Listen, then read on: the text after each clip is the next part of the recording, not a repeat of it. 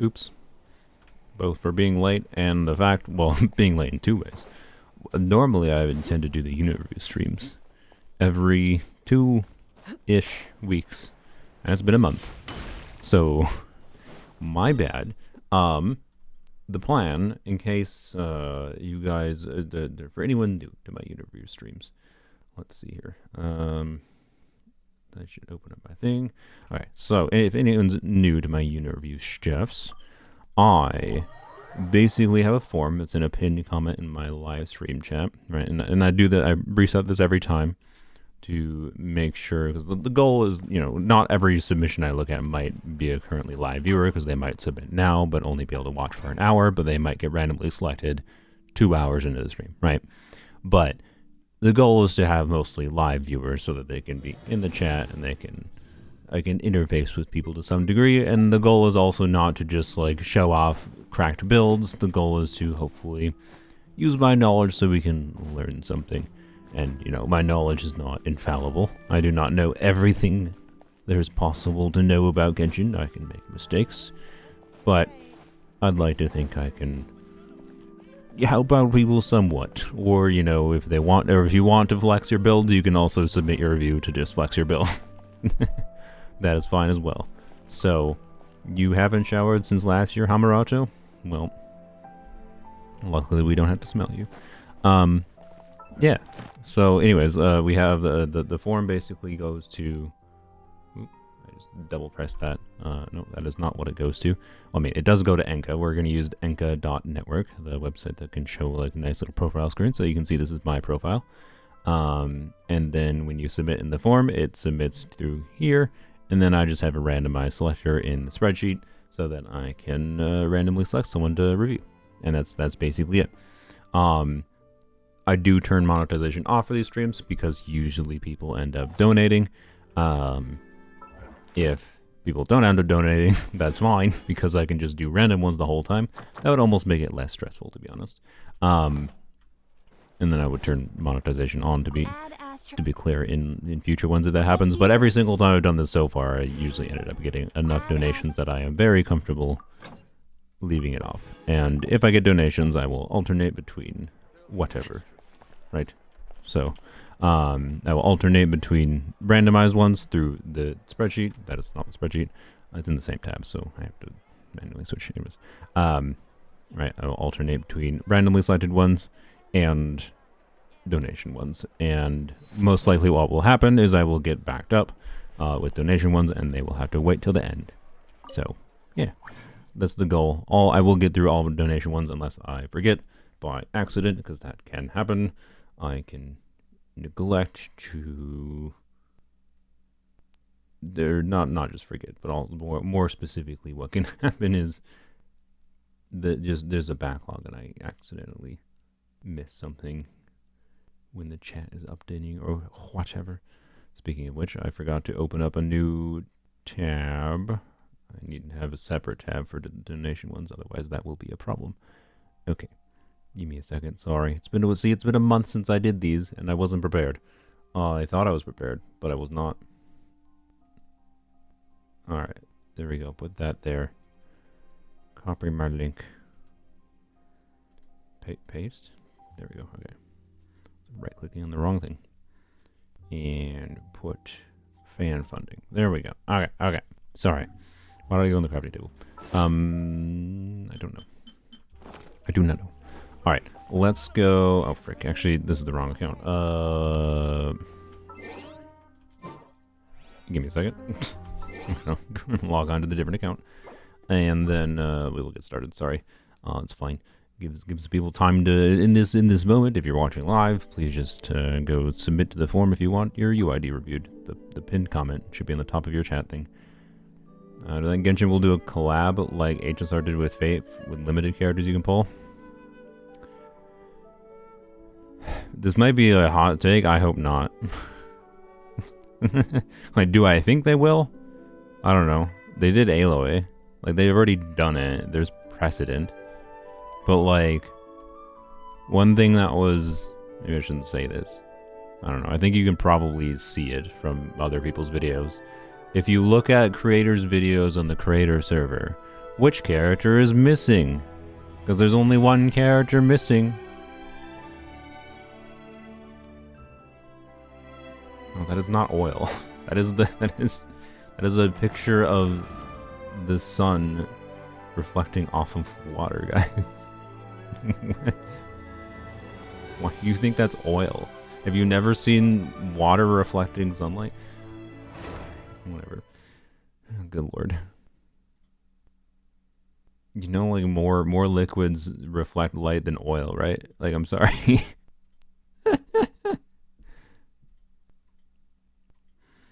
Anyways, yeah, that's a common snapping turtle. Or a rock frog, true. Alright, I had to come into this account because I wanted to switch to Chasca. The ultimate.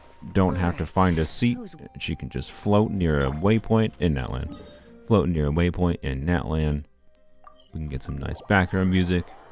There we go. Another thing I should have done beforehand, but I forgot.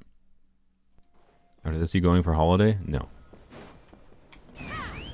I ain't going for holiday. You think I'm going for holiday this week? This is like one of the busiest weeks. I have 4 videos planned. One's already done. So 3 videos I need to make. You know, we got a wishing video and then 2 videos for the weekend-ish. Muika and the Sit Lolly video. So anyways, that color looks like oil. Yeah.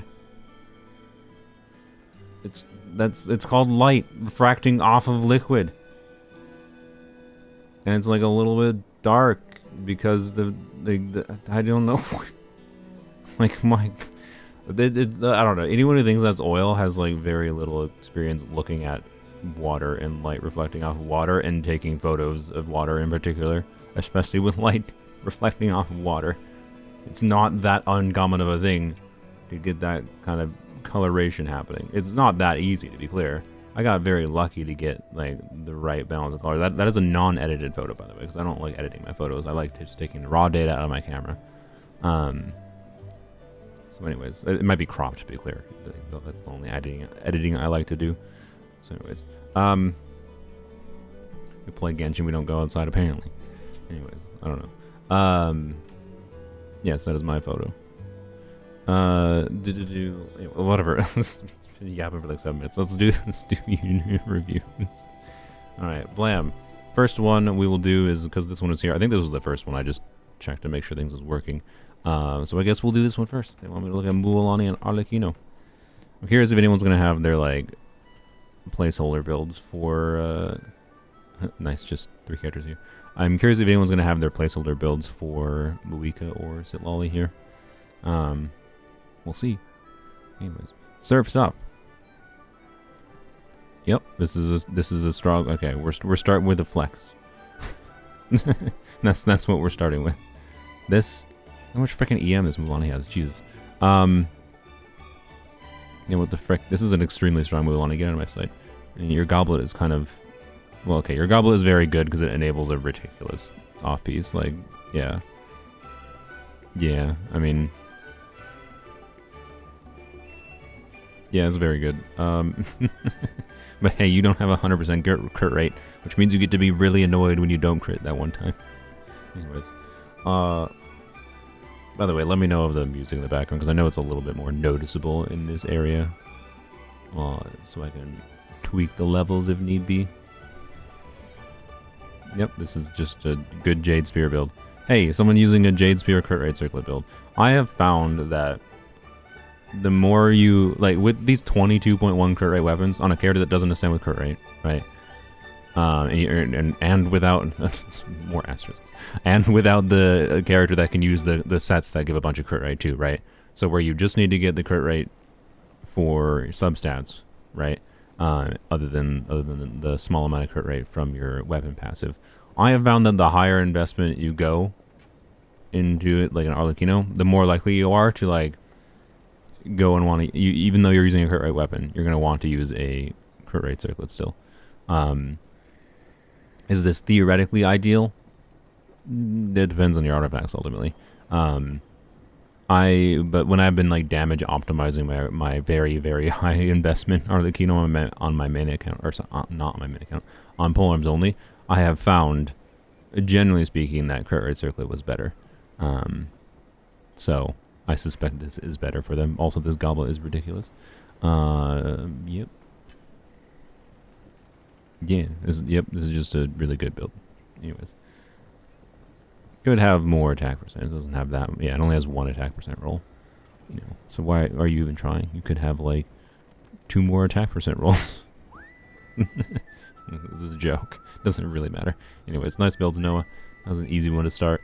Let's do number 39. Anytime someone submits a new one, this pink number automatically updates, but if I need to manually update it, I can just click the button. Alright. Kachina's a DPS. Oh boy. One of the most impossible characters to actually get meaningful damage out of, in my opinion. The fact that like I used her in the Abyss, that buffed her so significantly, and she still felt not great. But anyways, I respect it, I guess, regardless. Dehya's on a hybrid DPS support build. All right, cool. I don't really know. I mean, to be clear, like I leave Dehya on her mostly DPS build, and then for supportive utility, I usually just don't bother switching her to like tenacity or instructors or whatever, unless I feel like optimizing like a particular team's damage. Like if I want to use, you know, Dehya for Mualani, I usually don't bother switching to instructors, even though I should, because it's just I don't care that much. It's just not worth the time of switching the build. If I'm not interested in like trying to get the fastest clears possible in that given moment, right? If I just want to play the characters, I don't care. So, but I wouldn't consider that a hybrid build. So I'm curious what this looks like. Is my point. It might just be classified as hybrid because you have non-ideal stats for a DPS build. So yeah. Pouring rain outside. No, it's not. What are you talking about? There's no rain. Anyways, Cyno and Dehya, or Cyno and Emilie as well. Very nice. Let's blap. What? Oh, I already copied it. Yeah, never mind. I'm stupid. Okay. Kachina, Emilie. Let's look at Kachina first. Yeah. Yeah, using that makes sense for DPS Kachina. Yep, using Codex, of course, that makes sense. And yeah, I mean, your stats overall seem pretty good for DPS Kachina. You have a decent bit of ER too, which she definitely needs. Yep. That percent goblet, I mean, considering, yeah. Probably not ideal. Obviously, Geo Goblet would be better, but it enables an offset piece, so it's probably the best option you have. Unless you have a good offset Geo Goblet and a decent flower, I would test it, I guess. But also, again, it doesn't matter to min-max her damage that much with like a Geo damage goblet versus a defense goblet when you're not going to be increasing her damage that much. 33 crit rate is very low. It is 73 crit rate. This set bonus adds 40% crit rate. So, anyways, the overall stat balance is pretty good. No, I don't think they've announced the 4 stars yet on the weakest banner. And you did level 90 her. That does matter a bit more for defense scalar. 73 is low? How? This is not a crit rate weapon. Not a crit rate or crit damage weapon. Using this as a low amount of crit rate? What?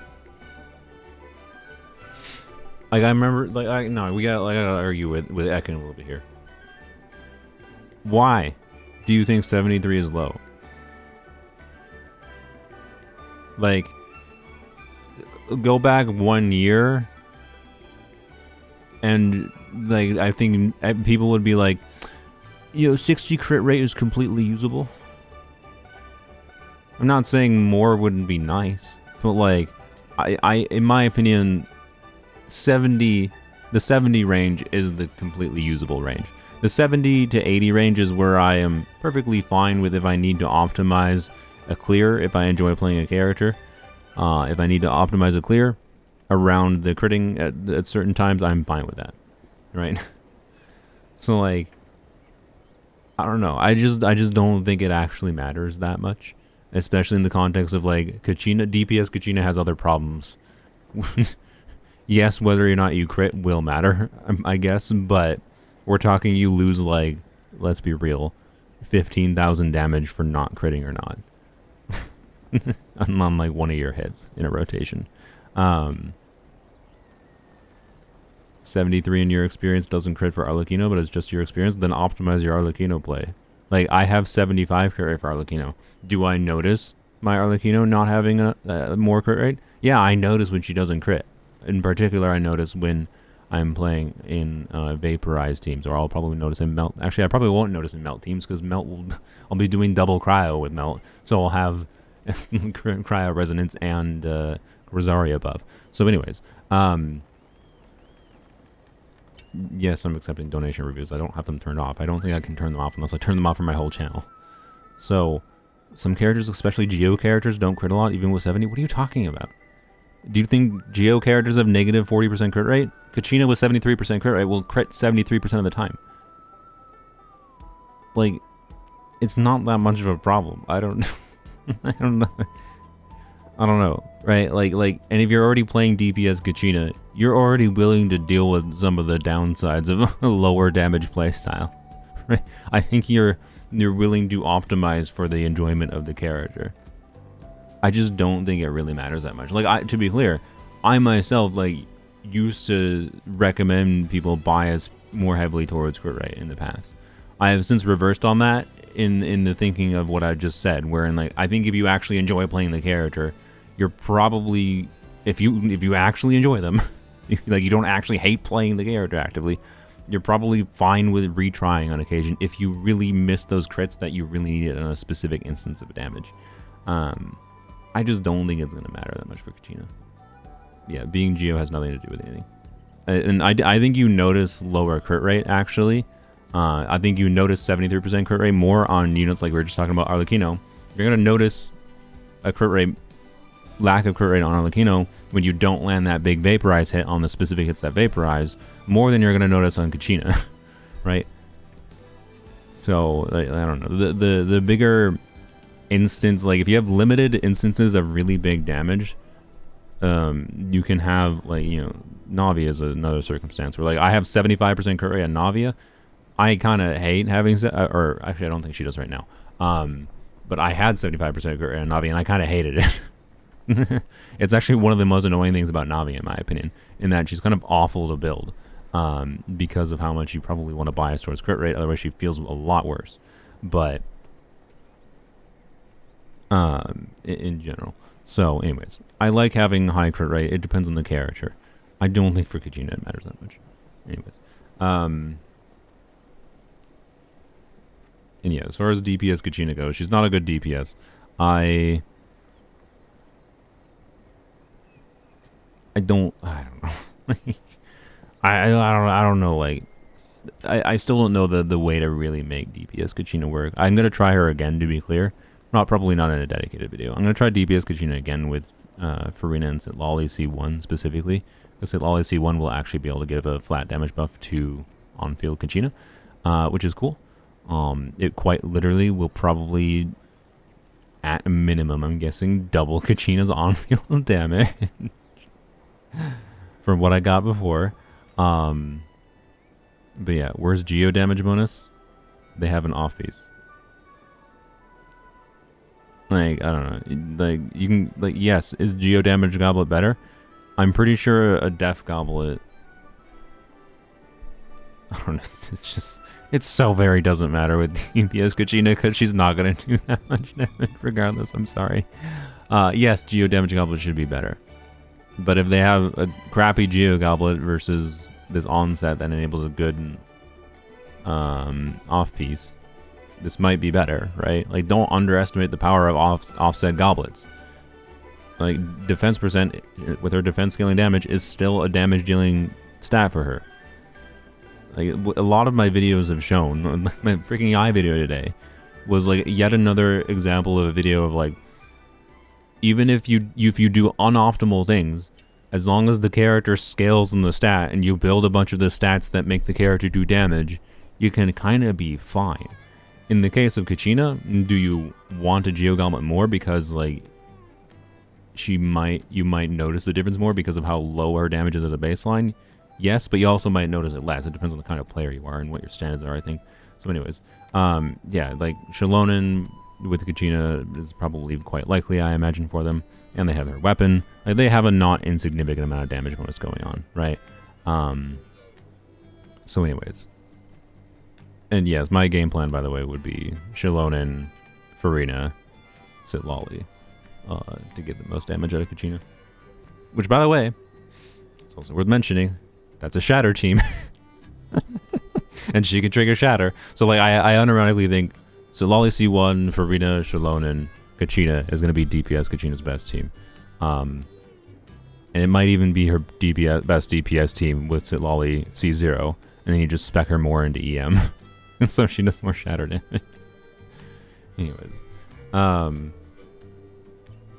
yeah, generally speaking, yeah, as far as defense, like Goblet, or attack Goblet versus like Elemental Goblet for like your attack scalers. Like attack Goblet is not that much worse for Arlecchino. And it's really, and like attack Goblet is also a situation of like, it's oftentimes only a situation of like Bennett is the one who really skews attack Goblets to being worse. And if you remove Bennett from a team, like I like playing Arlecchino in non-Bennett teams, her on an attack Goblet becomes much like closer to Pyro than you might expect. Like where small differences in substats could push you towards one or the other, not the main stat. So damage stats are damage stats. What exact one is better is going to depend. I don't think Defense Goblet is going to be that bad on Kachina. Anyways, yeah, I don't think there's too much to stress about. I guess Sam, as far as if you wanted advice for DPS Kachina, I don't think there's much to stress about as far as Kachina's build, other than when I did mess around with Kachina with the Shatter buffs recently, I did kind of feel like Shatter Kachina was a better way to DPS her than speccing into her crit.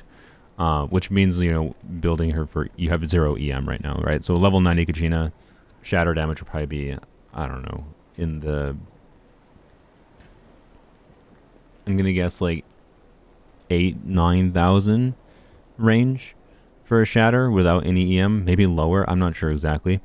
Whereas if you spec her into like 500 EM, she'll start doing, you know, 25, 30k shatter.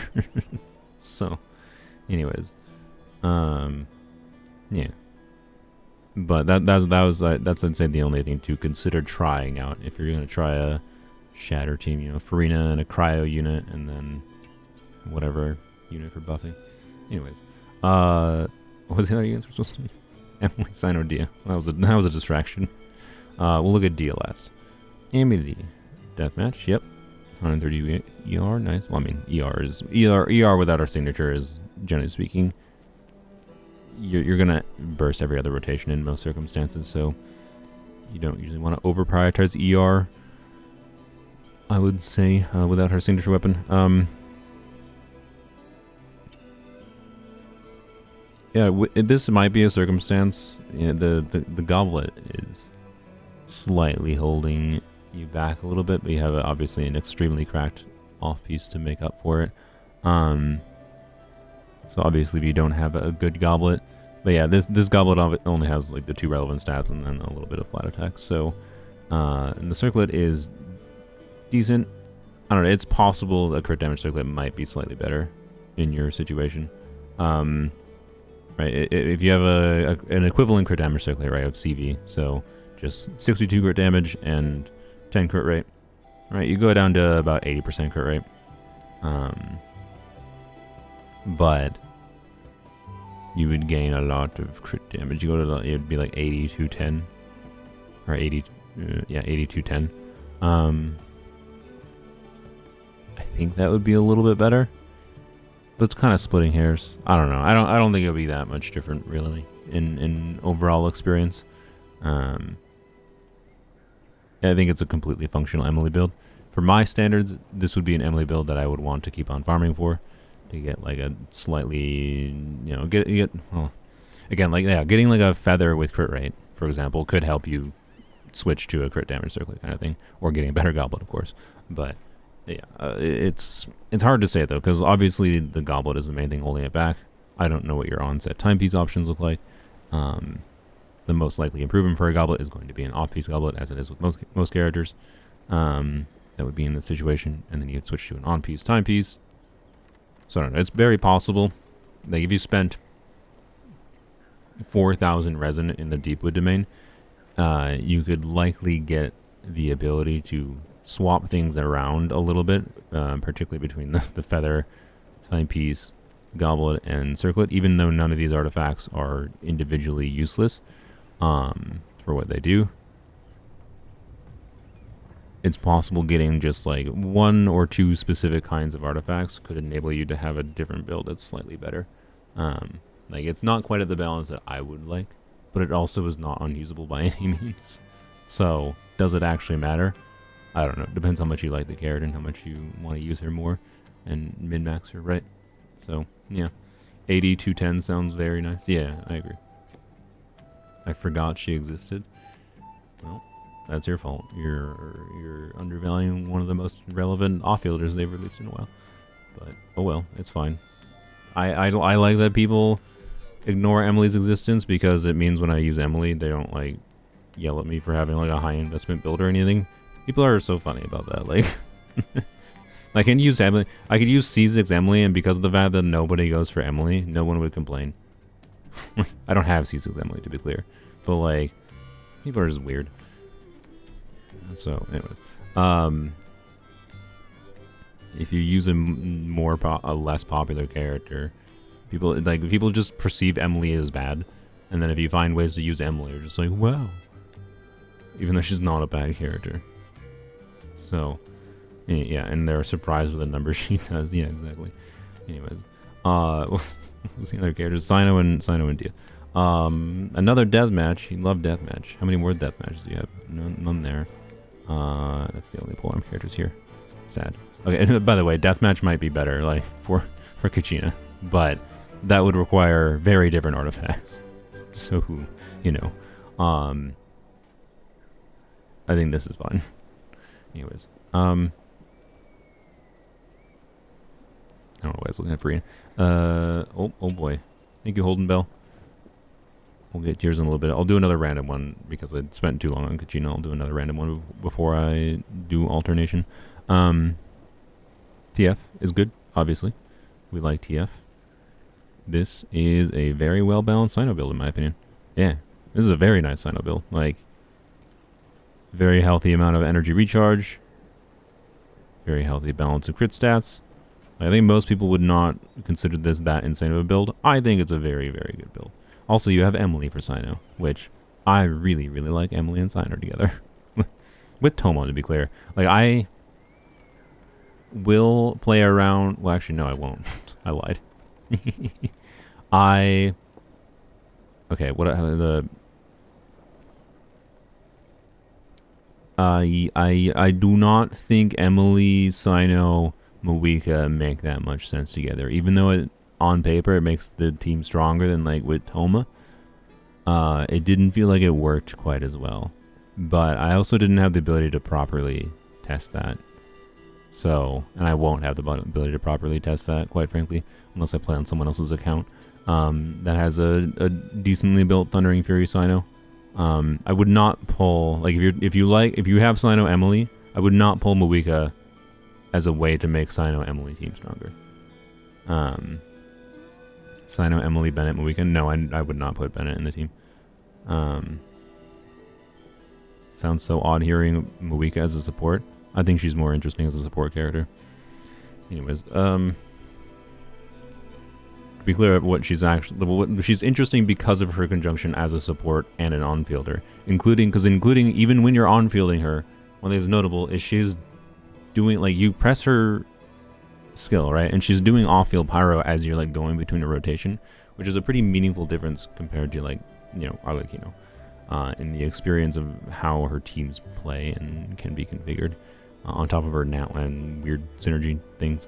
So anyway, look forward to the video. Hopefully coming out in when is the update live? It's going to be live 48 hours, the 48 hours plus like additional 8 hours, 8.5 hours. That's hopefully when the update is live, and that's hopefully when my video is live.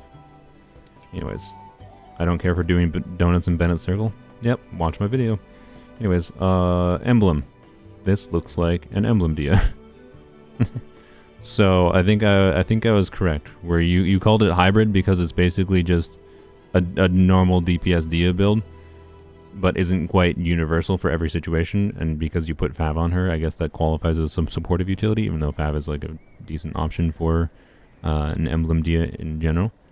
Yeah, I think my vibe was correct. This is basically just what I mentioned, where yes, it's a supportive Dehya because you can still just use Dehya on a supportive level.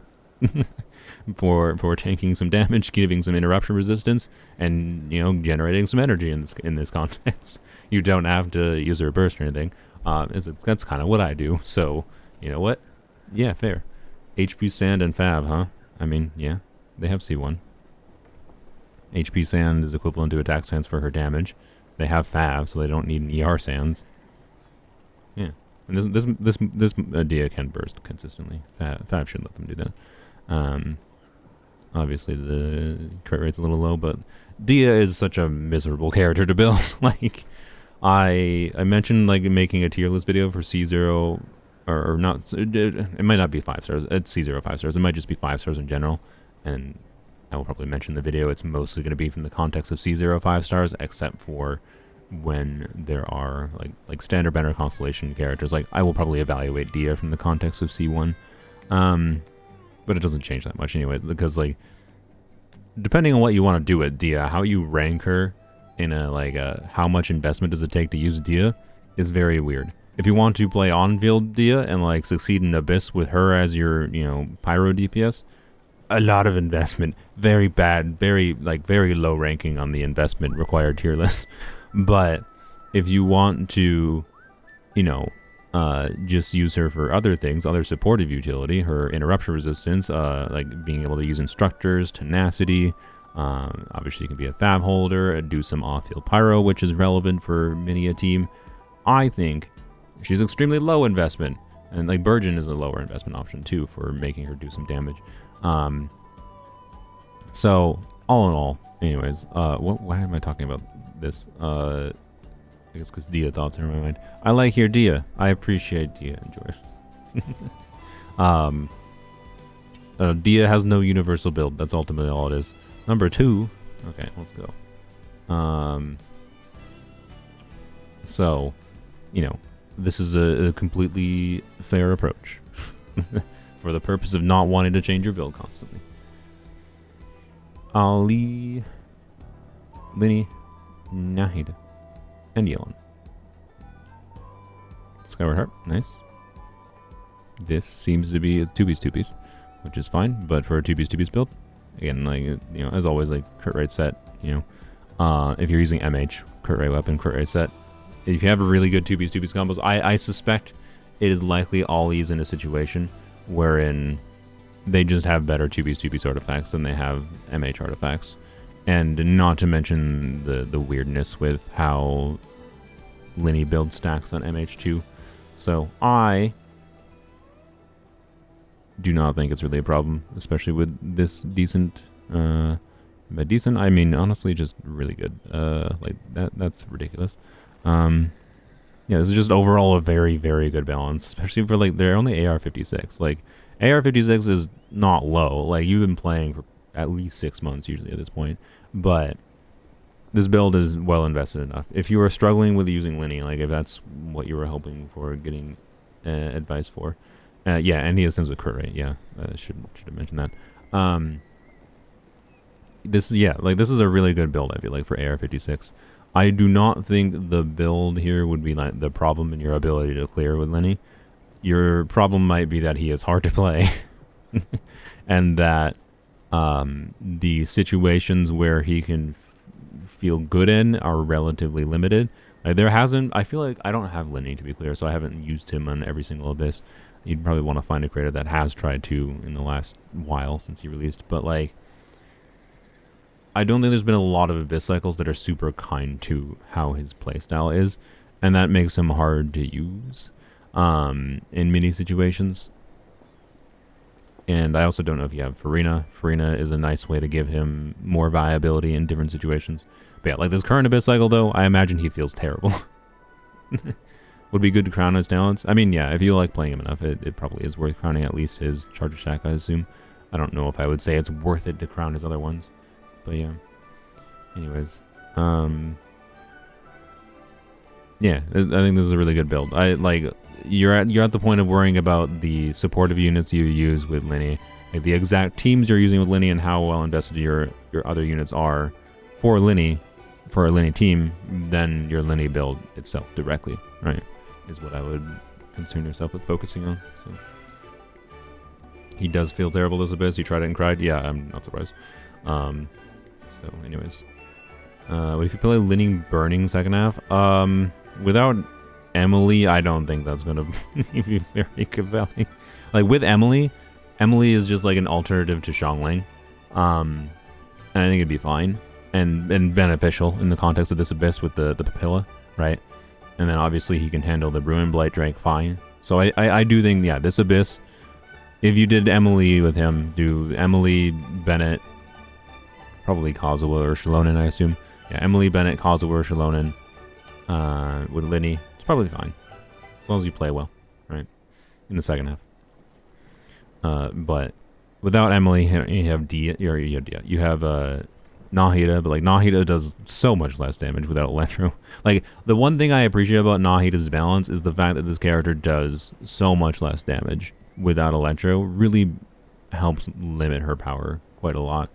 Like she can still be good in non-Electro teams, to be clear, but I think it's like the one thing that makes Nahida a slightly balanced character. Anyways, Nahida and Yelan. Oh yeah. Oh, this is a very good Nahida build. Sac Regs, as far as like, because it looks like you want a pretty, you know, damage optimized Nahida. Sac Regs is not a terrible option. Like it's EM stat stick, but I don't know what would be the suggestion to change things here. I don't. Like the weird thing is they could probably switch to Widzith, right? And yes, they're gonna lose. Remember, they're gonna lose like 200 EM from not using Sac Regs. But like Widzith, they'd still have like 65-70% crit rate, I think. Like if you're talking a trying to min-max Nahida's damage. This is what I did on the account fixing video, though. Hopefully it'll be out soon. And like Mappa Mare, I don't know if would Mappa Mare be that much better. It probably is better. I don't think Magic. I don't know. Is Magic Guide better? Is Magic Guide better? Magic Guide might be better, I guess. But Magic Guide requires the enemy being affected by Electro, I think, right? And that is not a given in every Nahida team. So like I think Sac is better. Yeah, Mappa Mare I know has lower EM, higher base attack, but it has a damage bonus passive, right? Yeah, Widzith is crit damage though. Like I think if you literally just swap to Widzith, this build is probably better. That's really the only question, I feel like. And then then it might make sense to switch to crit rate circlet.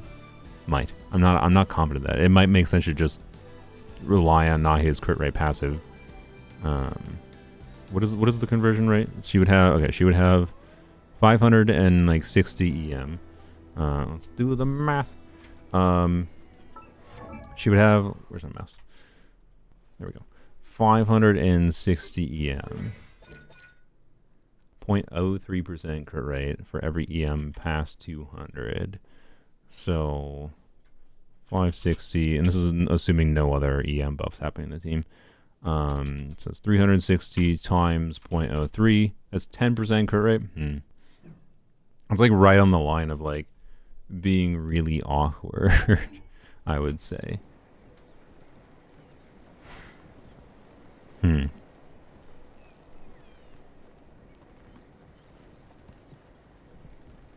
If they switch to Widzit, that is. Because they'd only be at 62.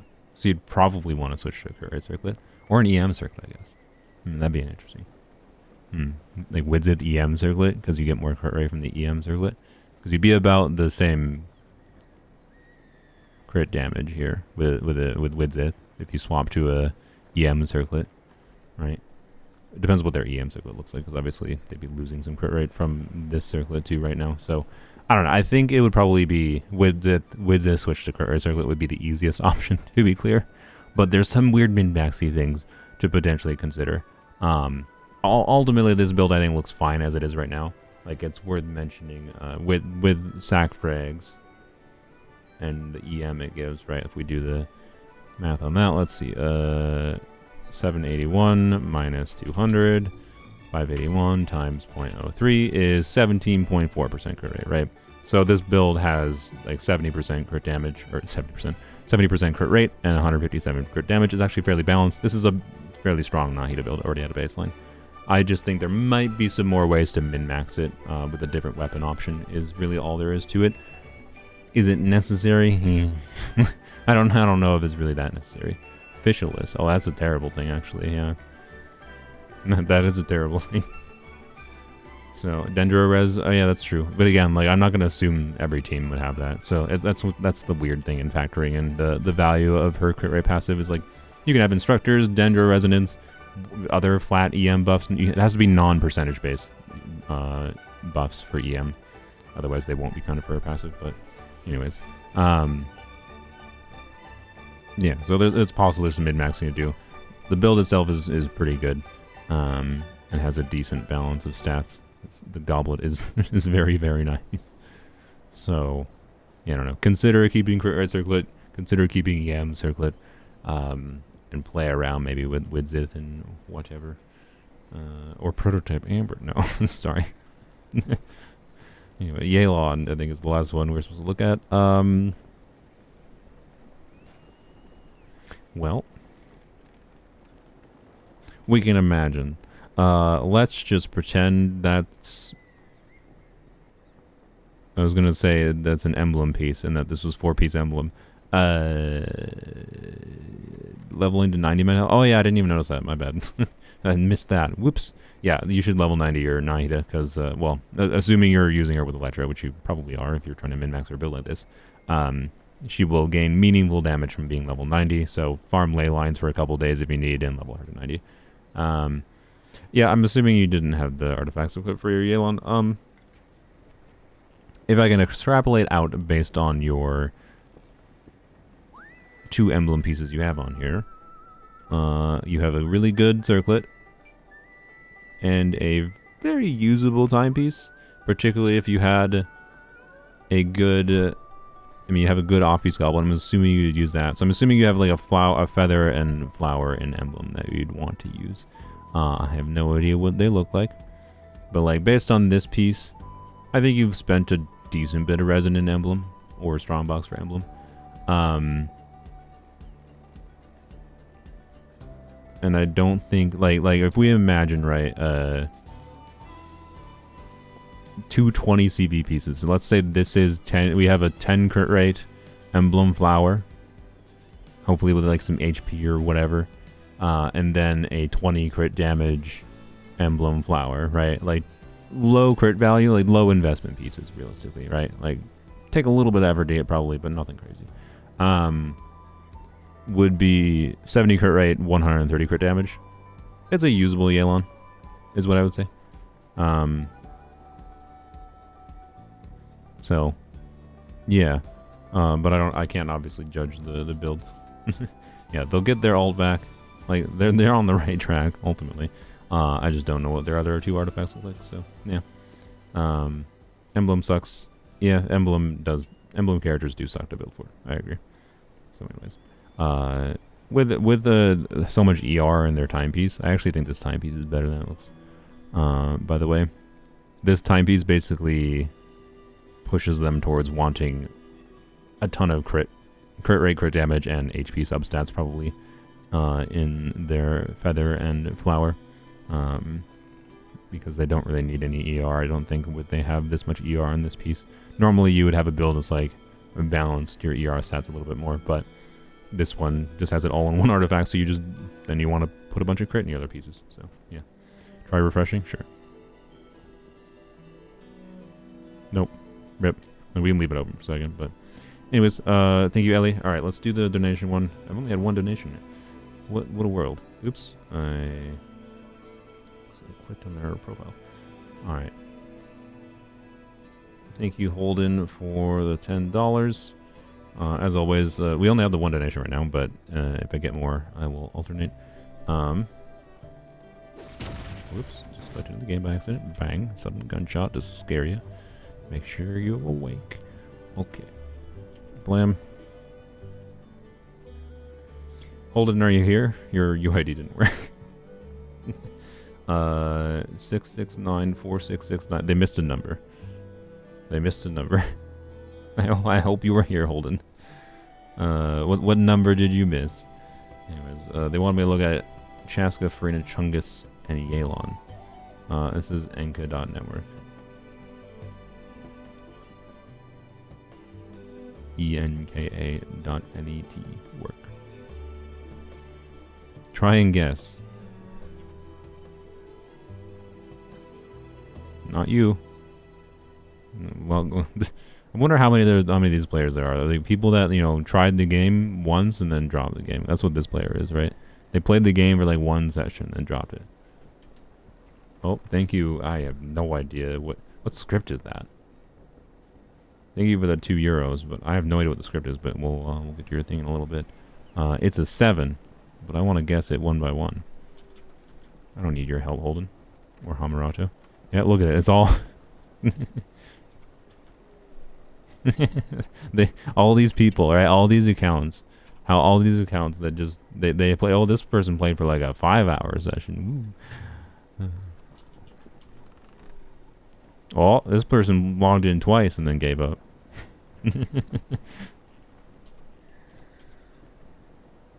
This one doesn't exist. It's not a 7.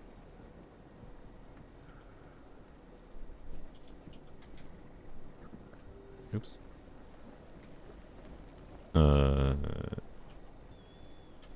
Wait, I already did that one. Oh, AR5. Someone in Korea made an alternate Nene account. Well, it's not the last number. Alright, did I miss Holden saying what their thing is? Oh, thank you, Cookie Fan. Hybrid riding. Well, let's go. We'll have to wait for it. Maybe we look at it right now and I make Holden wait. Actually, no, that'd be rude to the other person that donated before you. Yeah, your UID might be getting blocked, Holden. Like, don't just post the UID. You gotta post it like with some other text with it or whatever. But let me try to. There we go. I found it. You're good. Wait. 669-496-695. All right. I see your mistake. All right, there we go. We good. Okay. So the Chasca. This is the first Chasca we'll be looking at. Chasca. Uh-oh, it's the first Furina. Oh no. Oh. I mean, they have C4. You're not using MH with the C6 Furina. I actually like this. I appreciate that. What is your crit rate though? Like, unless I'm misremembering something greatly, you get 0 crit rate from her C6. Yeah, no, I remember where her C6 is. Yeah, I know what her C6. Use a crit rate circlet, please. Good lord, how could you stand this with your Furina? You went for C6 Furina, double crowned her, fair, right? And but then you just didn't put it a crit rate circle on it. You're just like, I like RNG. I lost every 50-50 for Furina, so I want to lose all my 50-50s in gameplay too. Oh, see, this is what happens. Nick Reed, thank you. Do one donation, suddenly more people donate. I appreciate it. Yep. The goal is to hopefully not have too many donations, because, like, yes, I like money, but I also want to save my sanity. So, anyways, Why is she C6 on Golden Troop? Because she does off-field damage with C6 too.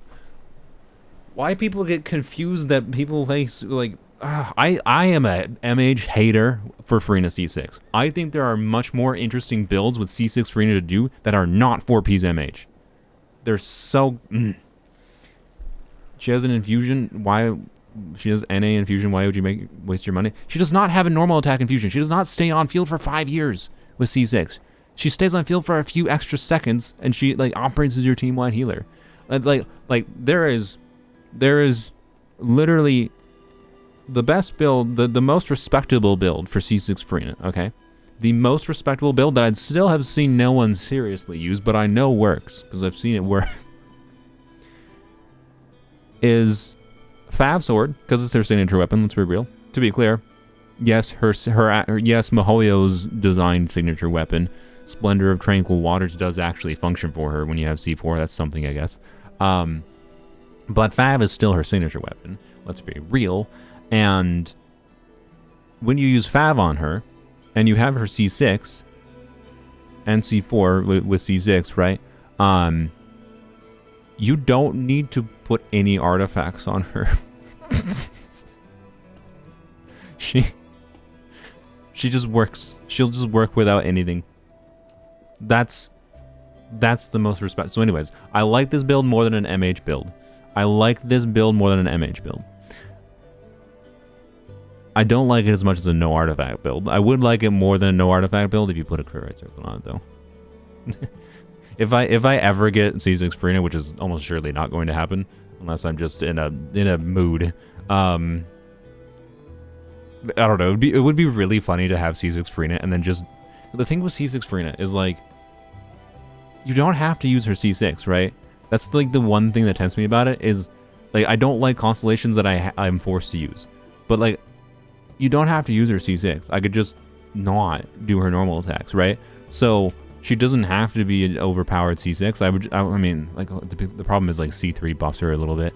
Like I don't know. The very fact though that I could do C6 and then just use her in videos and be like, by the way, this is my Furina build, would be so funny with like a 0 artifact Furina build and just clearing all the content with a no artifact Furina.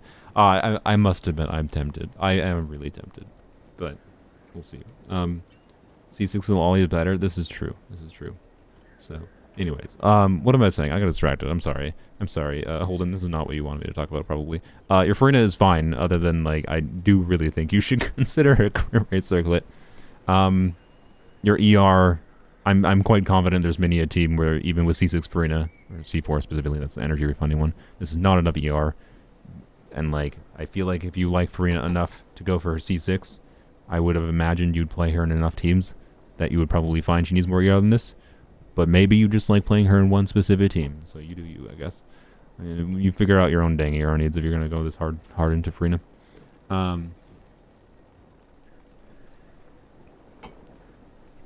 Yep. She gets mad amount of HP with cons. When I did an optimization for my Furina build on... I have C2 Furina, right? C2 Furina gives a whack ton of HP. And usually that pushes her towards an Hydro Goblet. I have an HP Goblet that is better for my Furina's damage than a Hydro Goblet. And I have a good Hydro Goblet too. Like it's not a bad Hydro Goblet. But I have an HP Goblet that's better. It's slightly better.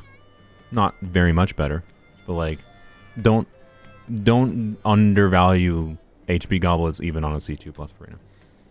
Thank you for the $4.99. We'll get yours out. Now I have a backlog of 5 donations. Oh boy. Yep, this is what happens. So anyways, let's try to... No, this is a donation. Let's try to get through things and not get too distracted, good lord. We're supposed to look at Chasca. I said I was going to look at that first. Oh my... Are you just a Giga Whale? Okay, no, you just C6 the characters you really, really like. Okay. I was just checking. Alright, oh my lordy. Thank you for the donations. I'm never going to be free. I wish to emphasize, people donating right now, I am not going to be able to get your donations for a while. It's like, I'm going to alternate, and I'm going to let myself get distracted, because I think getting distracted on my tangents talking about things hopefully contains valuable information, or at least entertaining. Also, this Chasca is ridiculous. Yeah. What the frick? Okay, anyways. VV is still better, though. Well, actually, okay, to be clear, I'm less confident about VV being better with C6. No, I think it is. I'm pretty sure VV is even better with C6, no? I'd be very curious to test that, actually. Do you think VV is better, even better with C6? Because, like, C2 is even more big elemental damage, and C6 is just even more, like, and you're getting more... You're like C6, you're getting so many more swirls that you should very much more consistently get the VV debuffs for the elements that matter. Such that, like, I think VV is even better with C6.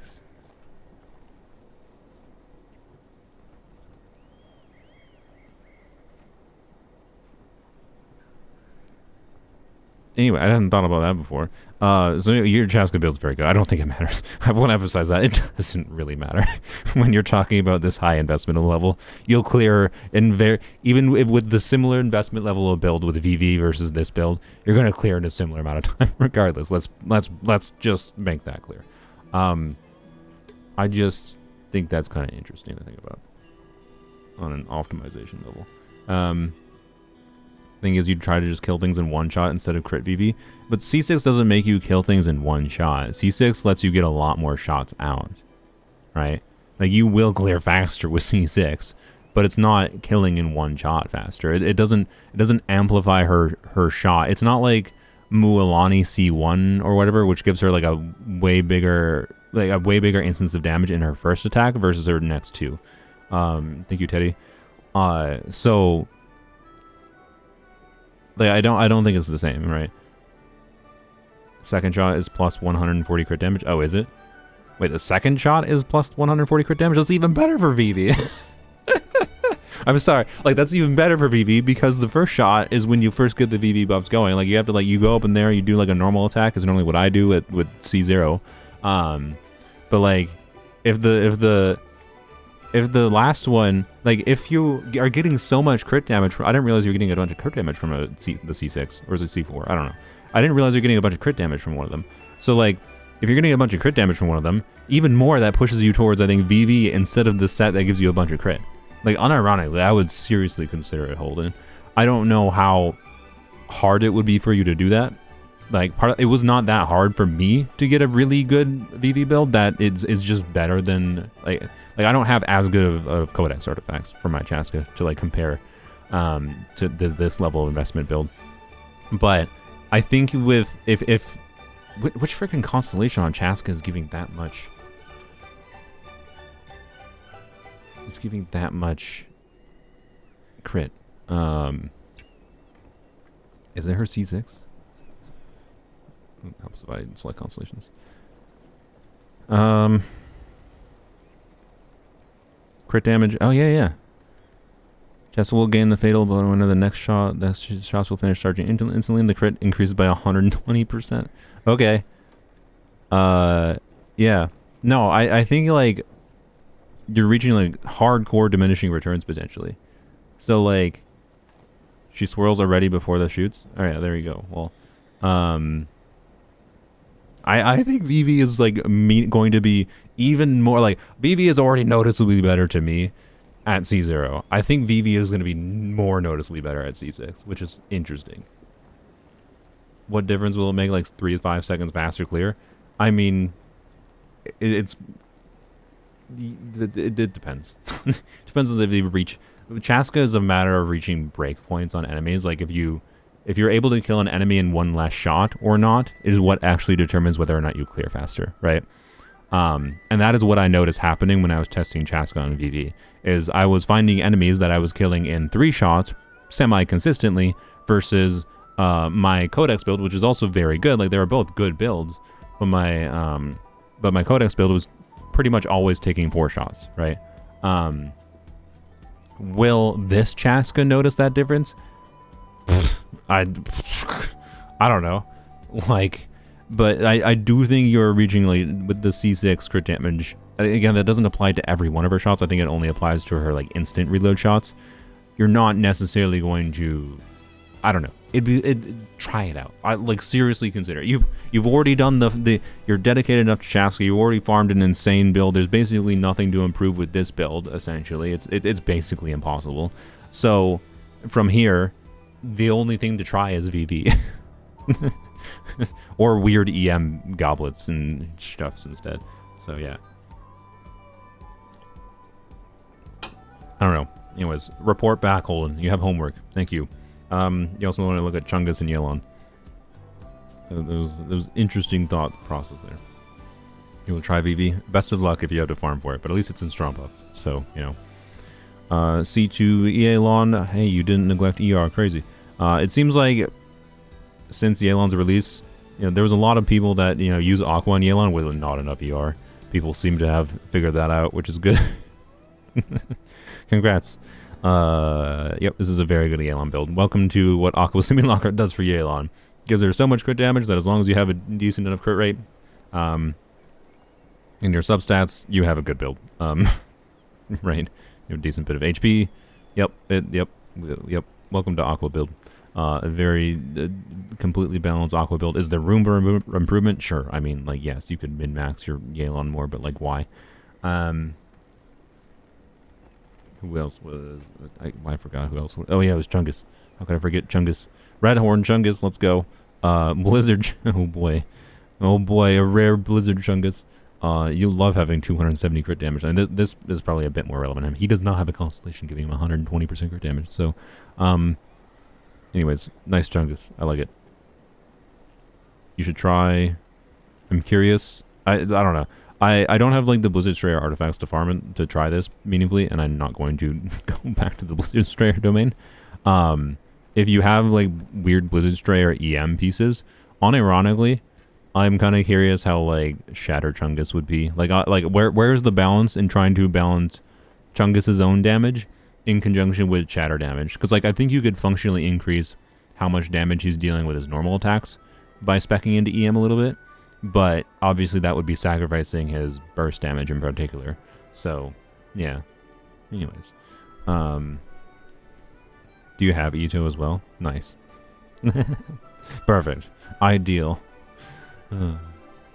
Anyways. C6 or don't use him. I mean, like, yeah. C6 will increase his damage. Obviously, it would be nice. Oh, yeah, they don't even have his burst level. I think most of Chongyun's damage comes more from his burst than anything. Well, I don't know. If you're on-fielding him, it's probably like half his burst, half his normal attacks, I assume. Anyways. Not even Death Claymore for Ito. No, he gets what he deserves, clearly. No, I'm assuming that they probably just swap Red Horn between the two. They probably just don't play these two at the same time. Who knew? Seems like a healthy Ito. If you add the Red Horn stats here, this is a very healthy Ito. Right? So, anyways. Thank you, Holden. That was an interesting thing to look at. Alright, let's go do a random that we spent a lot longer than I intended on that one. Mualani. Wow, nice and easy. Sweet. We'll do another random one after this one then, since this is only one. I appreciate when people submit only one. The only Chasca puller. I think that is objectively untrue based on the person we just looked at. But, you know. Anyways, did I... This is the old one. Oh, I accidentally closed the correction. Let me here. Paste. Blap. Alright. Mualani. And let me update this to see if this person's Yelan is updated from earlier. Why is it being so slow? Nope. Alright, well, I'm gonna... I don't even know if Ollie... I feel like Ollie would have updated their profile if they were still here, so... we said what we did about this Yelan earlier, and I'm gonna close it. Alright. Mualani, another Mualani. This is another... Why everyone that has Mualani just has like really good builds on her with their signature weapon for some reason. With C1. I don't think I'm going to go for her signature or her C1 when she comes around. Like, I really like her. I find her a lot of fun. But I'd prefer using her as a baseline C0 unit. I think her signature and constellations kind of skew the experience of using her a not insignificant degree, and I also don't want to have to level up a weapon that changes my like artifact requirements. That just sounds annoying. We're using an HP goblet with... Okay, I mean... Fair. Yeah, no, that, yeah.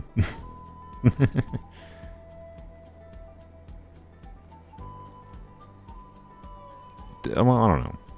I don't know what their Hydro Goblets look like. A Hydro Goblet is almost surely going to be better, right? But, like, this is a very good off-piece circlet. So I don't know. It's hard to tell. This is on the line of, like, it's such a good goblet that I could absolutely see this being the best goblet to have. So, yeah. C1 makes her very front-loaded. Yeah, I am well aware. C1 is more tempting than her signature weapon. If there's a relevant 4-star that releases on Mualani's banner that I really care about getting, that would be the circumstance in which I end up with Mualani C1. Right? So, wish on her banner for guaranteed Dehya. Yeah, exactly. There we go. This seems not the best plan. Hey, look, mythical character that's coming back soon. Anyways, yeah. Thank you, Pape. We'll get to your thing in a while. All right, let's do one more random since that was only one. Oh boy. Newer land here. Yes, that was on purpose. Or was it? C1 Risley. Alright, Newbie, Risley, Furina, and Diluc. Skin Rain Slasher Diluc. Very nice. MH. I'm assuming you're playing with Furina. This seems like a pretty healthy Diluc. Yeah. Welcome to why MH is great and like why, like, I don't know. Like, I greatly appreciate that, you know, MH exists as a thing we can use in other characters. It's not horribly overpowered because of how it triggers and like there's nuances to it and yada yada. But the fact that it enables us to, you know, get stat balances like this with, you know, 4-star weapons on someone like Diluc, I think is a really, really good thing for the game. It's one of the factors of why I think Furina was, even though like the game is a bit Furina impacty, like she's one of the most warping characters I think they've released. I still think she's done more good than bad, right? So, anyways, how much for a dojo review? I don't know what you mean by a dojo review, but I don't have any particular dollar amount other than make sure you donate enough for YouTube to let you post a message. Risley. This is a nice Risley. I feel like you've spent all of your time in the MH domain. MH. I feel like you should have a better Furina build than this, quite frankly. Right? Because this is a really good Risley build. Like, look at this freaking goblet. You didn't get that from the domain, to be fair, but actually, I don't know. Maybe you didn't spend that much time. This is just, I got like, this is just the magic of MH. Like, the magic of MH and the freaking new set too from that line characters, right? It gives you so much crit that you can have not the most insane artifacts and still have a very healthy balanced build, right? That's why, as I've always said this for a while, like, I think one of the biggest values of it is that it enables pretty competent builds without as much sanity loss farming. Neither Furina nor Nuvilet are level 90. You got a C1 Nuvilet, but you didn't level 90 or Nuvilet? I mean, maybe you just got him, I guess. That's fair. Wow, you have a healthy amount of ER on his Nuvilet. His Nuvilet is quite good. Probably a bit high on HP, but again, onset goblet situation with a cracked goblet, so yep. You know, this Nuvilet seems very good. I don't think it's that much of a problem that he doesn't have a Hydro Goblet. You have C1 anyways. Do Furina, Nuvilet, you'll be fine. You'll be fine.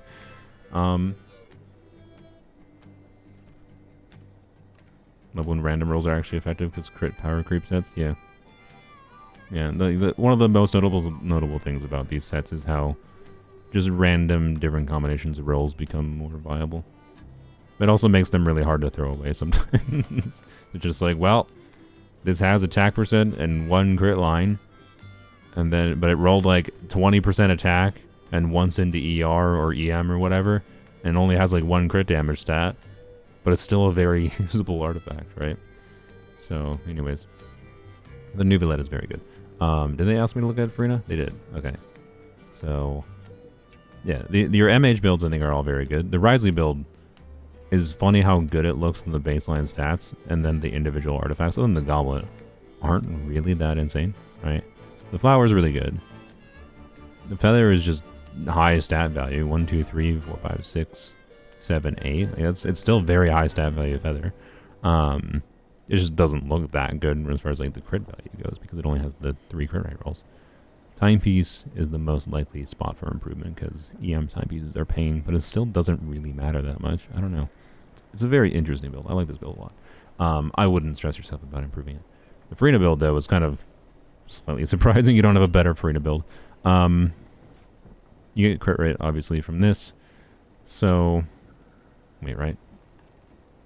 I feel like recently I actually got this mixed up a little bit with the passive on what's it called? You do, right? You get crit rate from it. Okay, let me double check. Just to make sure I didn't misremember what the pipe does. I think I would remember considering I recently farmed for it, but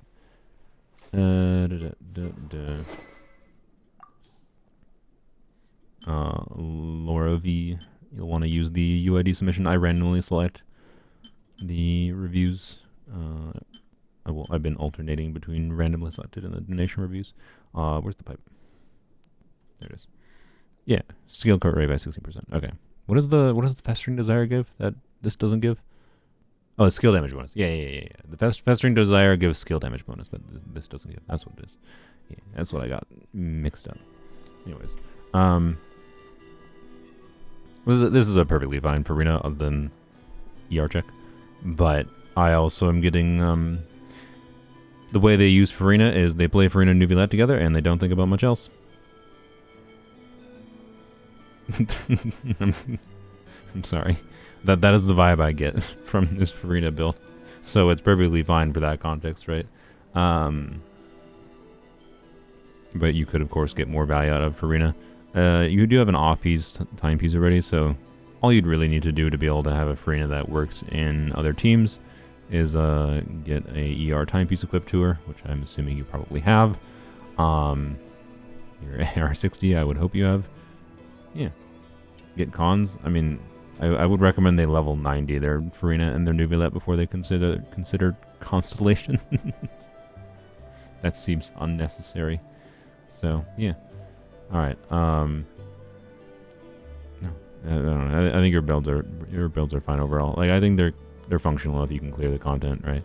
So, I don't think it's something you need to stress yourself out over if you don't care about it. We're gonna do a donation review. We just did two random reviews. Alright, I have 1, 2, 3, 4, 5, 6, 7, 8. Oh boy, I have 9 now. Oh lordy. Alright. Okay, sorry I don't know how to pronounce your name. I think no, it's not Cyrillic. I don't know what this script is. I'm usually pretty good at recognizing scripts. Sabos. There you go. That makes my life easier. But yeah, their YouTube username. I have no idea what the script is. Feel free to let me know in the chat if you're here. Hopefully you're here still. +4 strength, +4 stamina, leather belt. What's this a reference to? Anyway, it's Greek? Ah, it's Greek. Alright, cool. Why did I not I feel like I should have recognized Greek. Oh yeah, that is Greek. Why did my brain not recognize Greek? I just didn't look at it closely enough, I feel like. Like, there's very clearly... Yeah, there's... Like, yeah. What? Brain? I know what... Whatever. Brain. Okay. Something about, like, I don't know. It's like... I feel like my schooling taught my brain to recognize Greek letters independently of each other, right? For, like, physics, for example, or whatever. And when I see it written as, like, real words, like, oh, this is a real language. People actually use these symbols together. Oh, yeah, this is C6 Nahida. Like, my brain couldn't compute. That's what it is. Anyways. Nahida. Also.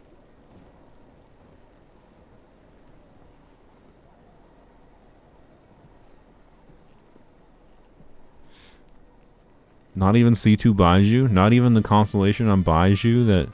Look, I mean, there's nothing else to make fun of, when... yeah. Anyways. Why not C2 Baiju? That's the one that lets him be off-field, when you don't even have to switch to him. It's a funny constellation. You think you would get that. Anyways. just kind of joking. Anyways, Nahida, Arlecchino, Chlorinde, and Lyney. This is a very strong Nahida. Yep. I mean, yep. I appreciate that you're investing in your builds. I like when, like, because it's so unnecessary. The thing with C6ing is it's so freaking unnecessary, right? To do, generally speaking. I'm glad when people C6, they still, you know, choose to do the artifact farming and the grind to make a good build. I think the most sad thing is, like, the potential people that C6 a character, and then because the they don't really need to farm meaningfully because they C6 the character, they just don't bother, and then they functionally end up like they if you have like a cope Nahida build that you win for Nahida C6, like a really bad Nahida build, then you know your Nahida is doing the equivalent of probably a low constellation Nahida anyways. So like what was the point is what I feel like when people don't even like you have to. I feel like you have to farm a good build if you're getting a C6, and if you don't, all you did was give money to escape having to grind a couple weeks for artifacts. Anyways, oh yeah, I didn't even notice the R5. Completely excessive. Don't do this, but you know what? Hey, this kind of person is why this game exists. I hope. My only hope is if they're spending this, not even R5. No. My only hope is that, you know, they have the spare money, that they are not negatively affecting their life by doing such things. As long as their life, they have a disposable income, I maintain that it's a good thing that people with a bunch of money don't just hoard money and actually spend money, put it back into the economy. That's how the economy functions, is by people, like, money cycling between different things. When money is just piling up in one location, that's when problems happen. And this game would not exist if people didn't spend money on it. So, you know what? Thanks for funding the game. You want her to be the only character with R5. Oh, I see. So that's really funny to me. I'm sorry. You're just like, no, Nahida is the one lady that deserves R5 of her weapon, but I still like other characters, so you know what, Arlecchino, you get R4. You know what, Lyney? You get R4, but only Nahida gets R5. And if you ever get an accidental first grade magic, nope, not R5ing it. Only Nahida gets R5. That's really funny. It's okay, you're an enjoyable whale, Sabos. Oh, that's such a funny mentality. I love it. All right. Anyways, what am I supposed to be looking at? Arlecchino, Chlorinde, Lyney. All right, Lyney. Yep, this is a yep. I do not remember what Lyney's high constellations do. I don't remember his low constellations that much. I know his C1 I think is pretty good, but I think there's a C2. I don't know. Whatever. Yep. Yep. Very good Lyney build. Arlecchino. Not as good as your other builds. Let's be real. But also, they're completely functional. To keep in mind, right, she gets 70% crit damage. So, like, you really don't have to stress that much as far as farming crit. Yeah. And that is a very good... Hey, Miss Splitter. It's a very good... Chlorinde. I like how you got Miss Splitter. You just like, eh. Miss Splitter's good enough for Chlorinde. I like her enough to C6 her, but not enough to get her weapon. This is so funny. Oh.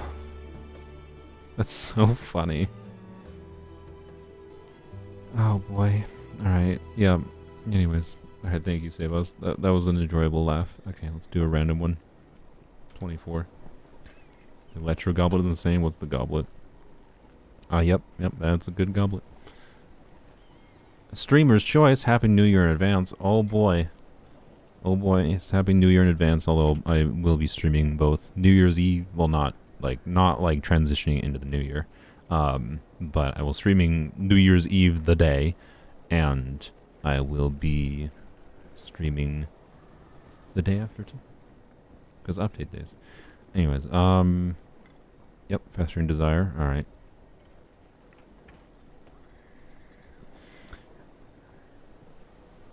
Wow, yep. This is basically what I was talking about before with that Nahida, right?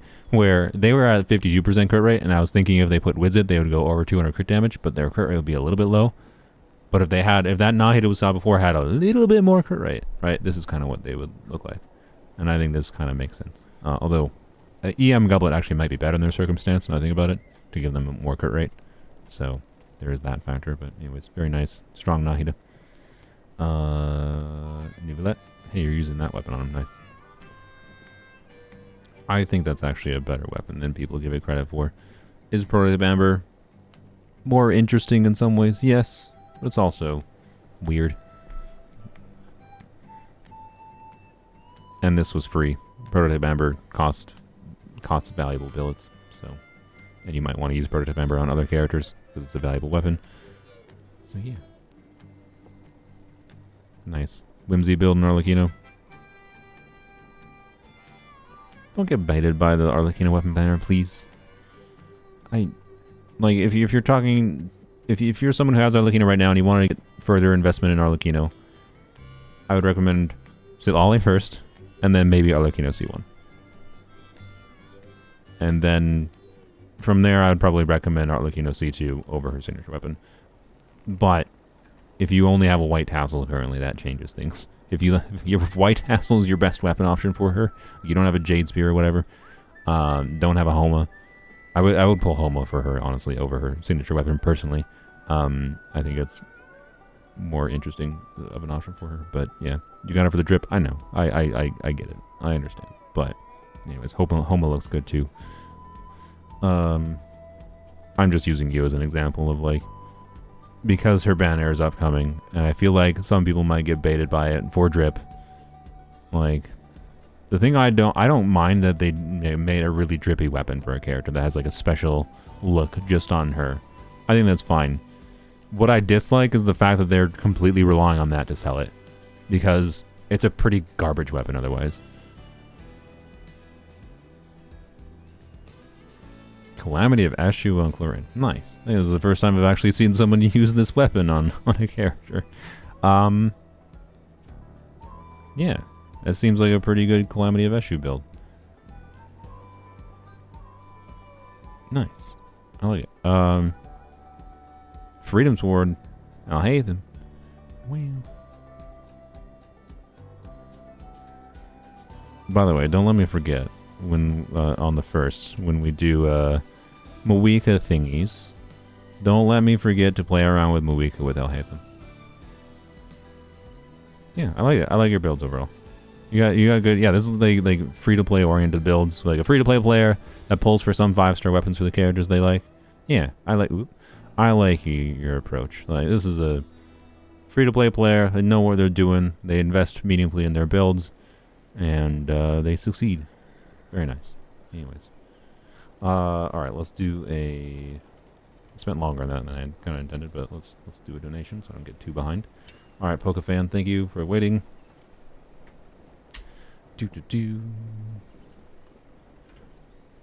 They want me to look at the 4 listed. Alright, that makes things easy. And including Hybrid Rod. And we'll wait to look at Hybrid Rod, of course, till last. Chasca, nice. C1 Tau on the oldie Crimson build, with an EM timepiece and a very healthy amount of EM substats. Wow. This is a very good Crimson Hu Tao. Like, even if you were playing, even if you would transition to playing her with Furina, I don't know if I would bother trying to switch her off of this build to a 4-piece MH build. It would be very, it would take you a while, right, to get MH artifacts that could replace these artifacts, basically, with this high investment of a non-MH build, right? So, very nice. Hey, you're doing 2-piece. Let's go. I do like me a 2-piece Yai, because it's the universal option. Also, I should plug my Yai video today. I built full EM on Yai on purpose, and used her purposely in like different teams that weren't just the obvious ways. Like yes, the way you the way you get the most value out of EM with Yai is Dendro. I showed Dendro in it, yeah, but what if you don't do just Dendro? How bad is it if you don't do Dendro? And it's surprisingly still decently functional. Anyways,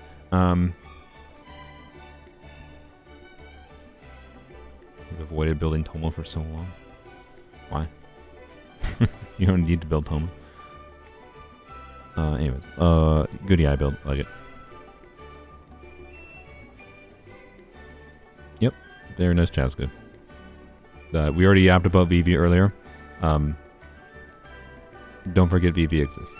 I'm using a crit damage weapon on her too. I'm using Thundering Pulse, which is not that different from first great magic on her. And I have found my VV build to be better. But to be clear, that's because I have like a really good Flower and Feather that just basically never really got used on anyone. And I don't know, I'm very glad VV works so well on her, and especially that it's like just better because of the fact that it lets me save my Codex artifacts for other characters. So I can just leave Chasca on a VV build and have her functional if I want to play her, right? It's so much nicer. Your VV pieces aren't it? Yeah, that's fair.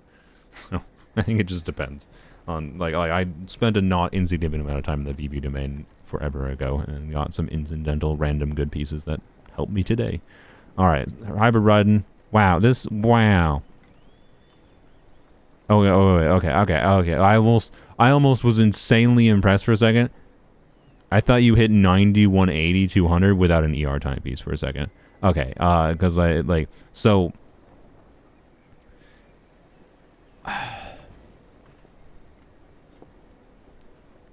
I don't think it really matters that much. Okay, so like the reason I like aiming for like EM timepiece, EM goblet on hybrid riding is because that's the balance I have found for in conjunction with different EM buffs that can happen, where she gets a good enough hyperbloom damage or other transformative reaction damage, like not much less hyperbloom damage than if she had a bunch more EM. And balancing her crit stats. Like, the talent damage you see from this ride-in is going to be higher than if you swapped to an EM timepiece. So it's not my personal preference to have this low of EM on a hybrid ride-in. And I would almost say that this low of EM makes this a quick bloom ride-in and not a hybrid ride-in. But also pretty low ER. No, no. This is an extremely healthy amount of ER for hybrid riding. Like the struggle with hybrid riding when you're doing an EM timepiece is trying to get enough ER on her though. No, for your artifacts, I very much suspect this is probably your best option, and like your crit is high enough that like my point is I do not think you should stress out trying to like put an EM timepiece on her instead. Like don't. It would require changing too many pieces in your build. Your overall balance is still very good. If this was my hybrid riding build, I would probably feel pushed towards using certain characters with riding more that buffed elemental mastery. Like if you're using Nahida, for example, right? Nahida giving her 250 EM buff. So yeah. Anyways. Yeah, the ER on Raiden is weird. People vastly overestimate the amount of ER you need on Raiden, I think, because they see people with, like, engulfing builds. Like, engulfing lightning with Raiden's passive and 4-piece emblem means that you just build extra energy on her because it converts energy to attack, and it's just better anyways than attack percent timepiece, right? Like, you build extra energy on engulfing, because why not? And the other reason you build extra energy on Raiden is because sometimes you won't get all of your hits out on Raiden, and if you don't get all of your hits out, you're not getting some of her own energy refund to herself, which means you might not get your burst back. So like her energy needs when things are going ideally, I have found around the 200 mark is perfectly fine. So, like I have a 201 ER on my hybrid Raiden. For comparison, I guess I should show mine. Can I have my mouse? There we go. Alright, so 1431 attack. Scarlet Sands, of course. Emblem, same thing. But I have 441 EM, 82, 171, 201, right? And I, generally speaking, don't have much of a problem getting my burst back. And a weird thing with hybrid ride in particular, and why I don't think it's that much of an issue, even if I don't get my burst back sometimes, is by nature of doing hybrid riding, you're getting meaningful transformative reaction damage, right, from her skill, like proccing hyperblooms or proccing other transformative reactions. Even if I'm like doing hybrid riding in a Shevers Overload team, oh, I don't get my burst back in a Shevers Overload team. Oh well, at least I'm still getting, meaningful damage from her skill. Like I'm still dealing not insignificant damage while I try to get her burst back. And it's only like waiting a little bit of time. Like, it's not ideal necessarily. And like having like more, would I take more ER? Would I, you know, if I could change my build a little bit, would I take more ER? Would I take an extra ER roll from this instead of this flat def roll? Would I take an ER roll in this instead of HP? Would I take, well, this would be hard to get more ER on that. But yeah, would I take an extra ER roll here? Sure, yeah, it would be not bad. But like, it's fine, right? It's fine. Albedo and Hyper Raiden teams is super underrated. I have not tried Albedo and Hyper Raiden teams because I don't have him. But yeah, I imagine, like there's not a, like, I don't know. There's not a large number of ways to buff EM. So that's what's weird, right? Like the more you tend towards using characters that buff EM for Hybrid Raiden, then the less you need to concern yourself with like doing what I do, right? Where I put like EM timepiece, EM goblet on her, right? You can do Hybrid Raiden-y things without doing double EM, right? But Hybrid Raiden is also something you can do triple EM on, by the way. So I don't know why I'm filtered to that set right now, but you know, like I could switch to this, and this looks a lot worse, but it still functions quite well. Anyways, reset the stupid filter. I don't need that on her. Anyways, where was the piece I used before? Frick. There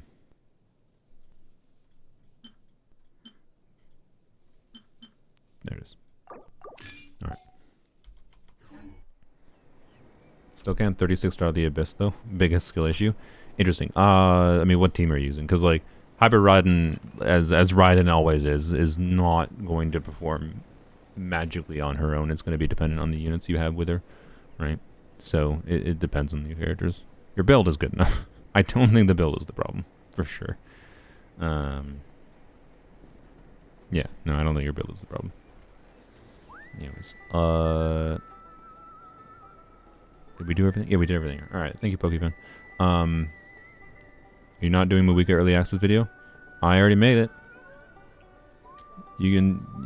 I already made it. It's been ready since last week, and I remade it now slightly because it's going to release on the release day. Why is it releasing on the release day? Why would I not release a video that I had ready, that I was ready to release on Christmas, the original embargo date? Why did I not release that? I wonder why. Why would I not release a video I had ready?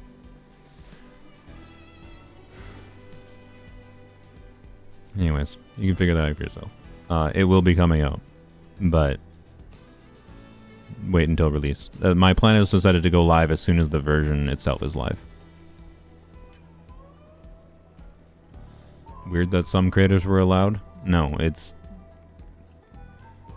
MiHoYo wants creators to make the video they want creators to make. Like, quite frankly, MiHoYo, in my opinion, should have been paying. Like, they had enough restrictions for what they wanted me to make on the creator server, and enough restrictions for other creators too, that it's functionally a sponsored video. In my opinion. That is an opinion. It is not a sponsored video if they are not technically paying. Legally, it's not a sponsored video. But they should be paying. I think it's insane. So, anyways. Yeah. Hopefully, if you want to see anything change with the creator server with MiHoYo's attitude to how they treat it, watch my video. Because if MiHoYo sees, you know, my Mawika video doing really, really well when they didn't want me to post it because they thought it wouldn't do well, or because they're paranoid about it being too informative or something, prove them wrong by watching it. Because I think only data will prove them wrong. I don't think words will convince them. Anyways, let's do a random one. 244. Oh boy. Holy crap! I have 476 viewers. I've been going for an hour and a half. All right. Alhaitham and Goro. Oh boy, Goro is physical plunge DPS. Rin Harasaki, thank you for the $20. Wow. Happy holidays. Happy holidays to you as well. I don't know if that's on purpose, but I like it. Happy holidays is a lot more fun to say than happy holidays. Happy. Happy. I've updated my bills a little bit. All right, we'll get to yours in a while. Thank you, Harasaki. Or Rin, whatever you prefer. All right, let's go. So Goro plunge physical Goro. By the way, plunge bow units. Yeah, bow units are the hardest units in the game to like do weird DPS shenanigans with, quite frankly. And yes, physical plunge is a thing you can do with Shunyun. But here, let's go to what I can just search. There's too many characters in this game not to search. Goro. Let's see. What is this? Is this Goro crowned? It is crowned. Very nice. All right. Respect the Goro dedication. Like it is not nothing, and with Shunyun's flat buff, you know, he can still definitely get like. You could still probably get. I don't know what build are you using? You're using MH. That makes sense. Duh. I suspect this Goro build probably can get non C2, right? Yeah, non C2 Codex. Yeah, probably gets in the neighborhood of 60, 70k physical plunges. Am I right? Is my Shunyun plunging gauge accurate? DM arts, which is not nothing, right? It's like, would I rather plunge Goro, or would I rather try to machine gun Goro, like spam his normal attacks? I would rather plunge Goro, right? I am correct. There we go. Which Auron plunge was a real thing. I mean, you can do it, but I would rather you can do other things with Auron that are more fun. So, anyways, I like it. I like doing, I don't know, meme DPS things are fun. I always like doing plunge things. It's rare that I don't find, even like bad plunge things, like doing plunge with a bow unit. Like the worst thing you can probably do as far as plunge DPSing is still semi-viable, right? So, yeah. How good is Sitlali? Quite good. I think she's going to be my favorite character released in the entire year, is my suspicion. Both because she is good and she has a very interesting kit for different shenanigans you can do with her.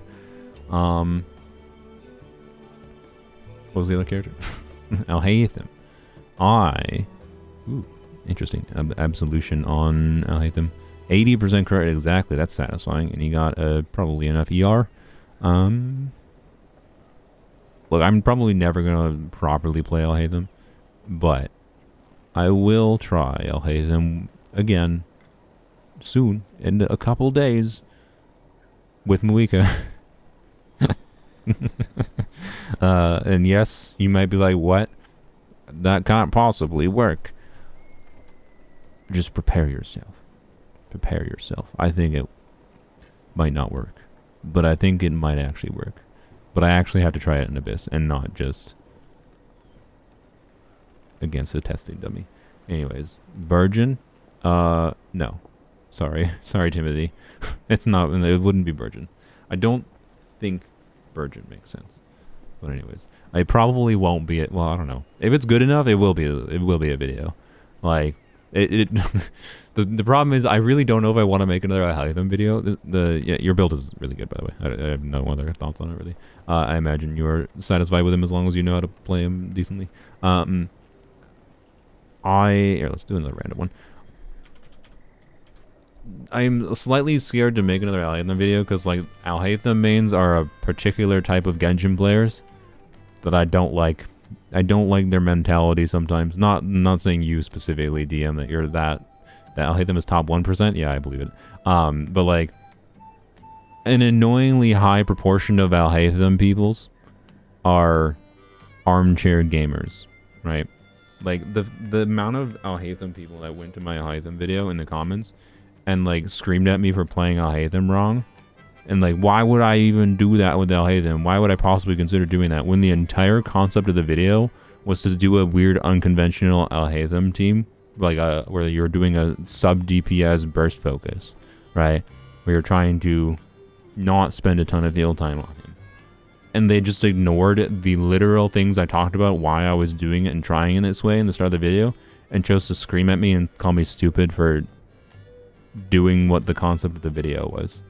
Like, what the F off? So quite frankly, your reward, I'll hate the mains, you instead, because of the fact that you just chose to hate on me for trying to play a character that you like, and instead of you wanting me to try new things with a character that you like and try to like find new ways to appreciate different characters in Genshin, you have managed to scare me away from wanting to touch this character, and it made me more of a hater of Alhaitham because of the fact that you don't want me to like play him in the way that you play him, or because of that I don't play him the way you play him.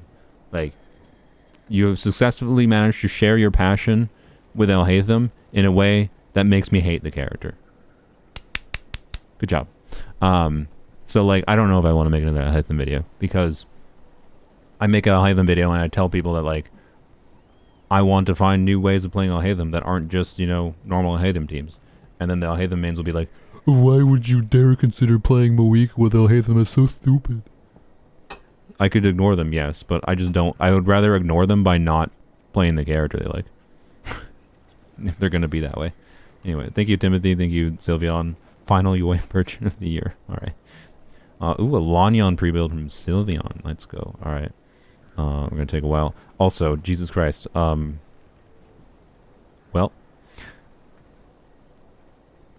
Oh boy. No, that's fine. You got randomly selected. I said I was doing a random. All right. This one's going to take a second. I think, can the Enkid work? Uh-oh. It's going to take even longer if Enkid doesn't work. Wait, is this, I already opened it up. Never mind. I'm stupid. I already opened it up because I got busy yabbing at myself. I think this is it. All right. Shalonen and Navia. Shalonen C1. Nice. You have way more defense than you need on your Shalonen. I would use an ER type piece. I'm pretty sure you have, how many defense subs? Yeah, you have, yeah, I'm pretty, you have level 90 this anyways. Yeah, I am 99% sure you have enough defense percent that you could lose all the defense percent from this, and you would have way more than enough defense percent still. Shalonen doesn't need a build. Yeah, well, I am recommending, they have Furina, and Shalonen and Furina is a not uncommon pairing. And like, if you're doing a Shalonen Bennett Furina, you don't necessarily have to burst constantly with Shalonen. You can just use Bennett. But I think it still does make sense to have the ability to burst consistently on her if you need to. There is no actual need to build her for extra defense to this point. You only need 3,200 defense after she uses her skill. So this is pre before she uses her skill. So this Shalonen has like 1,300 more defense than you actually need. So I would switch to an ER timepiece, and that's basically it. You switch to an ER timepiece, and you have a Shalonen that has like 200 ER. That's about what my Shalonen's at, and she can burst consistently. Yep. Sitlolly skills on EM, not Lanyon. Yes, she does. Both Lanyon and Sitlolly skill on EM. Lanyon has an attack scaling shield, but her damage scales on EM. She has a passive that buffs her damage by EM. So if you want to build Lanyon for damage, you deprioritize the shield a little bit, which is a fairly normal thing for, like, if you're gonna build a shielder for damage, you generally speaking have to deprioritize the shield somewhat. So it's fine. And there are also, like, you don't completely neglect attack either. Like, she'll still shield someone. It's a lot better than, like, her having an attack scaling shield and then having additional bonus damage from EM from her passive is a lot better than the alternative of like having an HP scaling shield and then, you know, an EM scaling passive. So anyways, well, I don't know, it'd be not that different, to be clear. It just depends on what the ultimate scalings is at a baseline, not just the what it is. So anyways, I'm worried about Lanyon's skills. It looks like it puts you in midair. It feels better than you might expect. Sorry, it probably will feel better than you expect. But it's not perfect. Like, she does take longer field time than other animal units, but it's like it's comparable to Kazuha, I would say, as far as field time requirement. Anyways, yeah. So ER time use for Shalonen is my main suggestion, and I don't even think you need any particular substats on it. You don't really need to be concerned. I mean, I don't know. It's possible ER time piece in Shalonen, and maybe you'd want actually a little bit more ER in another piece. No, I think you'd be fine. Like, you'd get 35 more ER, I think you'd be fine. I don't think it'll matter that much. But maybe you'd want some ER, and like, because I think you don't need this much defense percent in your flower and feather. So maybe if you find yourself still needing more ER, even with an ER timepiece in some situations, but I don't think you will, then you could probably sacrifice some defense percent from these pieces too. It doesn't matter. It really doesn't matter. The Navi I know was there. Yeah, welcome to what I talked about earlier, where Navi is a pain in the butt to build, especially if you're farming a 4-piece set for her. Oh, like, obviously this Navi will hit big damage. It's just RNG, and also Navia does need to burst consistently, so she oftentimes wants some ER. Honestly, you go crit circlet on the Shelonin. I mean, that is an option too, that's fair. If you don't care about bursting at all, you can go crit circlet on her, and that would be fine too. You'll get like, I don't know, what did you get? You probably get like 30, 40k damage maybe with a crit circlet. Well, okay, no, you need more crit subsets. You'll probably get like 30k damage.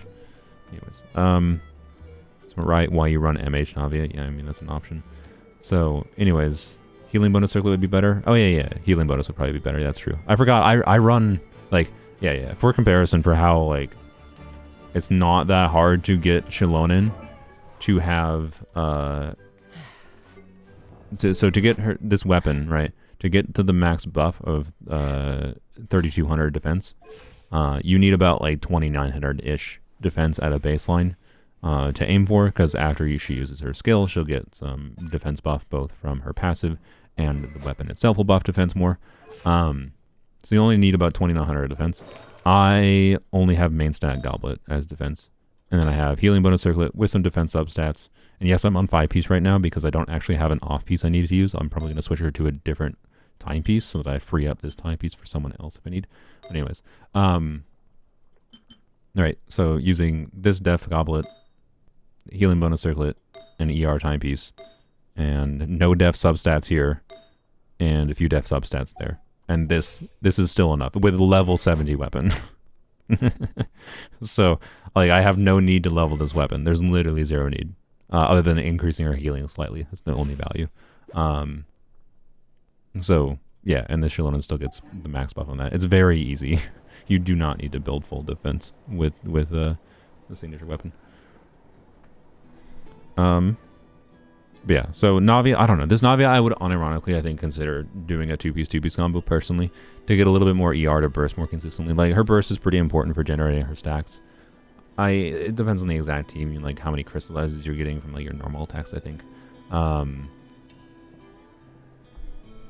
That will be my build though. I don't know. It's like, it's not like this is a bad build. If you're willing to deal with the RNG, and I don't know, Shelonin with Navia, obviously. I think Shelonin with Navia, and if you do 2 Shelonin skills per rotation, probably trivializes Navia's energy situation. I have a C1 Navia, so I don't even if I do 0 ER on Navia, I don't have a good gauge for how much energy she needs with Shelonin versus not Shelonin. So felt a little sad hearing your experience with Alhaitham. Man's giving my M1 myself. I want to say you're doing an amazing job. Thanks, you Fox Goddess. Yeah, like I wanted to emphasize, I know it's not all of them. It's just, for whatever reason, the Alhaitham video in particular just garnered a bunch of random hate from Alhaitham players. And my only vibe is that for whatever reason, Alhaitham mains are a more strong contingent of armchair players or whatever, and it really turned me off from wanting to do much with Alhaitham. But I will try at least in the live stream, to be clear. I'm not going to blacklist him. I just don't know if I'm going to make another separate edited video specifically about him, even if I find a team I like. So, anyways. Yeah, 5% crit rate, 400% crit damage, Navia, or bust. Exactly. If you have this low of crit rate, may as well just do 10% crit rate, 400 crit damage. So yeah, I don't know. I would consider trying 2-piece. I have been perfectly happy with 2-piece on her. I think I switched her to 2-piece, and I've been fine. I don't mind it. Like, I think she feels good. So, anyways. What's the other characters? Furina, Lyney, Ayaya, and Nilu. Alright. Furina.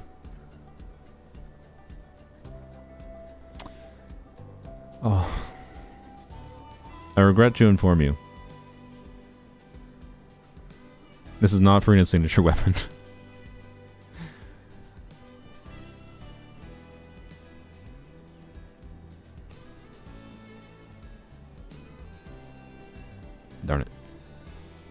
was trying to see if they had Fav sword equipped to anyone. I was gonna be like, hey, I'm happy to inform you, I have found Furina's signature weapon. Okay. The thing is, like, I don't think an ER timepiece. I mean, look, an ER timepiece would fix this Furina for some double hydro teams. Some.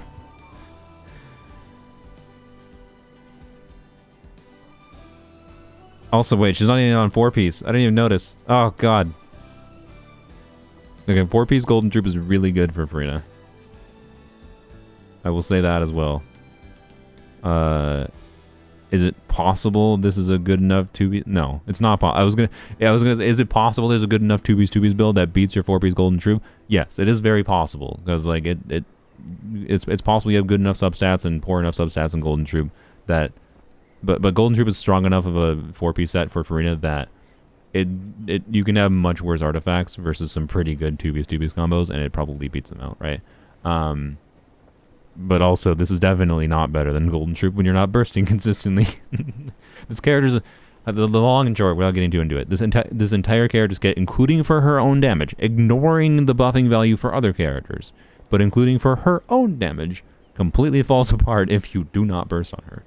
So, like that's the thing I think you might be missing. If you go read her skill description, it has a line in there where if her summons don't drain HP, which if you're not bursting consistently, you're probably not doing the whole loop of like, you know, using a healer with her.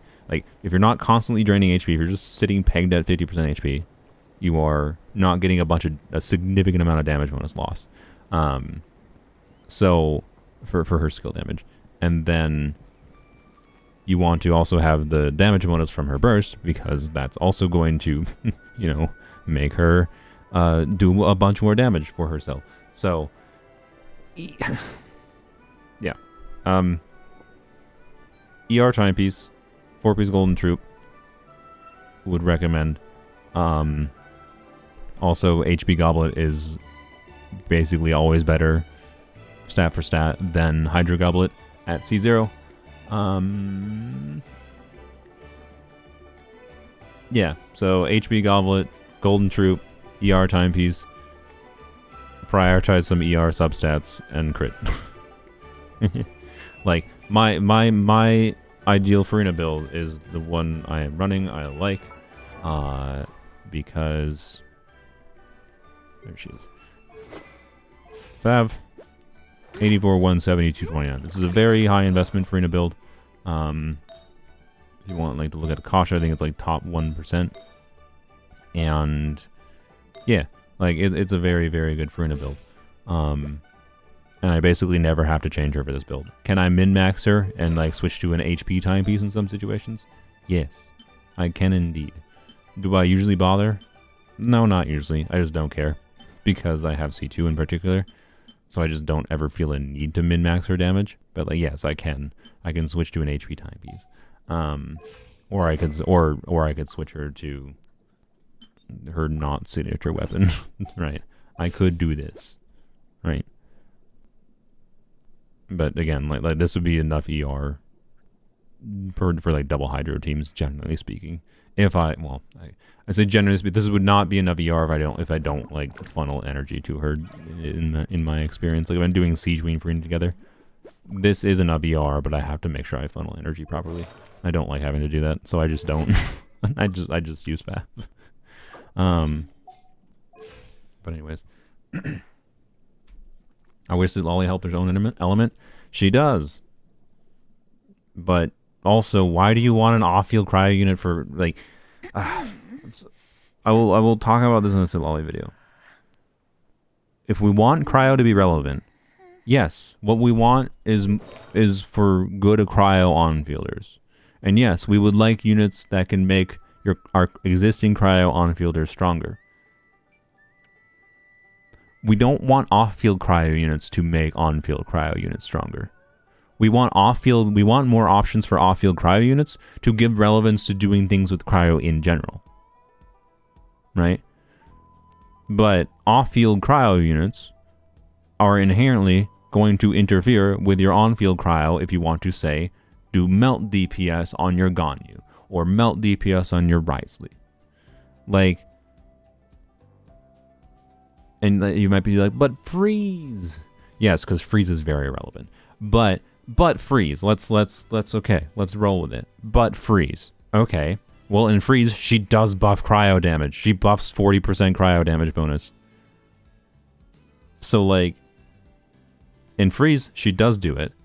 And then in not freeze, you don't want to use her because she will interfere with your ability to get melts on like your Wriothesley or your Ganyu.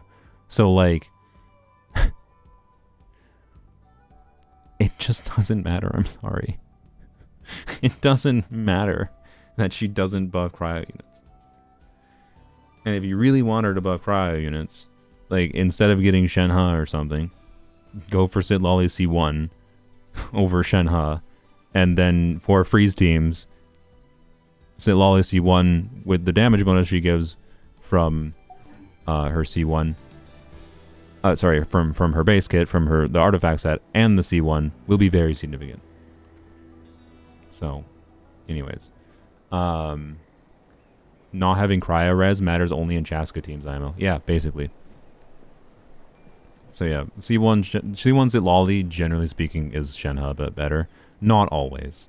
Not always. But also, like, in a lot of situations, yes. Like Shenhe will have situations she shines the most. In particular, if you want to do things like, yeah, say, if you want to DPS Sitlolly herself, well, you might want Shenhe. Shenhe will help with that. But, I'll be honest, C1 Sitlolly is a much more well-rounded, condensed package of a unit than Shenhe is. Anyways, wow, I've spent a long time on this. I'm halfway through, technically.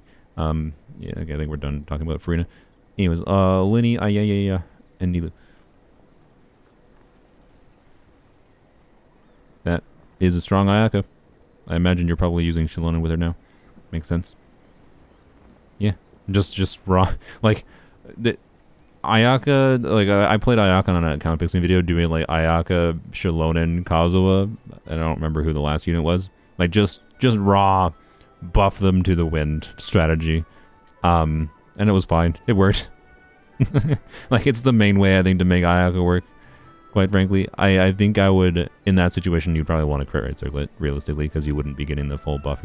Or crit rate circlet, like, this would not be the ideal build if you're doing Ayaka, Shilonen, Kazuha. Attack circlet would be better here. Potentially, yeah. Yeah, you're probably correct.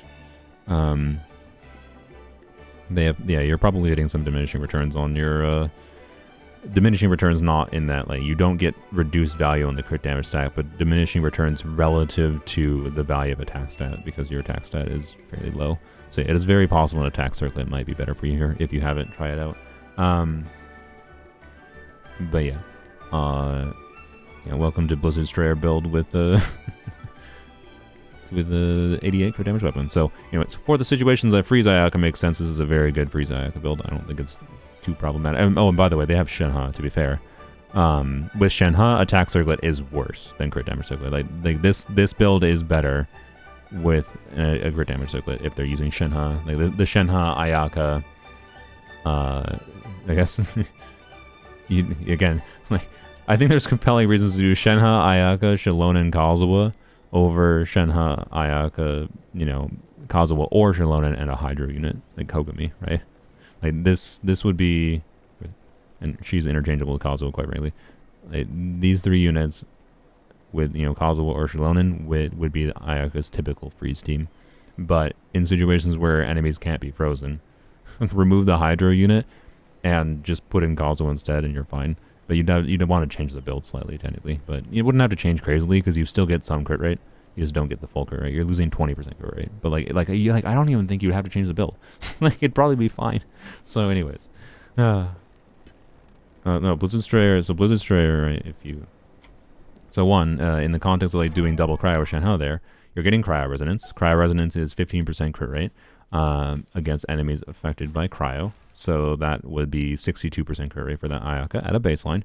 I don't know what, just look at any of it. And then we look at Blizzard Strayer. I don't have a Blizzard Strayer. Oh, okay. There we go. Look at Blizzard Destroyer. When a character attacks an opponent affected by cryo, their crit rate is increased by 20%. If the opponent is frozen, you get another 20%.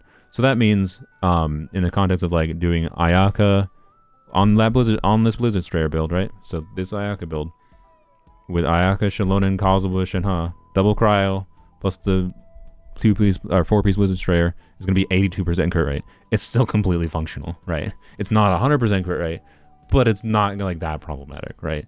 So I mean, yeah, they're 2% overcapped when they are freezing, but that's my point, right? You sacrifice a little bit of crit rate, it removed the Hydra unit, because if you're not actually freezing, what's the point of bringing the Hydra unit in unless they're doing meaningful damage themselves?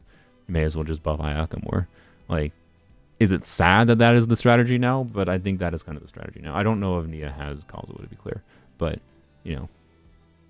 Anyways, yeah, that's where Ayaka's at. Who's supposed to Lyney and Nilu. Okay. Good lord, I spent a long time on this one. I will do 2 donations after this to balance this out a little bit. Yep, it seems like a fairly good Lyney build. Yeah, I talked about Lyney earlier. Like, hey, nice, 2,000 attack exactly. It's very satisfying. Never change it. I get weirdly, I don't know. My monkey brain really likes when I have satisfying numbers. Like if I ever move my Yai off of the flower she's on, I could get an upgrade for my Arlecchino build, right? I could make my Arlecchino stronger by changing some things on her. But like, I have the most satisfying amount of HP possible on Arlecchino. I have 22,300 HP with Homa. Like like if I get a better timepiece, I have to make sure it doesn't have an HP subset.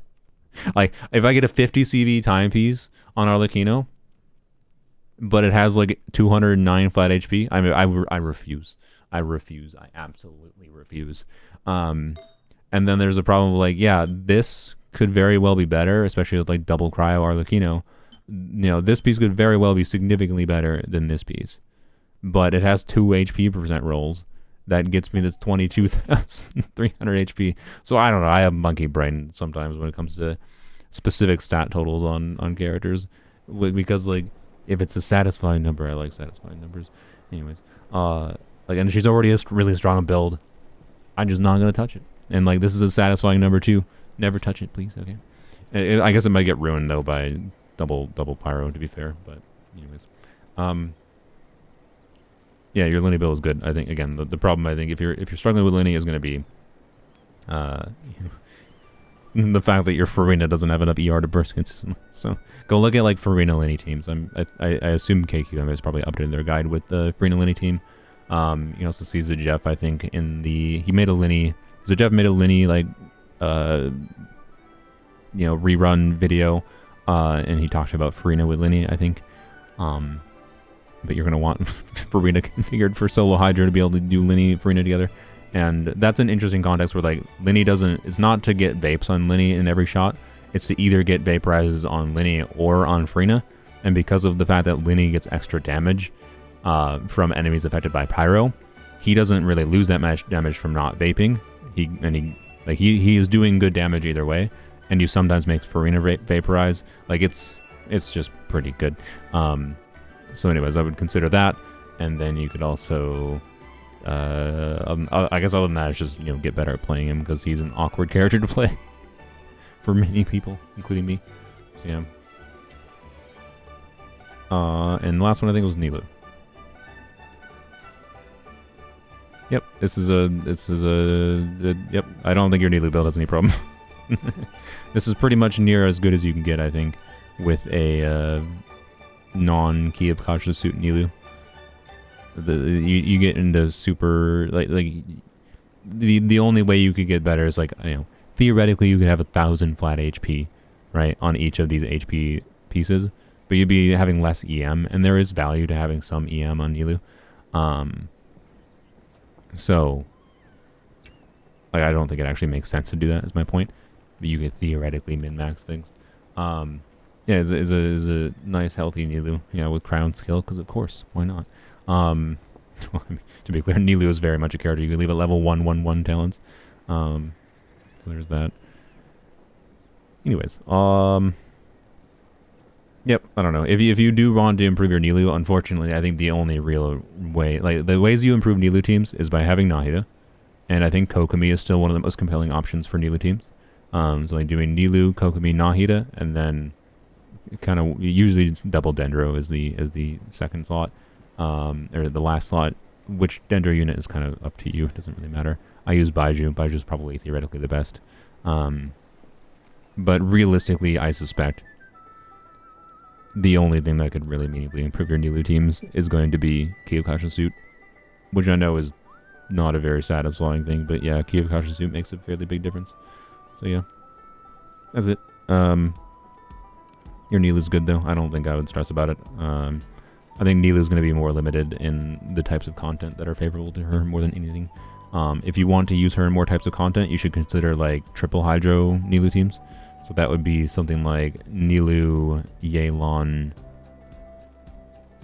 Furina, Baiju, right? Something like that. Right, well, okay. What is the triple Hydro team I played before Furina came out? I did Nilu, Yelan, Kokomi? Did I play Kokomi? Yeah, I think I played Nilu, Yelan, Kokomi, Nahida. And in that team, as long as I as long as you paid attention to the auras and swapped to Nahida to, do some blooms. Like Nahida was on field a little bit, but then if the Dendro overtook the Hydro, then you switch to Kokomi and you have Kokomi do some damage instead.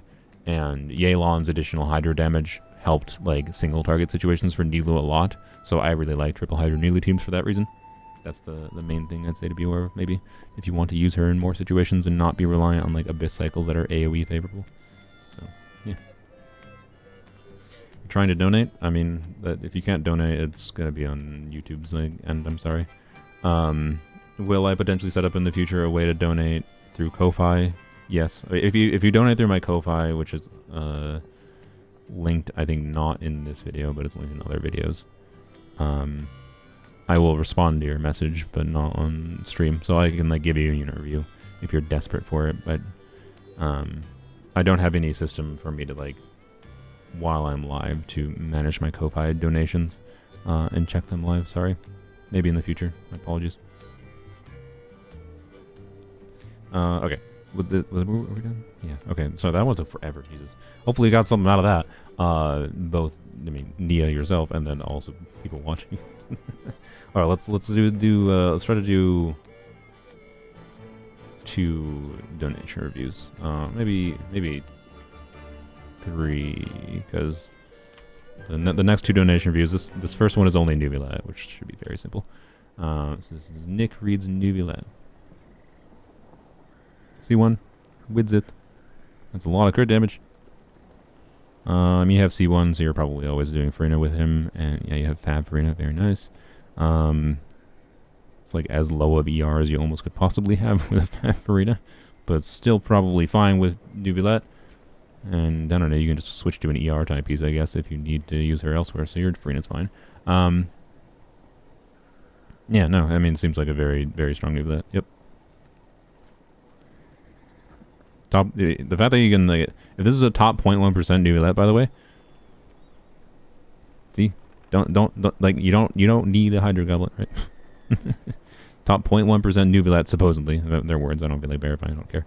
But like, yeah, became a nude subscriber today from the Yai video. Nice. I have other Yai videos if you want.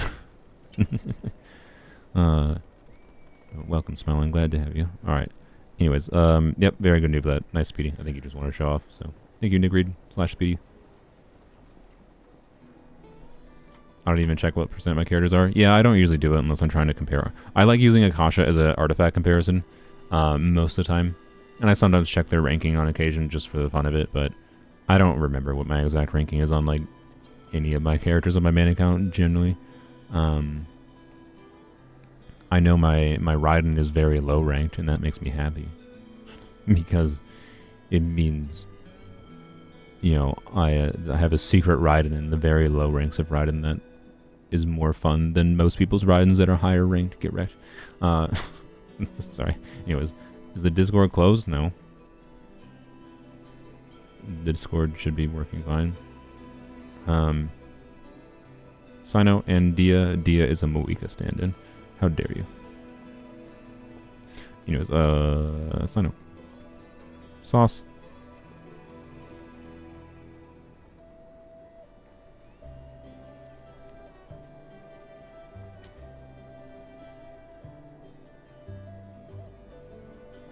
Anyways, very good Cyno build. Yep. Nice C1 Cyno. I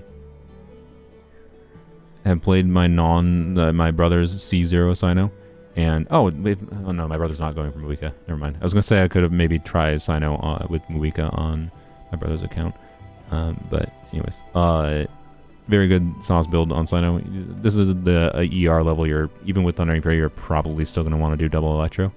Cyno's main problem is his ER needs. Like his teams are much more limited because of it, in my opinion. But yeah.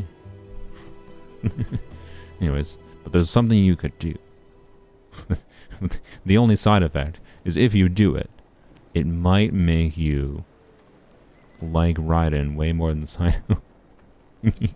Anyway, whatever. No, this is not what they asked for. Sorry. Sorry, Jammer. Look, you can't shove a Raiden in my face and then shove a Cyno in my face with Staff of Scarlet Sands and not, Anyways, Muika stand-in. Oh, you're gonna use Scroll. Yes, let's go. The first person that asked me to look at it like a stand-in Muika build doesn't ask me to look at a DPS like an on-field build. They want me to look at a supportive build. That's really funny to me. So this Muika would have like 220 crit damage, 70 crit rate. ER is a dead stat on her. Obviously, the attack would be a little bit higher. Serpent Spine is a good option. Yep, this would be a very good sub DPS Muika build. Yeah.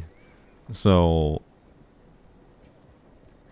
yeah, it's just very good, and that's all there is to it.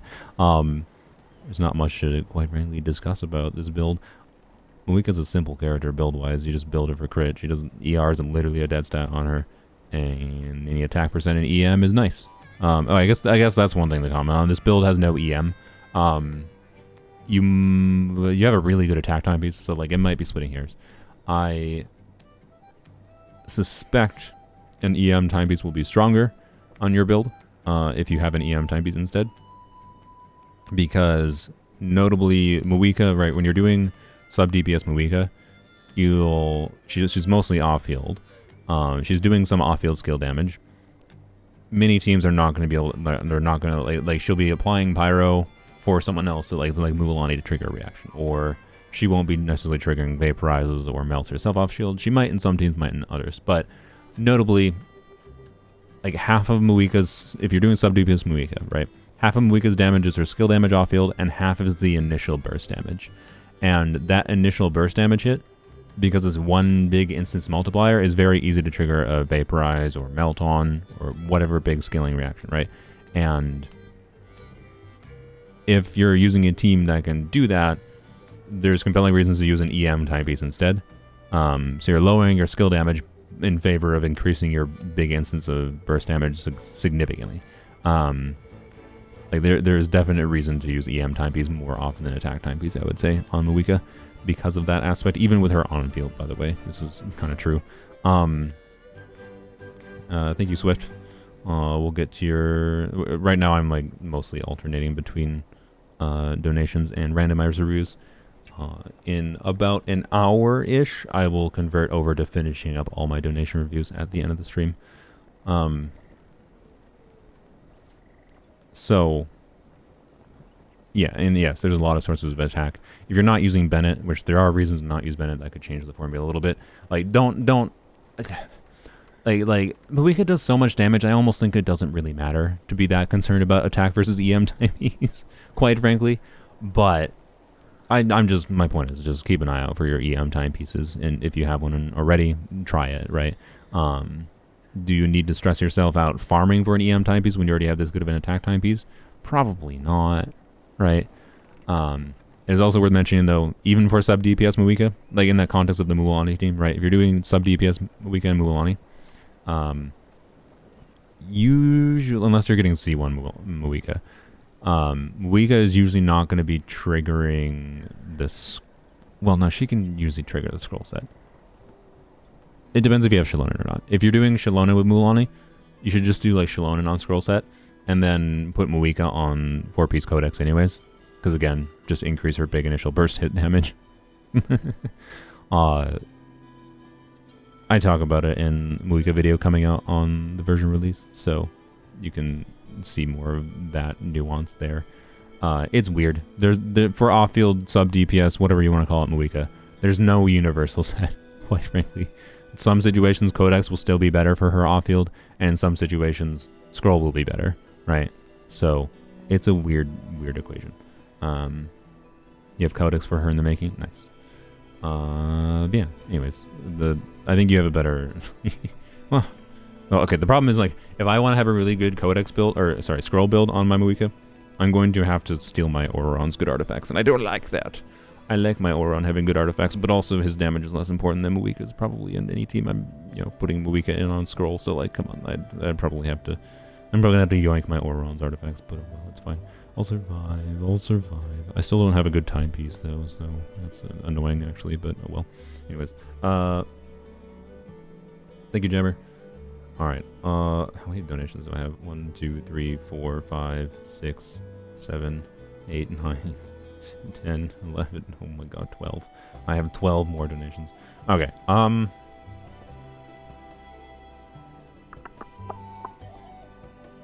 gonna do one more... I'm gonna do 2 more donation ones because we'll be here 2 years. I'm gonna try to do 2 more donation ones, and then I'm gonna do 5 randoms. We're gonna do 2 more donation ones, and then 5 randoms. And then after I'm done with those 5 randoms, unless I get through the randoms quicker than I expect, then I'll do some more. Then I will switch over to finishing the donation reviews. I do not want to have this stream be 6 hours long. I'm sorry. Do we really have to donate to get a review? No. But I turn monetization off of these streams because I alternate between randomized reviews and not randomized reviews. If you want to have the highest chance of getting a randomized review, you'd want to join these streams earlier. I should have tried to schedule this one ahead of time. I forgot to. That's my bad. I've been trying to do these every 2 weeks, and I failed the last month because I got distracted by things. So, anyways, but if I still go live at my normal time, so whenever this stream started for you 2 hours and 20 minutes ago is when I go live. If you see them scheduled, the earlier you can join them, the better chance you have of getting selected randomly. But anyways, because there's less total randomized ones to select between. Oh, thank you, Laura. That helps make time problems easier. No, I appreciate it, Laura. But anyways, yeah, the goal is to strike a balance of, hey, I can make money and you guys can get some content out of it and we can learn things. So I want to do both. But that's why I was literally just talking about doing randomized and donation ones. I'm going to finish 2 donation ones, and then I'm going to do 5 more randomized, and then I'm going to finish up the donation ones, and then that'll probably be the stream. Alright, anyways, I'm just going in order of the donation ones, to be clear. So this is Khadijah's. I think that's the name. Or Kaz. And EU account, Furina, Chasca, and Arlecchino. Okay. Furina. Well, we know what I'm going to say. ER timepiece. Honestly, this build is already really good. Like, you already have a healthy amount of ER. Such that, switch to an ER timepiece and you get like 100. I mean, it's still not going to be ideal. Oh, I hate this weapon on Furina so much. It's so bad. I'm sorry. Oh boy, I'm sorry. So switch to ER timepiece as a starting point. And then, by the way, 1,000 flat HP. And then switch your feather to something that rolled 1,000 ER instead of 1,000 flat HP, please. And then you're probably good. Yeah, that would be my suggestion.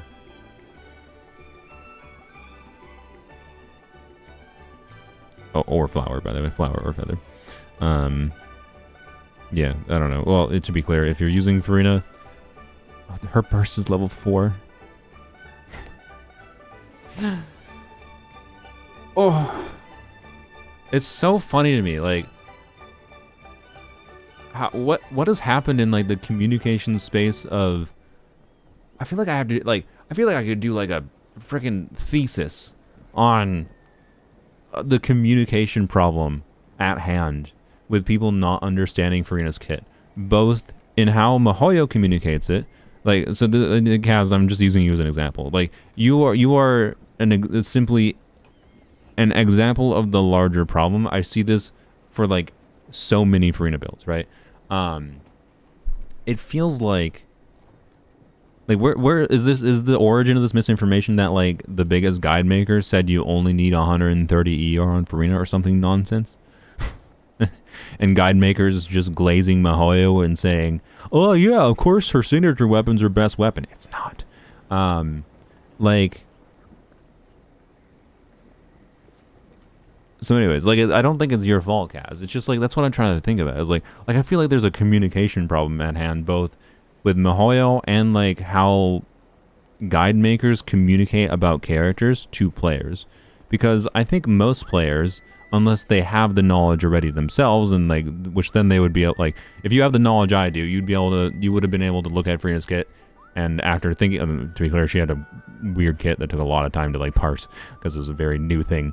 But, like, after understanding her kit, it was, like, it was very quickly obvious she was very much needed her burst.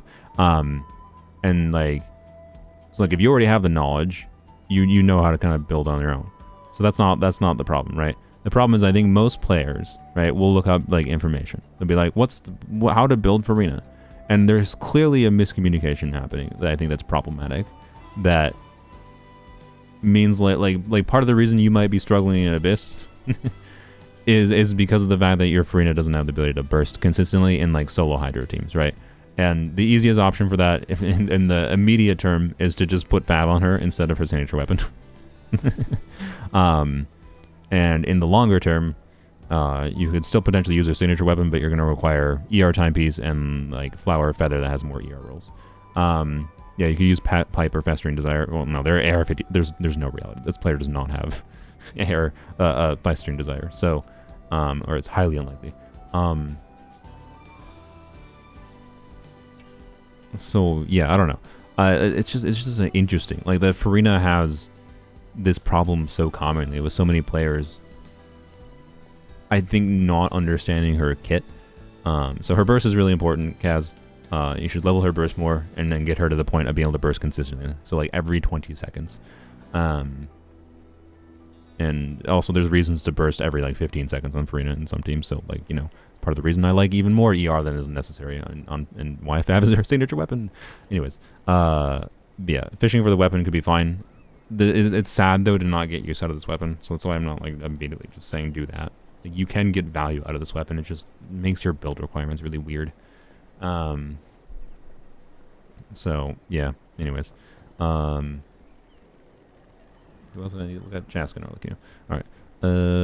This Chasca is good. Yeah. I don't think you have to worry about your Chasca. Could you min-max or more? I mean, sure, yeah, you could get more crit damage rolls, sure. You could get even more crit rate rolls. I don't think it's going to be that problematic. I would say, you know, level 9ing your skill is more of a priority than farming artifacts. Like, if you can get value from, like, other characters you're pulling from a week there or whatever, you know, then maybe you want to spend more time in the domain anyways, and you can potentially get some upgrades. But as I talked about it earlier, even though, like, your individual artifacts aren't that insane, you have a good enough spread of, like, stats on all of your artifacts together that it's a very functional build still, I think. I don't think I would struggle with clearing. But again, like, Chasca's optimal team is, like, Furina, Bennett, Chasca, and then you have a flex slot for, like, Oron, or you could do Silali if you end up getting Silali, or you could do Layla or whatever. Some people do that, whatnot. But you need Furina to be able to do bursting solo Hydro, and this is nowhere near enough ER to do that. So yeah, yeah, that's a lot of flat attack rolls indeed. But hey, it's enough attack. That's helping, right? Don't underestimate a bunch of attack. Arlecchino. I think you're Arlecchino. Gladiator, very nice. 2000 attack. Yep. This is a very healthy Arlecchino. Yeah. So yeah, I don't know what your Bennett looks like. You know, both of these characters kind of want Bennett. So you might be struggling as far as like teams for Abyss, with having too many Bennett reliant characters.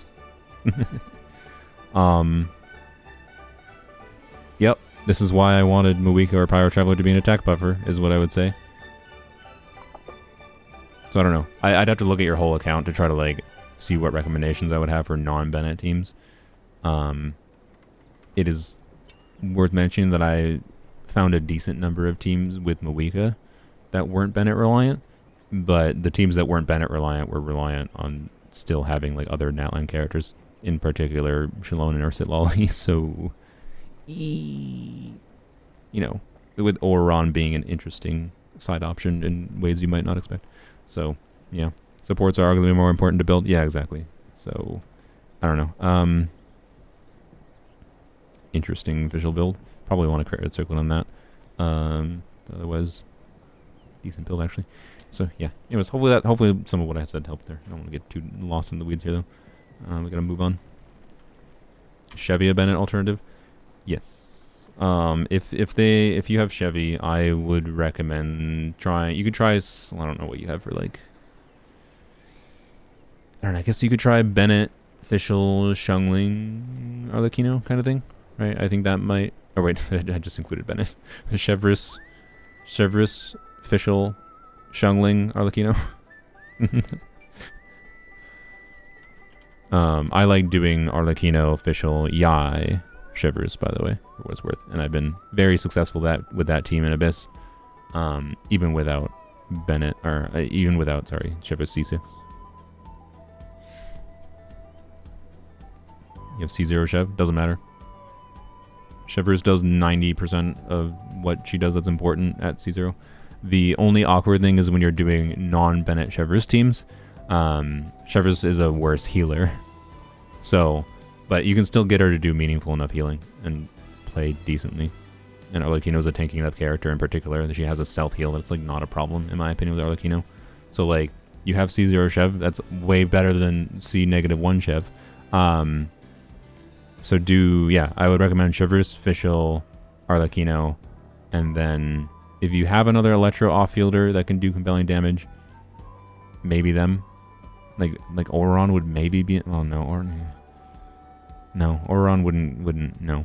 I mean, it wouldn't be the worst option, I guess, in the world, but probably Xiangling, realistically. So like Xiangling, Fischl, Chevris, Arlecchino is probably fairly compelling.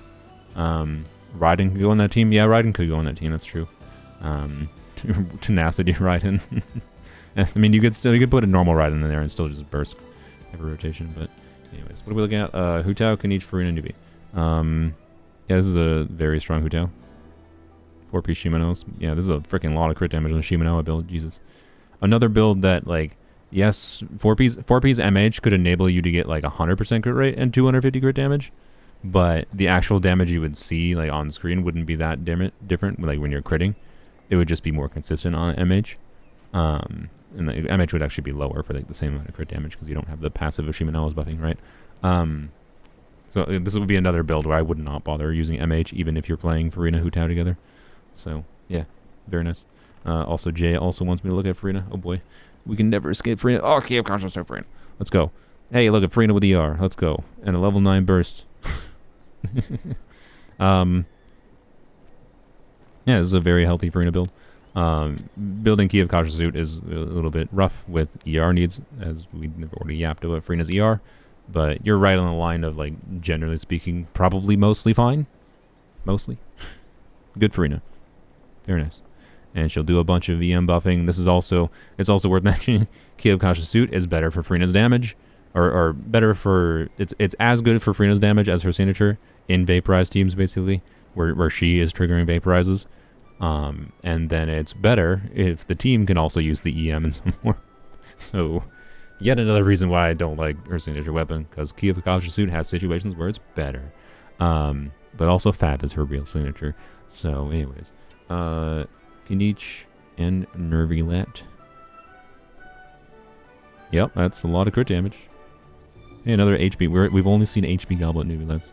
And you didn't neglect ER. He does, I believe, need a little bit of ER. Well, I mean, if you're always doing Furina with him, maybe not necessarily. But I think it makes sense to have a little bit of ER. That might not have been on purpose on your part, but I think it's a good thing. What a cracked goblet, by the way. Yeah. Anyways, yeah. I think your build's fine. 90% crit rate, 300 crit damage seems fine. I think you're good. There's no way to improve your build unless you want to like get constellations. Quite frankly, a bacon on the Kniche. Yep, this is a strong, well-fed Kniche. Yeah. Yep. Just a good Kniche. Anyways, we flexing builds. I mean that's what some of the donation ones are. That's why I chose to do 2 here, because they can donation ones can either be really long or really quick. All right, so now we're gonna do 5 random ones. So I'm gonna finish up the randomized ones. After I'm done with the randomized ones, then I'm gonna finish up all my donations. And right now I have 1, 2, 3, 4, 5, 6, 7, 8, 9, 10. Wait, oh, it just jumped. I don't know, 10-ish. All right. So we'll be here for a while still, but anyways, number 12 is who we're doing next. Oh boy, never seem to have enough energy to burst with Yelan every rotation. Would switching to Fav on everyone fix this, or just putting more ER on Yelan? I mean, Fav is probably the easier option, or both. Plus, the damage is quite poor compared to my other teams. I mean, I don't know what exact team you're talking about when it comes to your Yelan. Yelan can, of course, be used solo Hydro, so, like, also you're going to want a level 90 Yelan to get the most out of her, to be clear. Or you don't have Fav on her. Okay. Yeah, your build seems fine, honestly. I feel like you should be able to get your energy back normally. If you're triggering Fav. It's not amazing, to be clear. Like, it's going to be a little bit inconsistent. Speaking that good, I think it's one of the best generic stat sticks. So, yeah, and their build was well balanced around it.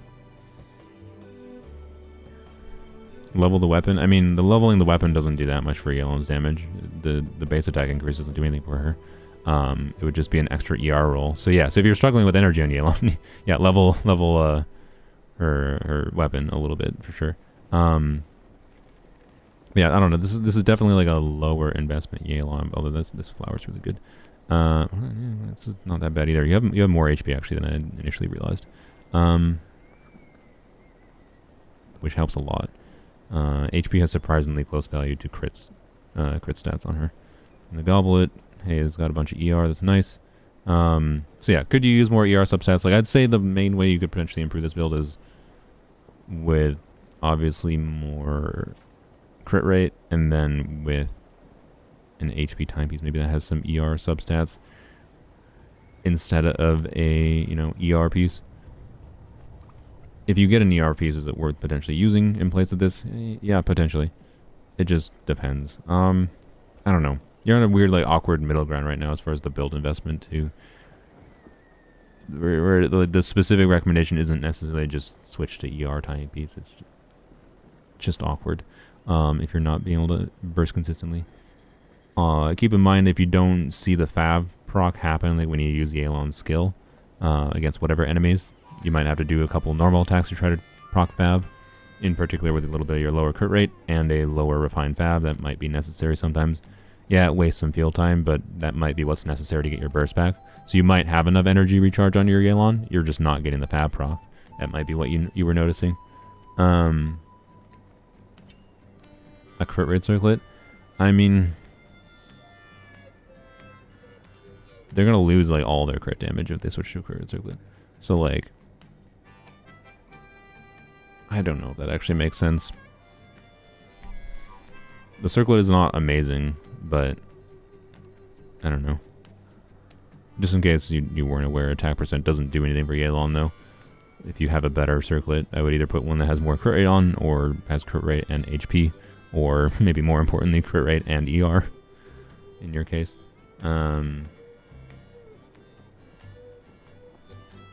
So yeah, I don't know. There's no single easy answer, I think, for this Yelan. Leveling her to 90 will be relevant. Also, she's not even ascended to her final ascension. I think that she gets a final crit. She'll get another crit rate roll, which will help slightly. She'll go to like 63% crit rate, I think. Only when you use Yelan with Nahida Kuki team? Oh. I mean, if you're doing Nahida, if you're doing like Kuki, Nahida, Hybrid Bloom, I would use Xingqiu instead. I'm sorry. Like Xingqiu will just apply more Hydro. I don't know what your Xingqiu's at, to be clear. If it's a non-C2 Xingqiu, maybe I am wrong and you do want to use Yelan, but Yelan shines the most, I would say, and your Yelan build definitely has enough energy if you're doing like double Hydro. So Yelan shines the most in double Hydro situations. She can still work in solo Hydro, but she's going to apply less Hydro than someone like Xingqiu, and the amount of Hydro you're applying in a Hyper Bloom team is going to be the main limiter on how many Hyper Bloom cores you're going to be able to generate, and how many Hyper Bloom cores you generate is how many, like, you know, instances of Hyper Bloom damage you can potentially trigger at max. Thank you, Overlord Stingray. We'll get to yours in a while. So yeah, you probably want to use Xingqiu in the Kuki team. Yelan's better if you want to see pretty women. Yeah, Yelan's solo Hydro damage is not necessarily going to be insane, usually without having a really invested build. Is kind of what it is, but it's a lot easier to get her to have more meaningful damage in double Hydro, especially with Furina nowadays. But yeah, so I think that's where we're at. Is the easy conclusion there? Nahida Kuki Kirara. I think your Nahida's fine. I like your Nahida. Yeah, you're getting. Yeah, you have a little bit low on crit rate. It's possible crit circlet could be better for you, like a crit rate circlet in particular. Your Goblin timepieces are insane. Yeah, I don't think there's anything to even consider changing on her. I think the EM timepiece is perfectly fine. You're getting up to 60-ish% crit rate, I think.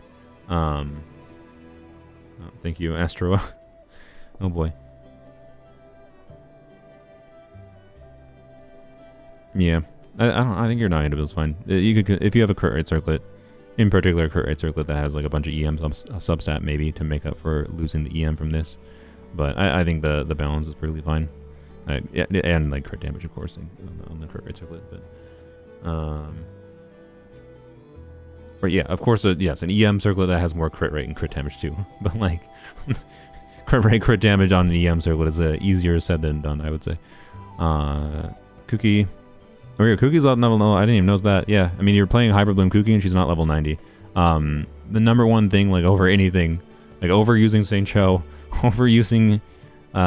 over anything, is level 90 your Kuki.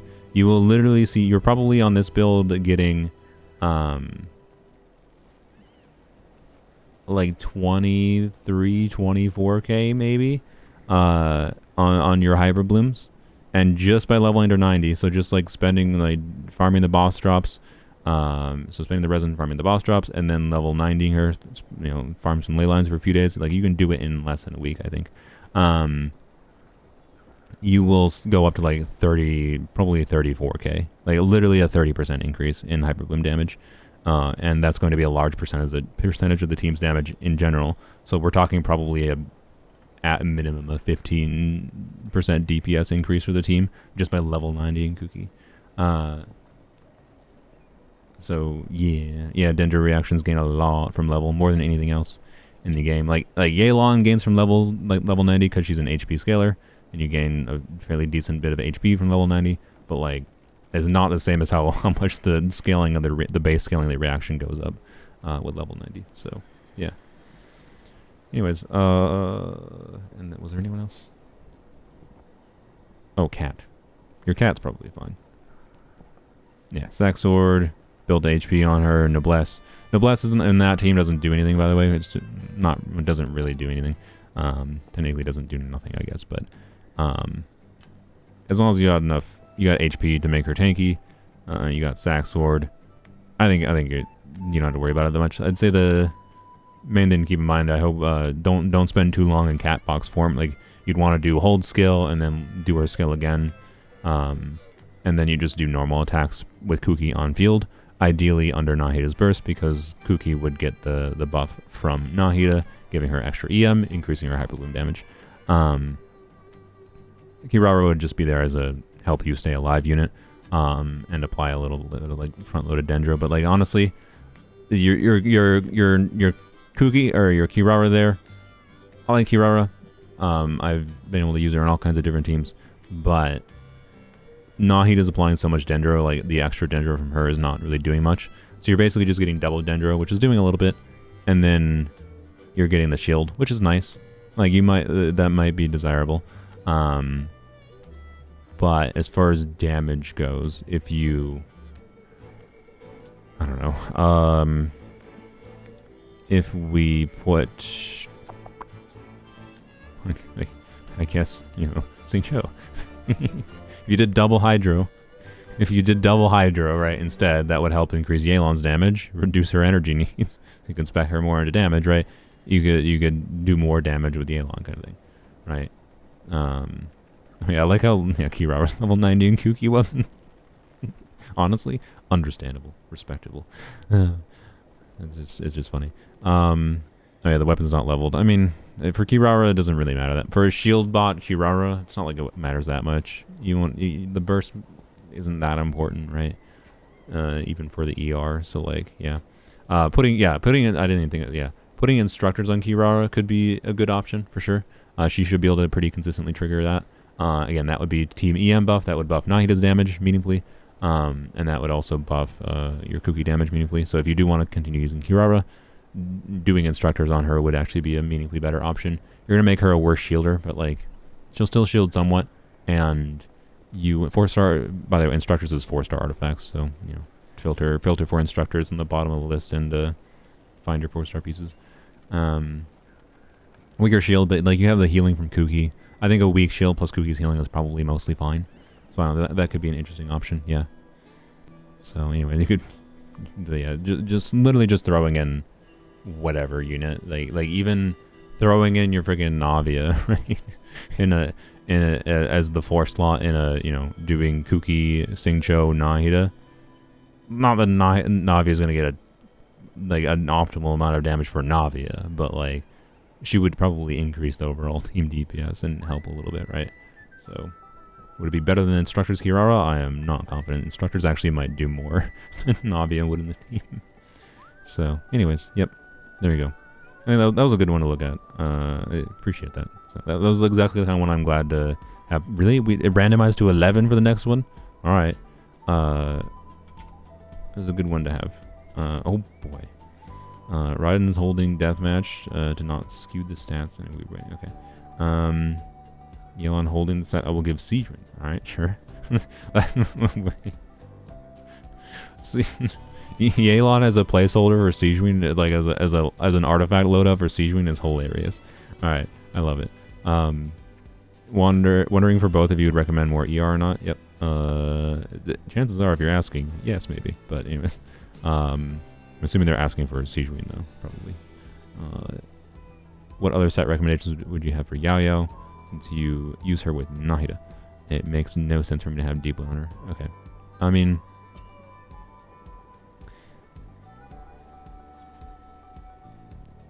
like, do you want to change your, because like you might end up using Nahida, or sorry, not Nahida, you might end up using Yao in teams without Nahida, where you'd want Yao on Deepwood, right? Let's say if you're doing Yao Furina and Yao's your only Dendro unit, right? Well, in that situation, you're going to want her on Deepwood, and like you're not going to gain that much value necessarily from putting Yao on another set. You could put her on Tenacity and get like the Tenacity attack buff.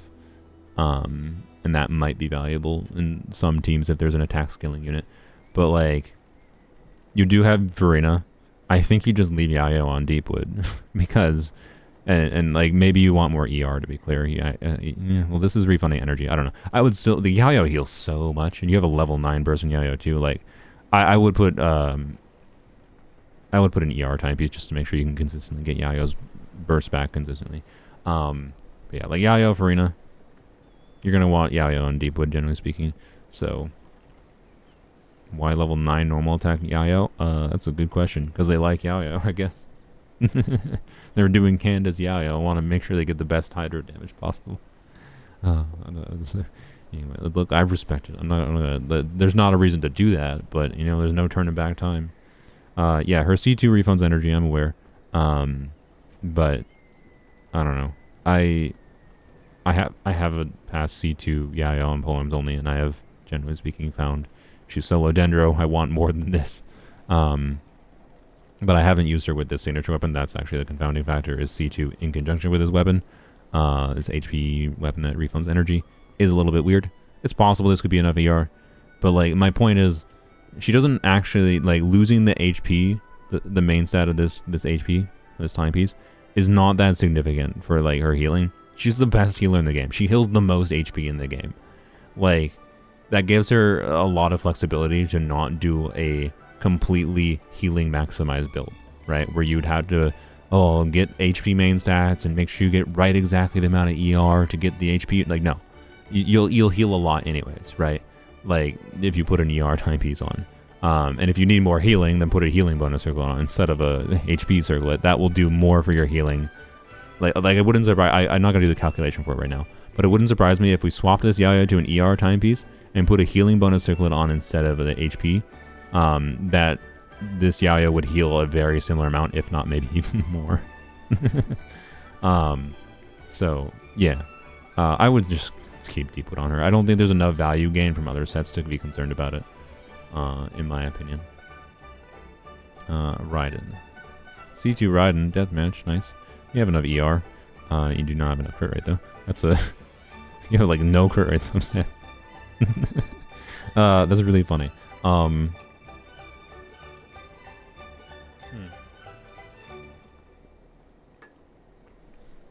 Her on-field time for her burst sucks, but she's so cute. I mean, yeah, that's the main reason to actually care about min-maxing Yayo's healing, is to minimize her burst time, because the faster she can heal, the less time you need to burst. But like, the way her healing ramps up, you kind of have to spend a bare minimum amount of field time anyways. That that's not really that relevant. But yeah, probably put a crit rate circlet on this Raiden. The problem is they have a bunch of ER from this. But yeah, you definitely want a crit rate circlet. Your crit ratio is very skewed right now. Not like crit rate circlet would be ideal. Like, it's gonna lose you a meaningful amount of crit damage. But you have C2 Raiden anyways, so it doesn't freaking matter. I don't know, if you have a crit rate circlet with, equivalent stat value with some ER, you'll be fine. Right? It'll work well. But yeah, managing to only get this many crit rate substats is almost impressive. True. Also, wait, they're doing hybrid Raiden. I didn't even realize this was a placeholder for hybrid Raiden, I'm assuming. If it wasn't, I definitely didn't notice it was double EM. Oops. How did I not see the hybrid Raiden? Okay, so like hybrid Raiden, I still maintain. I cannot particularly recommend hybrid Raiden if you don't have Staff of Scarlet Sands. So if this is a placeholder build for Staff of Scarlet Sands, you're actually looking pretty good, I would say. Not amazing. Yeah. You still want more crit rate. That's the awkward thing, right? Like, Staff of Scarlet Sands will put you up to 60% crit rate. So you still want a crit rate circlet probably in this circumstance, because of somehow not having any crit rate substats. But it's very possible like that you could end up getting enough crit rate substats in like a better feather, for example. Get a 10 crit rate, 13.2 crit damage feather, and then you're good, and you can keep this circlet, is what I would say. So yeah, or check, yeah, true that. Check your off-piece goblets. If you have EM goblets with crit rate instead of crit damage, as far as hybrid Raiden goes, right? Yes, let's say we just swap this to crit rate, and we have Staff of Scarlet Sands, you'd be about 70% crit rate and 180 crit damage, right? And then we'll just pretend it has the ER still, and you have 200 ER, and hybrid Raiden, your Raiden would be good, right? By the way, this Raiden build is C2, so it still probably works even without Staff of Scarlet Sands, because that's how C2 be. But, anyways, yeah. Temporary solution, crit rate circlet. Less temporary solution, crit rate instead of crit damage on your goblet. Yeah. Or get lucky and get substats elsewhere. Alright, thank you, Desai. We'll look at yours in 5 years. Yelan. Yelan was a placeholder for Sijuin. They're doing MH Sijuin. Let's go. So this is kind of the amount of ER I ran originally on my Sijuin. It looks pretty dang similar to what I did on Sijuin. I'm assuming you kind of nearly copied what I did, which it will work, trust me. It will definitely work. I have noticed that since switching to I had a circlet that had double crit ER as like a 4-line, and it rolled I think once into crit or maybe twice into crit, and then 2 times into ER, and so I sacrificed some crit is my point for 3 more ER rolls, and now I'm at like 145 ER. I like that a little bit more. Sijuin's ER needs are not 0, but she has part of the problem she has is that you'll press her E and you'll like swap off of her potentially, and she won't catch her particles on field, which heavily increases her ER needs. So if you're good with catching particles, you can funnel fab particles to her. You can definitely get away with this amount of ER. Like it didn't feel terrible playing her with this, but there was oftentimes circumstances where like I had to press her E and wait to catch the particles before I got her burst back, and then that would also prevent me from getting the burst back the next rotation. Yeah, you can do booking. Yes, that's true. There is booking. I don't like booking personally, but it is a thing you can do to catch those particles without the timer going down. I went out to lunch and he's still live. It's not even been 3 hours yet. So yeah, I think this build you're good. I think you're good basically, but if you happen to have, I don't know, in your case I guess a timepiece or a feather that has more ER, you might end up finding a similar situation that I was in, where I ended up liking having a bit more energy.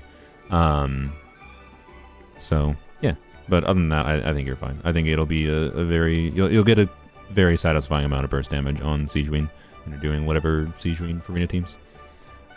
Still paid reviews? No, I'm doing 5 random reviews and then I'm finishing out the paid reviews. There are 3 more random reviews after this. So yeah. I think that's basically it.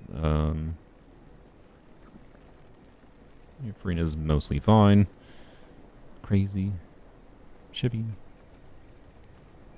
Sad. Need 1 flat HP roll.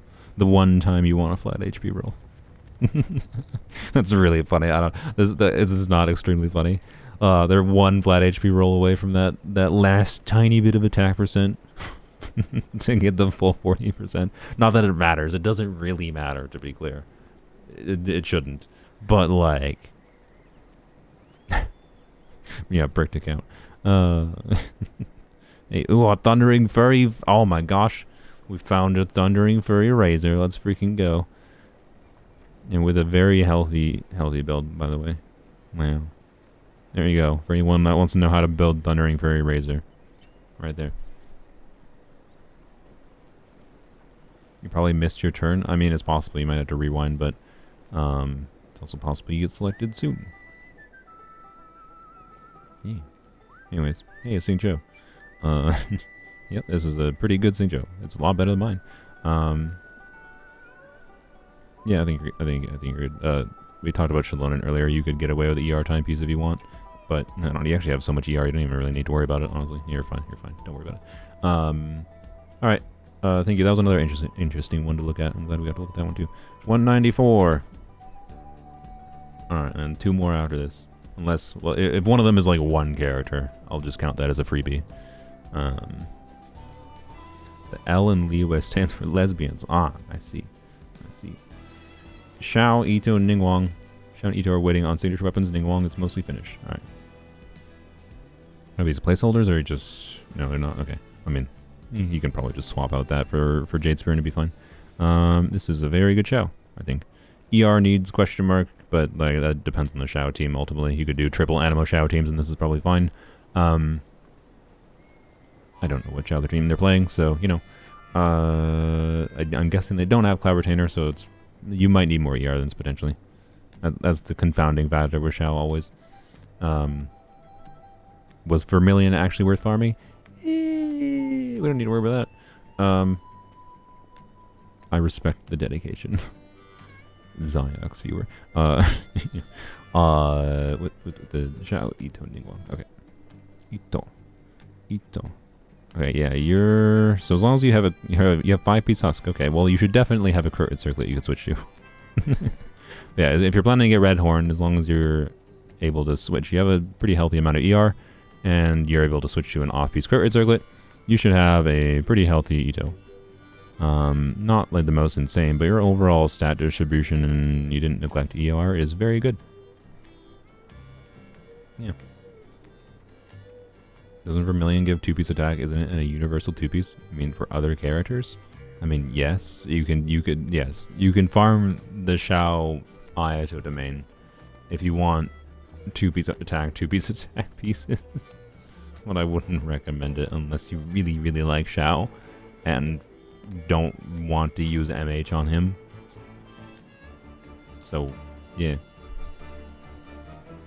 Like, Vermilion Xiao, by the way, is better than MH Xiao if you're doing non-Bennett teams. Like, if you're doing Furina, Cloud Retainer, Farazan, C6 with Xiao, this is, like, I believe, meaningfully better than 4-piece MH.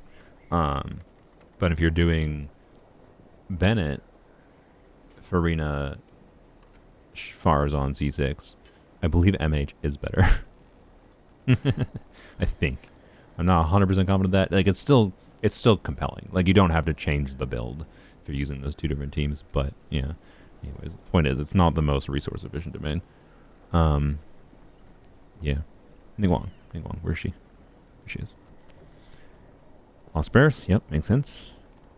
4-piece. Oh, yeah, of course. I think this might be the first Ningguang I've seen that has the Navia artifacts, which she's like the one other character they do make sense on. So, yeah. A little bit more EM than I imagined you feel is ideal, but yeah, you got to 70% crit rate without having any crit rate substat in your circlet, and have a pretty good balance overall. It seems like a pretty nice Ningguang. Yeah, very nice. I like it. I very much respect farming this domain for Ningguang. I think you're a rarity. Alright, 2 more. 147. Oh boy. I don't have to go in depth. I mean, look, for me, in depth is just my default. Sometimes I go in depth when I mean to say 2 words. You don't have to go in depth. It's just one of my personal favorite fun teams to play on the account. Oh, this is a team. So you're doing Kaya. Okay. A freeze. Or no, yeah, that's interesting. Yeah, Freezy, Kaya, Hazo team. Quick swappy. Yeah, nice. Okay, I like it. Probably won't be online. That's fine. Hopefully you'll catch the VOD. Alright. Yeah, this does seem to be a rare combo indeed. Alright, so Xingqiu is going to be easy. Not C6, that's a little unfortunate. Also, this... I don't remember what his ER needs are with pre-C6. I know his ER needs, like, at minimum, the C6 is, like, 180. I thought it was, like, 230 without C6. So I feel like... I mean, even with C6, I put Xingqiu on, like, 240 ER. Because I just don't want to ever have his burst not back. I've been intending to do unit reviews every 2 weeks, but I failed in the last month. Oops. So yeah, getting this as a player with Pandora, you should maybe seriously consider getting C6 intro from the Lantern Rite. But also, I don't know, if you save up for the shop, the Paimon shop might be a better bet in case you want a Lanyan or something instead. C3 Kion, nice, okay. On my Noma, okay. On not Blizzard Strayer, I kind of expected Blizzard Strayer. Blizzard Strayer would, generally speaking, probably be better. And this also looks like a Blizzard Strayer amount of crit rate, quite frankly. So, yeah. You're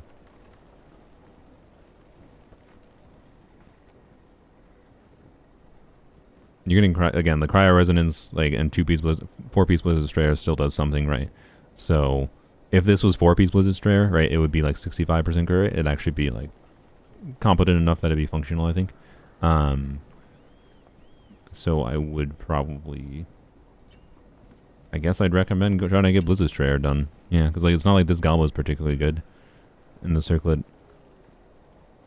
is not bad, but yeah, I don't know. That's what I think would be the recommendation, actually. Rare Blizzard Strayer recommendation from me. Oh boy. Shenhe is on 2-piece. You're gonna want her on 4-piece Noblesse. Would be ideal. Would be the best for both buffing Hazo a little bit and buffing Kaya the most. Serpent Spine is a fine option if you can get enough ER. It seems like you're pretty healthy on ER. So if we pretend this is 4-piece Noblesse, this would be a pretty good build. But yeah, 2-piece Noblesse doesn't do anything for her. 2-piece Gladiator does, at least. It's not the worst to do 2-piece attack, 2-piece attack. So yeah. Kind of scuffed because I need to level stuff up. That's fair. What is Shen has an ascension stat? Is that energy? Or is it? No, it's attack. Shen has ascension stat as attack. So yeah, probably need to. Probably would want to do her final ascension at least. Get the last little bit of attack percent for a little bit more buff. Goblet isn't leveled yet. Oh, yeah, that's true. There's that too. I wouldn't stress leveling these until you figure out I would like 4-piece Noblesse isn't worth trying to get on her, quite frankly. I think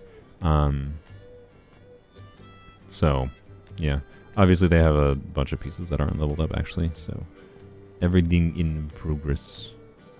Yeah, where's Hazel? There he is. Ooh, C6, very nice. Widzit, yeah, very nice. VV, yeah, that makes sense. Buffs St. Joe Kaya damage a lot.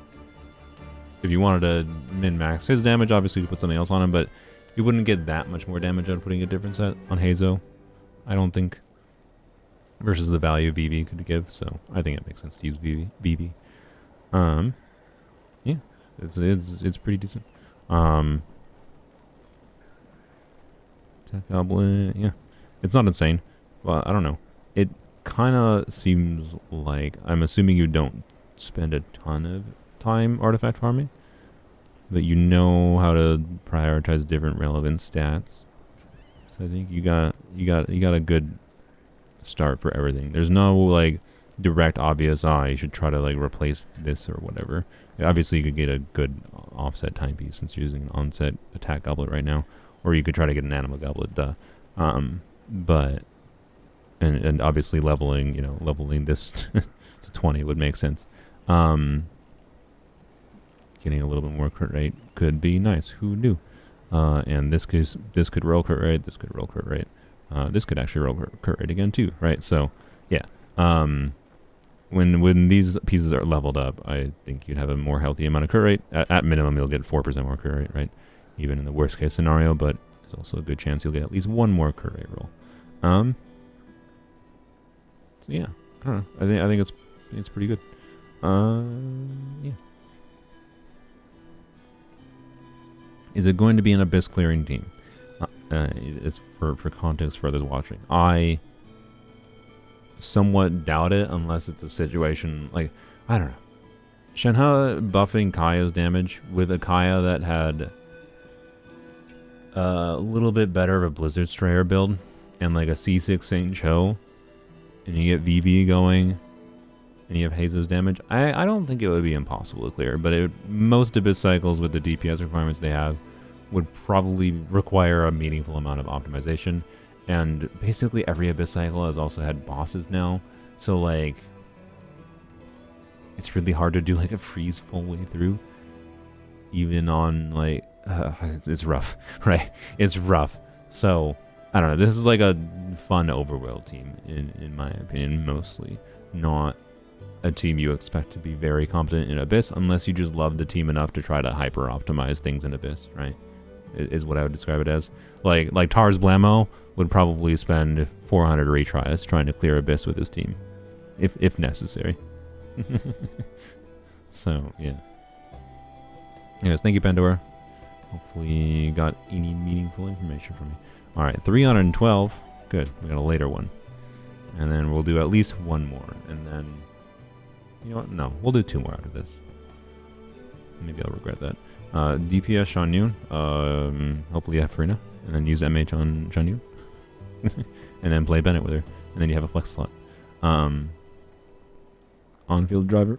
Oh my god, what a phlegm in my throat.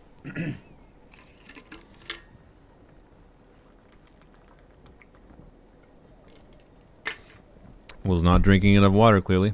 Gross. Sorry. Anyways, on-field driver for Bloom and Taser Kokomi. Yep, fair. Offensive support Farazan. Very nice. Okay. So just Farazan, Kokomi, and DPS Shiny. Okay. And yep, Ocean U Clam. Yep. Hey, wow.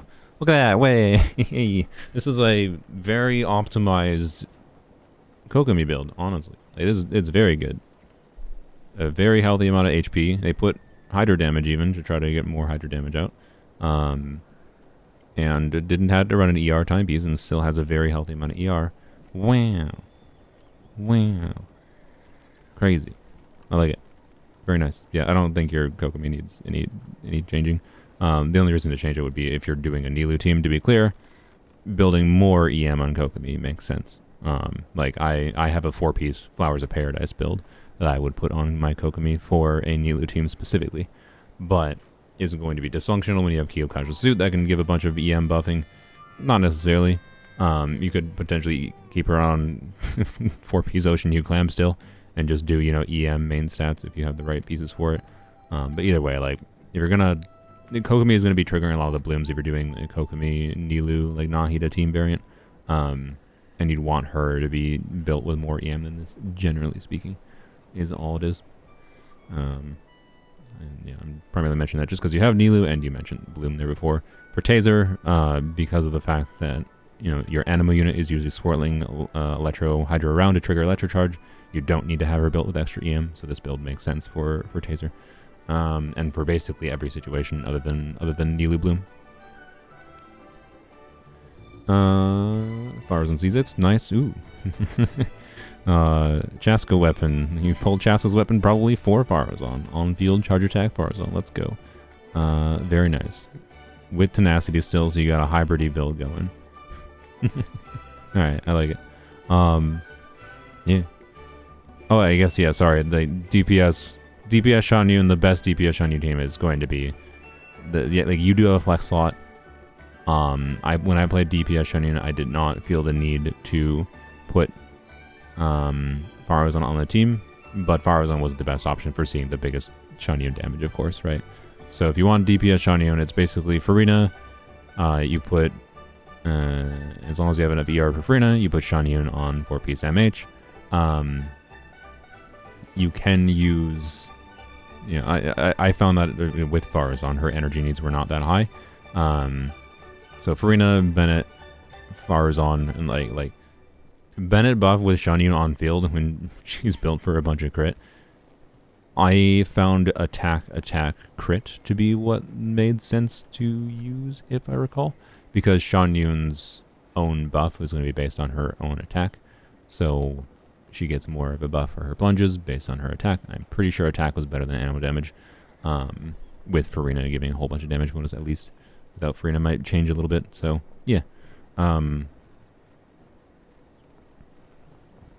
MH though. This like wouldn't be dysfunctional theoretically if you know, put a crit rate circlet on instead, I guess. But it's going to be a lot worse than MH, obviously, and harder to build. And again, I don't remember the energy needs exactly, but Farazan helps a lot, and you're leaving Farazan, or you're leaving Cloud Retainer on field, just catching a lot of the particles that Farazan generates. I don't think the energy needs will be that high. I think I ran like 130 and was comfortable, but I also had C1, so maybe 140, maybe, I don't know. Yeah, I don't know. I liked doing DPS Cloud Retainer more than Shao, so for what it's worth, I found it more enjoyable. So, anyways,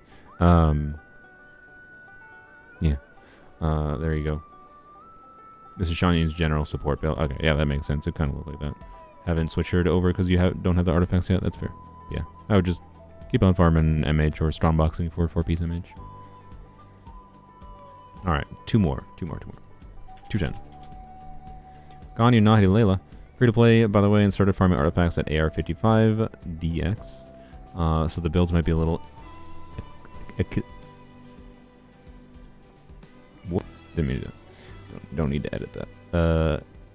Okay, I don't know that word. Is that a typo or is that a word I just don't know? Have I encountered a new word today? Eclectic?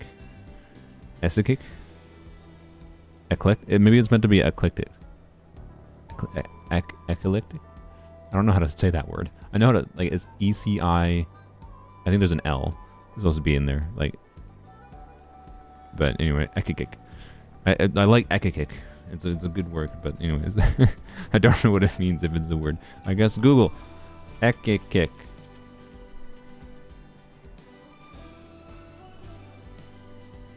Nope. Not a word. Alright. Anyways. Luma. Alright. Sorry, Luma. Ganyu, Nahida, Layla. Nahida's easier-ish. Got her signature. Cool. Alright.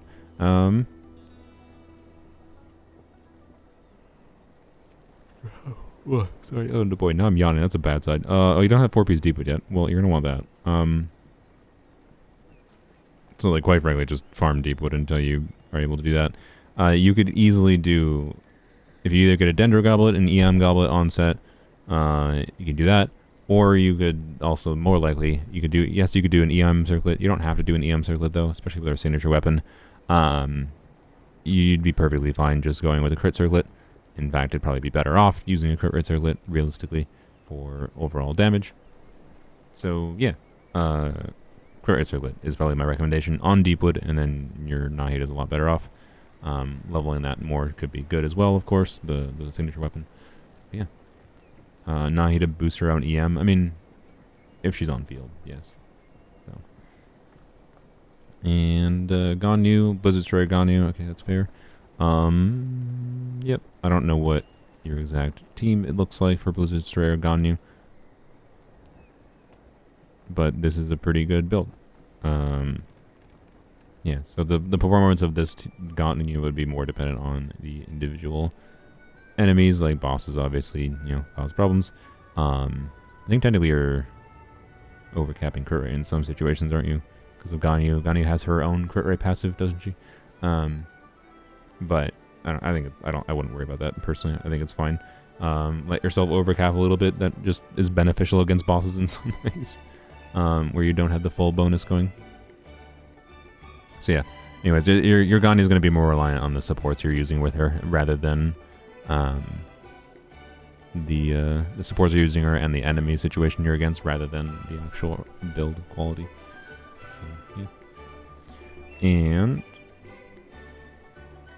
yep, this is a 5-piece. All right. Whatever. I don't know. Whenever I see 5-piece, it's just funny. That's all.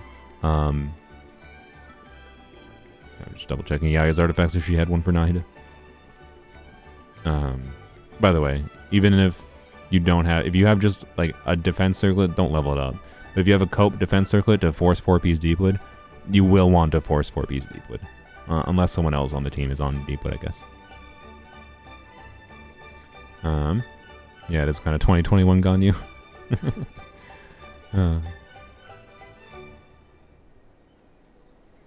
Yeah, I don't know. It's a decent Layla build. You have C1 too, which is nice. Build for HP. She'll do tenacity buffing. Layla can be still awkward to play, of course, because if her shield dies, her damage, cryo application, energy generation turns off. But I think with this build, it should be a problem to trigger FAF semi-consistently. She'll even do a little bit of damage with her burst because it's HP scaling. Yeah. I think it's good. No, I think you got a good start for like your lower investment builds, and like to be clear, she does not need that much more investment, and she does not need that much more investment either. Just like getting a crit rate circlet, and you're fine. To be clear, you can get much higher investment on Nahida, but a lot of what Nahida does is just in her Dendro application, and it's not of utmost necessity to min-max like the amount of crit she has to get value out of her, right? Because the ways you're dealing damage in Nahida teams tend to be in conjunction with other reactions or units doing their own damage, whatever. So yeah, and then Ganyu is just a matter of being reliant on your other supports. So what your Bennett looks like, whatever other buffer options you have. If you have Kazuha, you have Yelan, and etc., whatever. Yeah, there you go. If you want an alternative way to play, I do think Mawika's pyro application from range will be probably quite enjoyable with Melt Ganyu. If you wanted a different way to play Ganyu, but that would basically require a completely different build, so, you know, a little awkward, right? So, yep. By the way, I like how you said Naida isn't really complete. Yeah, she's not complete, but she's not that far away from being completely usable. Alright, 153. Tighnari, Chasca, yeah, perfect. That's perfect, because we'll do one more after this, and then the next one will be the last one.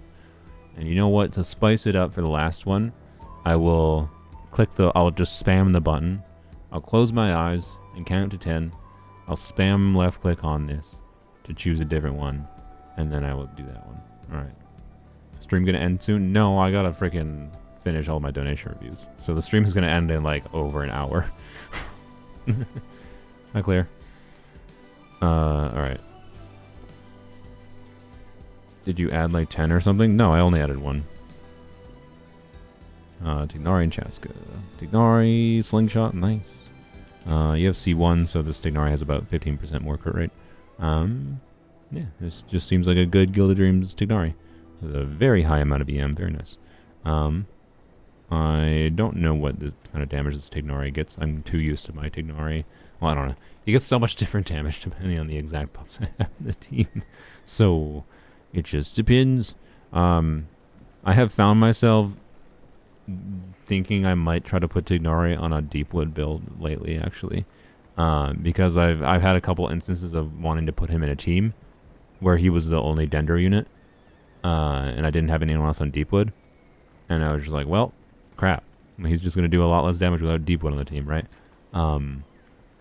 It's just an annoying factor. Same thing like why part of the reason I prefer Emilie on Deepwood. But Emilie on Deepwood is even more preferable because like her signature artifact set does not even do that much more relative to Deepwood if you don't have someone else on Deepwood. So, yeah. Can I donate? I can't stop you from donating, Louis X. But if you want to, sure. But it might take a while for me to get to your donation. Yeah. So, anyways, good Tighnari build. I don't think there's that much to stress about it. It's just obviously don't forget that you need Deepwood on the team for in some form or another. Which is the awkward factor. C3 Chasca. Wow. All right. Do I need to talk about VV on Chasca again? to be clear, you have an extremely good build. You have a very good Chasca build. Very, very good Chasca build. But VV might be better. I'm sorry. I'm sorry. You don't have any VV? Well, that's fine. Then this is your best. Then this is by far your best build. Also, you don't have any VV? You don't have an animal unit level? Oh no. Anyways, I'm not joking. VV is like kind of better, but I don't think you have to stress about it with the C3 Chasca. You're potentially more limited by the fact that I don't know. I found Chasca's biggest problem to be like I don't think I found a single Chasca team I liked that didn't use Furina. Which kind of sucks in my opinion, but it limits her teams pretty heavily. VV is usable on Chasca. I found it to be better. Like a good build versus a good build, I found it on multiple different accounts to be better. So yeah, very nice Chasca build. I don't think there's really much to improve about it. If you are struggling, it's probably because of like not having certain supports like Furina, or how invested your Bennett is. See. So yeah, whether or not you have Furina for Chasca is going to be a significant difference maker. Thank you, Fox. And whether or not you have... Oh boy. Thank you, Louis X. Whether or not you have an invested Bennett with like a crowned burst. There's also a C0 Bennett. Oh no. Like, to be clear, this is again one of the reasons like I ranked Bennett as high as I did. In my like tier list video is like the very fact that there's no other attack buffers in the game, and that I don't have any particular hope they're going to do one anytime soon. They might. Really uplifts Bennett's relevance. Even without his C1, he can still do so much that you'd much rather have him than not have him. But yeah, the contrast of C3 Chasca with this Bennett is really funny. Oh boy. I mean, hey, at least you have enough energy recharge. You want to level 90 his weapon and level his bursts. It is one of the few abilities that I think is worth crowning because it's going to like increase your Chasca damage not insignificantly.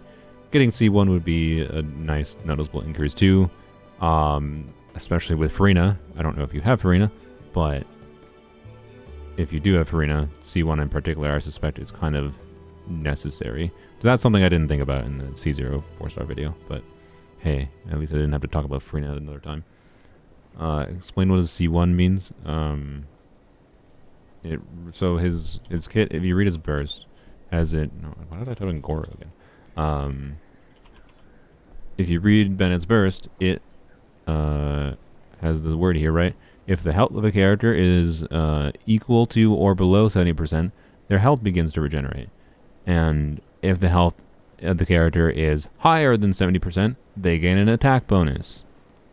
C1 removes the health restriction, so you always get the attack bonus, and then also you gain an additional 20% base attack.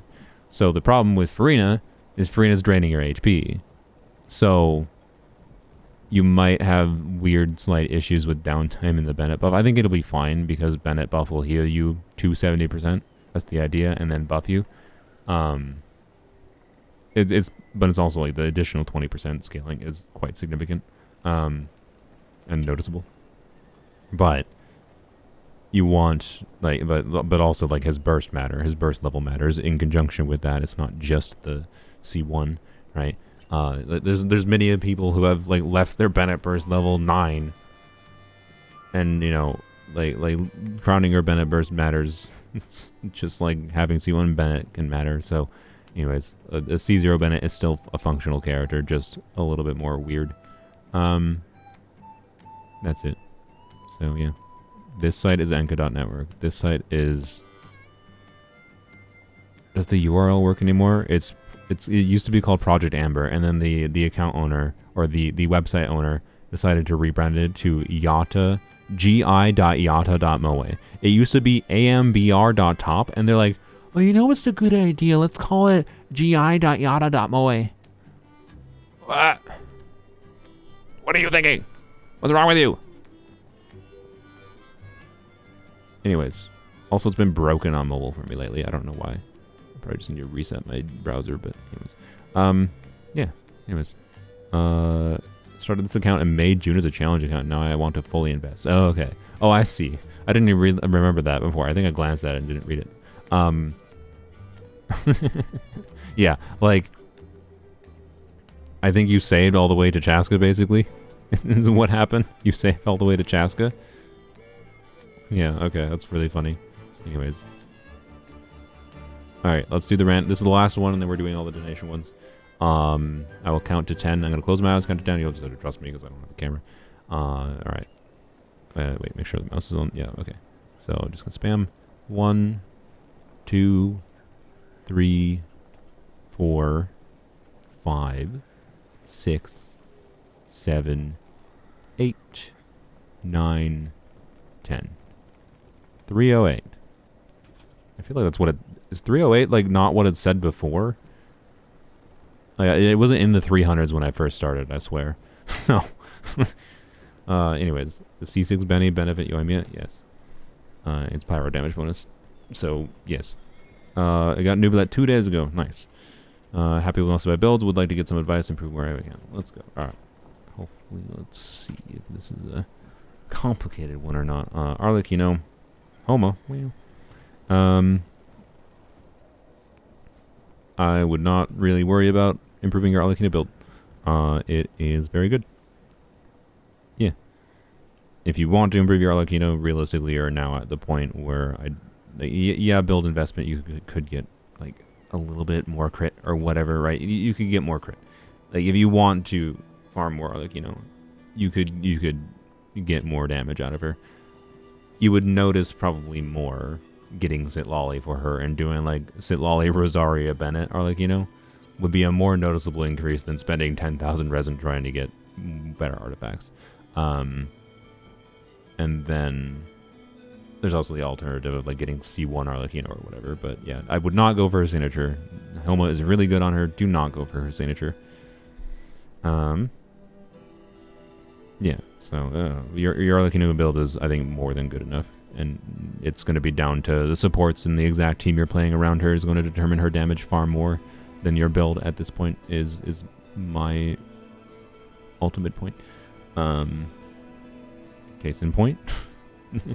Whether or not you're Bennett versus Crowned, and if you get C5 Bennett in the future, will make more of a difference for your Arlecchino than potentially trying to, you know, right. Crown Bennett burst and getting C5 Bennett, for example, would do a lot more for Arlecchino than, I don't know, getting a timepiece that had 2 more crit rolls or something, right?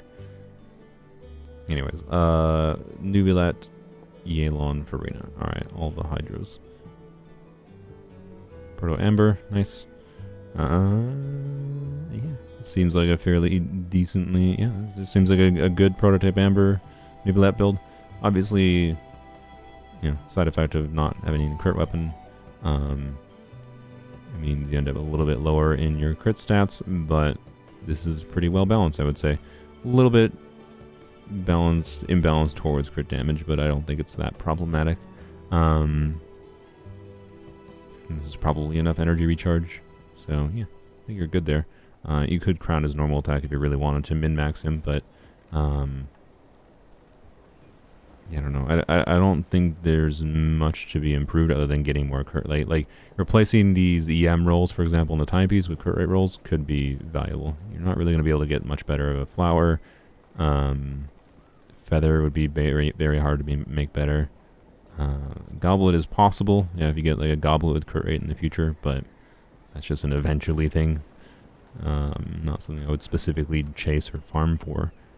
And Circlet could be better, but I don't know. It's not like it's relatively minor improvements, I'd say, and it's mostly like in the crit rate neighborhood. On the Goblet and Timepiece could improve your consistency of the build, and that's all that it would really be. So yeah. Thank you, Sleepy. We'll get yours in a while. And now we're probably at the point where I request people to stop donating. I mean, I can't stop you, but I'm going to be stuck in doing these for a while already. Anyways, yeah, Furina. I still like having more energy than this on Furina, but this is obviously right at the line where it should be perfectly fine. In the worst case scenario, though, as long as you have an ER timepiece available to swap to, you're fine.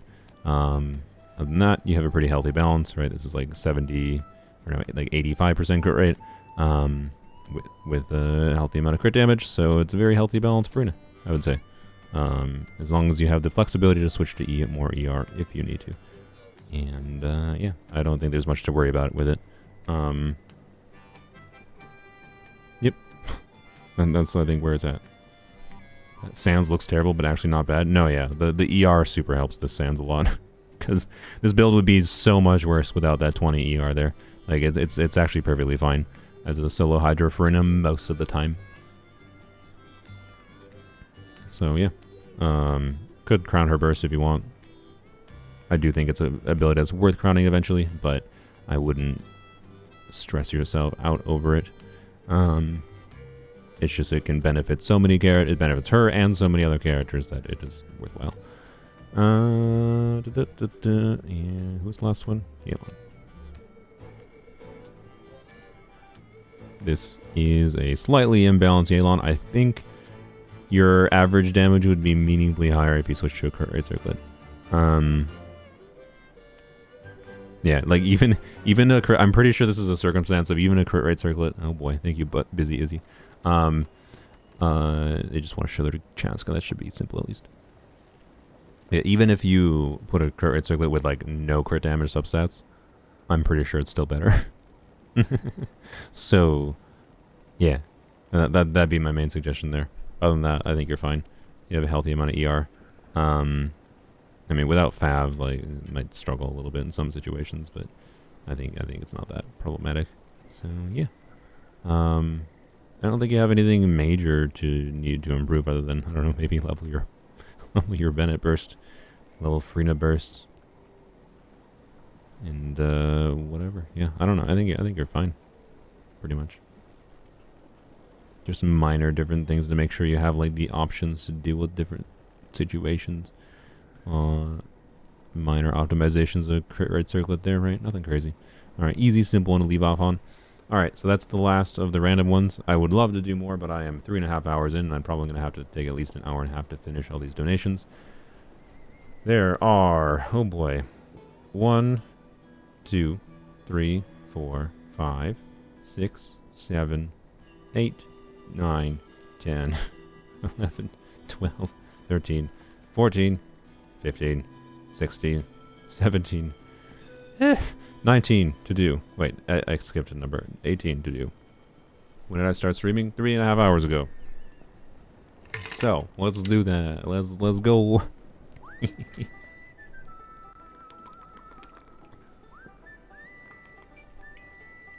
Any way I can convince or entice you to pull for Clorind? I don't hate her. Like I said, I wish I had gone for her instead of I'll hit them in hindsight. Oh, I now have 19. Thank you, Trainer Brain. Yes, all paid, and I'd prefer actually people don't do any more donations so I can be free. But I can't stop you, so you know what? Yeah, here we go. Anyways, no, it shouldn't be 4 hours. Yeah, Clorind is going to be a big ol' it depends. I'm like, I don't find her that interesting to play personally, and I don't think she, like I haven't had any good interesting ideas for something unique about her, right? But I don't know. The Lanyon's going to be on her banner, and that's like the one temptation, right? But the problem is Lanyon's constellations are kind of useless. So I don't know. Like blame Hoyoverse for not making Lanyon's constellations better. Anyways, okay, let's do the Teddies.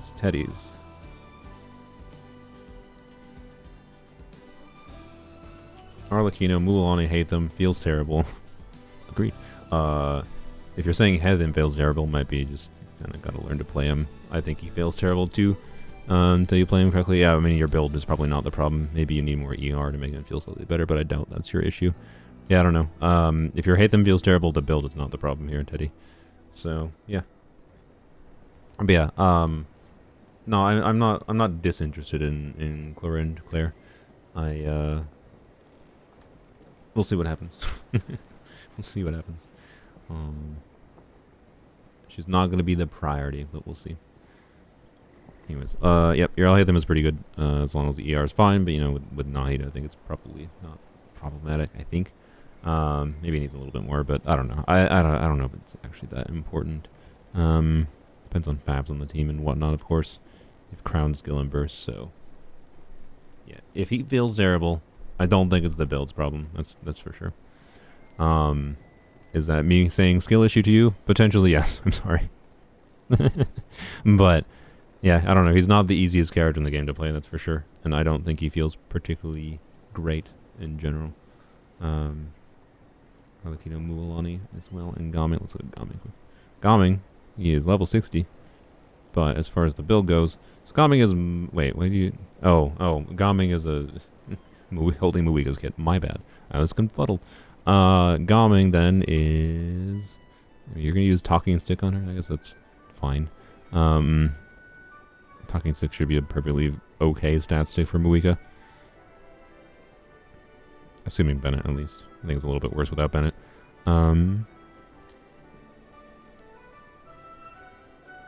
Yeah, no, your Muika build seems pretty good. Yep. You might...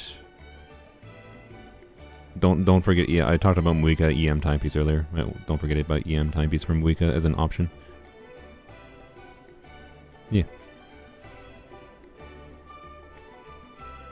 Other than that, I think you'll be perfectly fine. You'll be happy with how she performs. I will say, you'll have near enough to 100% crit rate, over 200 crit damage, and yeah, Muika does a lot of damage, so you'll be fine. I wouldn't stress about it. It's so not worth stressing about Muika's artifacts when she's as strong as she is. She's more dependent on team composition than her specific build for how much damage she deals. So much more dependent on team comp. As with most characters in the game, to be clear. That's a normal theme, but, you know. Anyways, Mualani. And Arlecchino. Yeah. Good Ring of Yaksha Vibe. Healthy amount of EM. It's possible EM timepiece could be better here, but I don't think it's worth really stressing about. Most likely, you could get EM from other sources, from EM buffs and Mualani teams too, so it don't matter most likely. Yeah. Look at this freaking goblet, by the way. What in the world? I would love to have that goblet. Yeah, no, it's just, yeah, the timepiece is the main thing that could actually be better too, I'd say. This is 1, 2, 3, 4, 5, 6, and then you get another flat HP too. Yeah, it's like, honestly, that is like only the timepiece could meaningfully be improved. And so I don't know, maybe if you have an EM timepiece, try an EM timepiece, but like, yeah. Anyways, Marika, Arlecchino. I don't know what's wrong with my brain. Oh, I've only done one donation of 20. My brain's failing. Oh no. Gladiator 76202. Yep, this is just a pretty well. Yeah, it's a good balanced Arlecchino build. Yep. I don't think there's a really particular need to improve it. I mean, it looks like you farmed a little bit of this set, and you got lucky getting an on-set goblet, and then it rolled poorly, and then you gave up on domain. That's the vibe I get from this. You're like, I'll farm a little bit. The dream is real, and the dream is not real. I mean, look, this is still an on-set goblet. On-set goblets are great, so yeah. Anyways, it's amusing. Yeah, the only thing that could meaningfully be improved on this build, realistically, is the goblet, and it's an off-piece, and you don't have to. Like, you'll just get an off-piece improvement potentially, eventually. I don't think it's worth targeting for.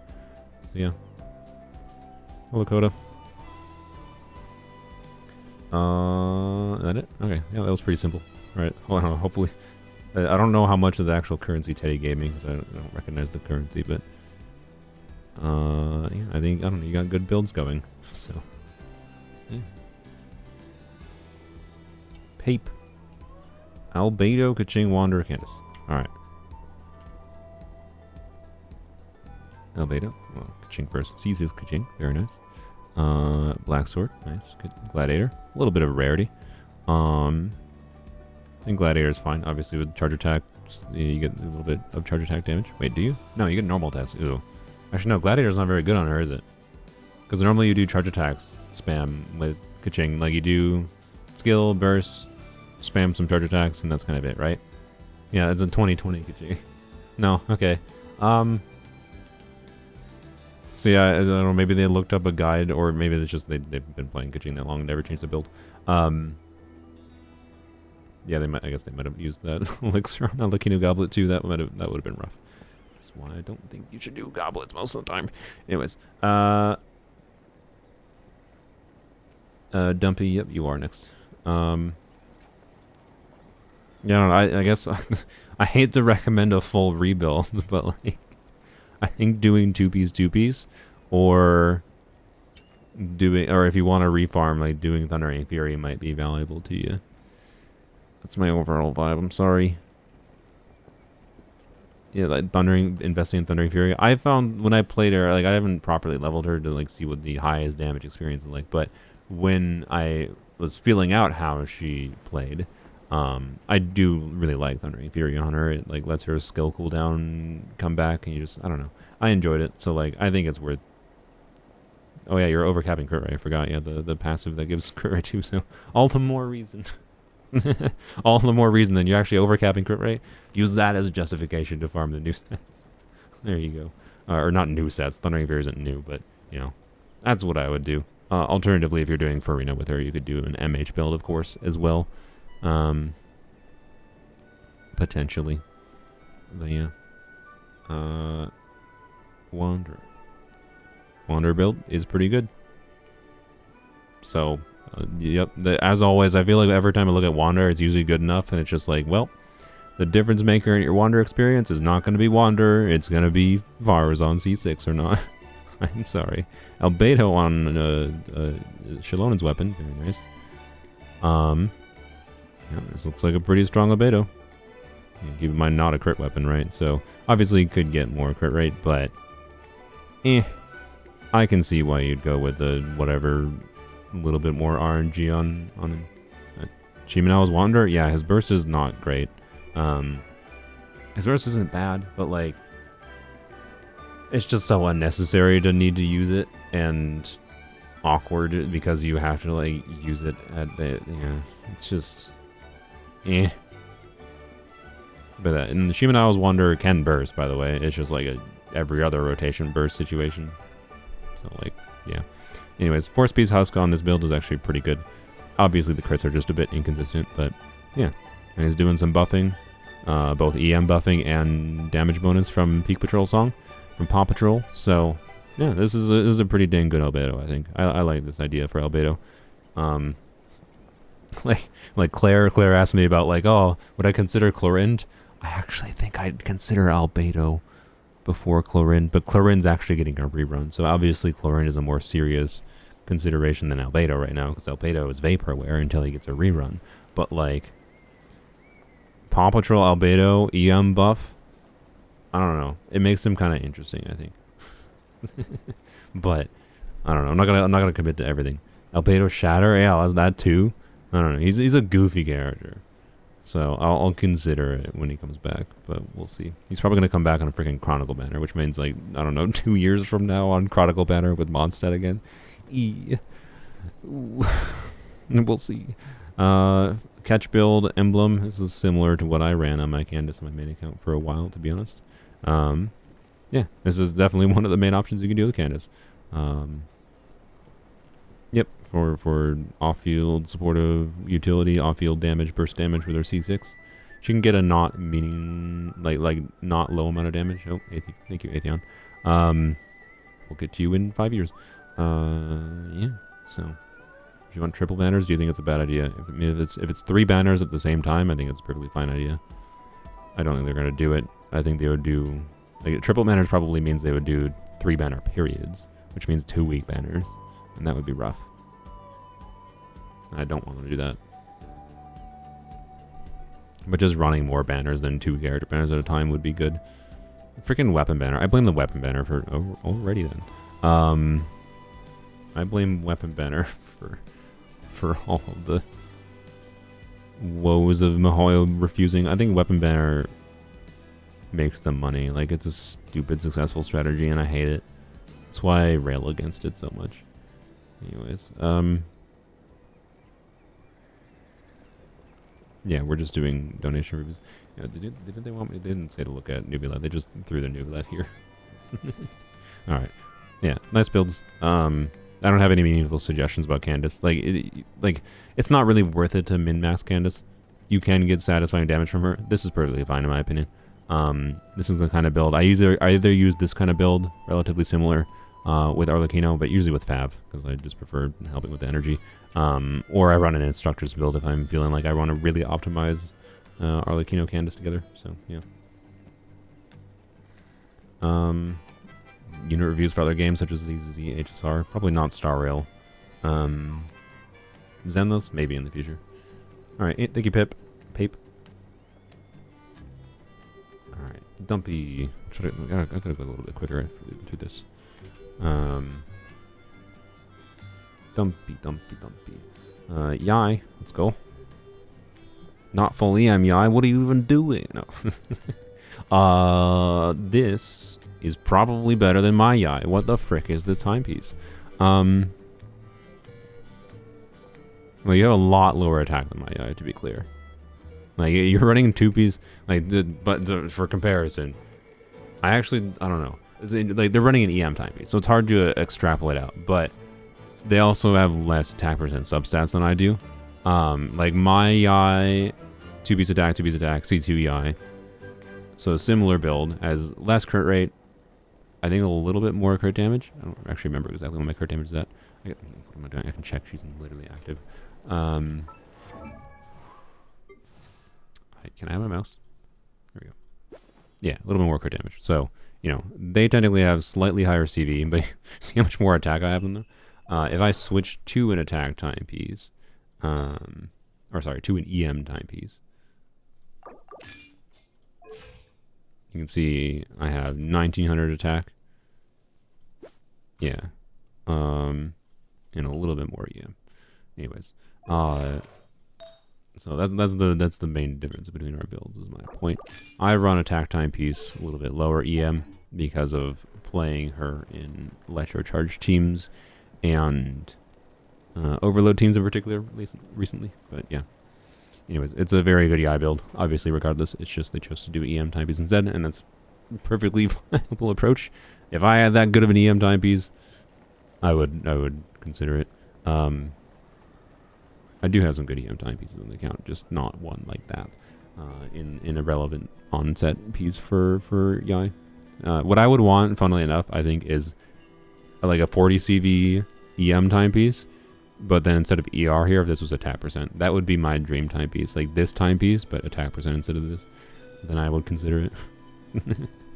Anyways. Yeah, obviously my video today showed though, like, Yai being able to work so well with just a bunch of different stats is it just makes it it's so much easier to build her. And you can do weird things like stacking EM her, and it can still be very valuable. So it's interesting. Anyways. Nice Yai. Furina Wander. Wow, you have ER. You have probably a mostly functional Furina build on her signature weapon. Yeah. Woo. Yeah, I have no reason to poke fun at it because you have an ER. Let's go. This is what I'm talking about with the people that we saw earlier, right? Where like, this weapon, yes, you can make it functional on a not C4 Furina, but you need to really heavily bias towards ER with like a piece like this, where they only have 2 crit rate rolls, 2 HP rolls, and they have a bunch of ER. Like, so yeah, very good Furina. Wander. Do you have C6 Varazon? You do. Nice. Your Wander is very good on the Desert Pavilion set. Very nice. Yep. Very good. Strong Wander. You're not even at 200 crit damage, so are you even trying? Let's be real. Joking. Don't go. Please don't lose your sanity farming in this domain to get one more high crit damage roll. I mean, it's possible. Like, you just need like an extra. You just need an extra crit damage roll here. You need to drink more water.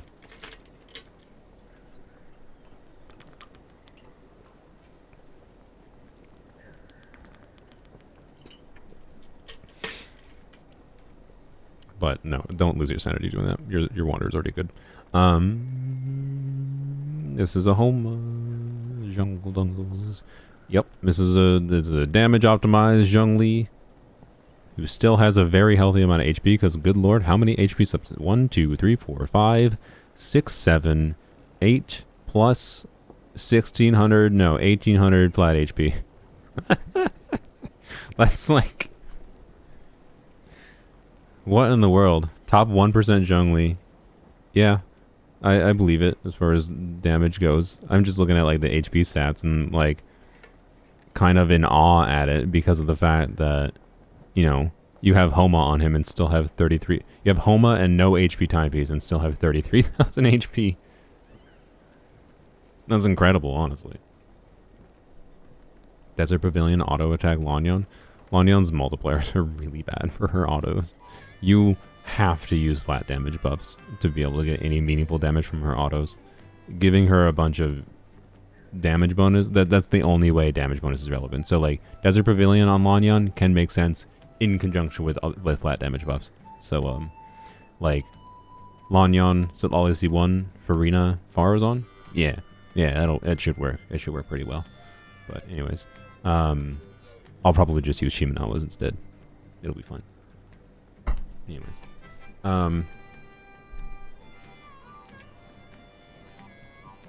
I will do a DPS Lanyon video. Don't worry. By the way, I definitely will. Lanyon greater than Wander. Exactly. All right. Oh, that was it. That was everything. Okay. Well, thank you, Dumpy. They were just, I think, showing off some of their builds. Very nice. Rin. All right. Updated your builds a little bit. Are you here, Rin? Is there any particular ones you want to look at, or just take a glance through everyone? I can take a peek, see it. Oh yeah, I remember. Rin has shown me some before. All right, Gene, Chlorin, Nahida, Tignara, all top 1% updated since last time. Wow. Wait, there's a Gene leaderboard. Why is there a Gene leaderboard? Oh wow, it's easy as Gene. Good lord. Wow. Wow, how do you have this much crit? What in the freaking world? What the frick? Like, actually, like... Just, Jesus. Alright. Yep. Same Rin as in the Breath of the Wild combo videos? Maybe. They do tag their GameSpot.com. Yep, there you go. That is you, apparently. Nice. Rin of Breath of the Wild combo fame. Alright, anyways, yeah, nice gene, Jesus. What the heck is the gene leaderboard calculating? What is the gene leaderboard like calculate around? Is it damage or is it just healing? What was it? Chlorine. Alright, chlorine. 2212 attack. Nice. A splitter? Yep. I feel Mara should say. Okay. I was gonna say I feel like it's not enough crit rate. But I was like, oh wait. I almost got tricked. Almost got tricked by MH again. Level 10 skill, level 9 burst, makes sense. Yep. Yeah. You know what I want for Chlorinde? A Dendro external infuser. What if I could do that? See, this is what could convince me to pull Chlorinde, Rin, is if if I can start doing infusion shenanigans with her, right?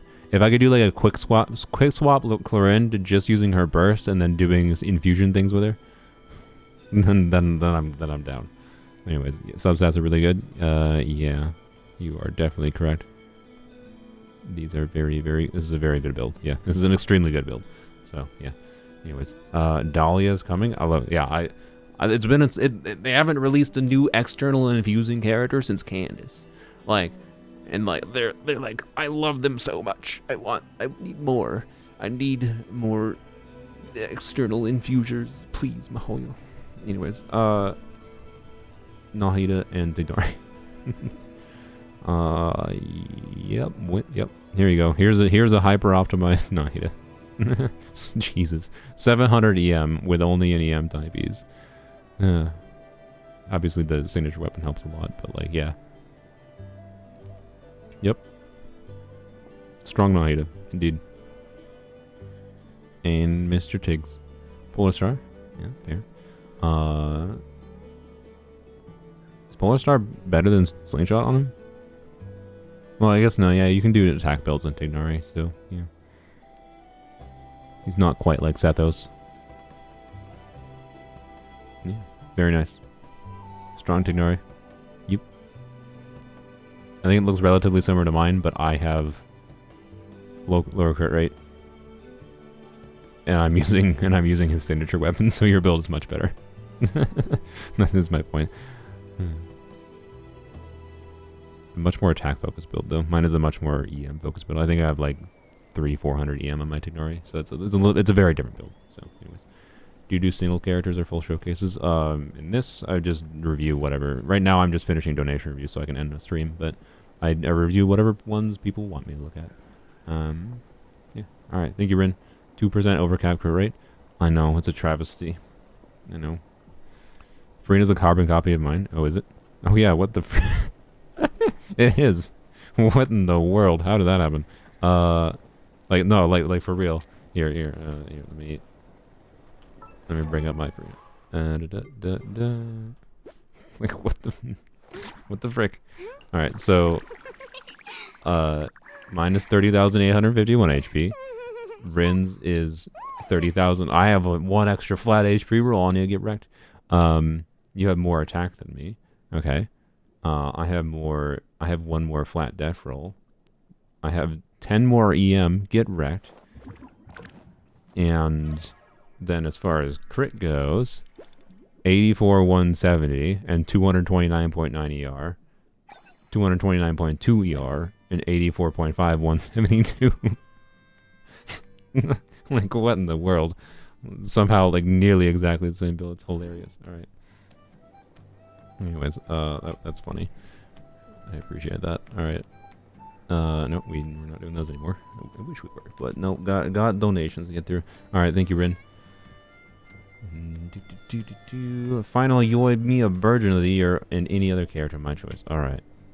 Yoimiya Virgin. Did you put more EM on Yoimiya for once? You did. Wow. Wow. Look at hybrid Yoimiya. Does it make sense? No.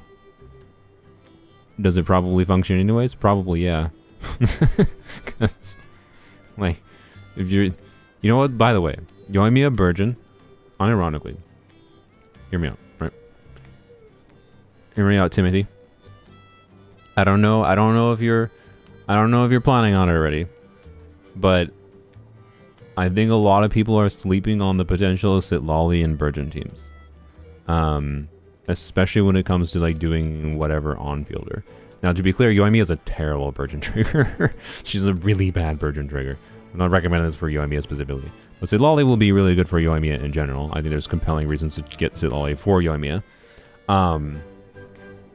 At a baseline. But even for Virgin, right? You do Nahida, Furina, Sitlali. You might be like, what healer? Both Sitlali and Nahida can use Prototype Amber, so you don't even have to like you'll be fine. Double Proto Amber. If you need it, you can do healing bonus circlet on both of them, and you'll heal like 60% HP each, or not. No, you'll fully heal, I think, if you do just a healing bonus circlet on both of them. But anyways, so anyway, Furina, Sitlali, Nahida, and then Pyro on fielders, like, and you might be like, oh, can you get melts in that team too? Yes, you can. Sometimes. So, anyways, should you pull Sitlali for Gaming? I think you should seriously consider it. I think any Pyro DPS that doesn't apply a ton of Pyro, which is, so like, I don't know if you would I don't know if there's as compelling reasons to pull Sitlali for like Yoimiya, or sorry, not Yoimiya, wrong, the Yanfei is what I meant to say, or Hu Tao. Like, I don't think there's really going to be ways to make that work super compellingly. But like Arlecchino, Mawika, Yoimiya, Gaming, Amber, like Klee might be a little bit weird. Diluc will be interesting, yeah. Diluc is a little bit weird though, because he can, with his skill, he applies Pyro every time you do his skill, so, but you can also delay it, so Diluc's a weird one. So yeah, anyways, if Sitlali wasn't his focus for Pyro Hydra, I would kind of want her.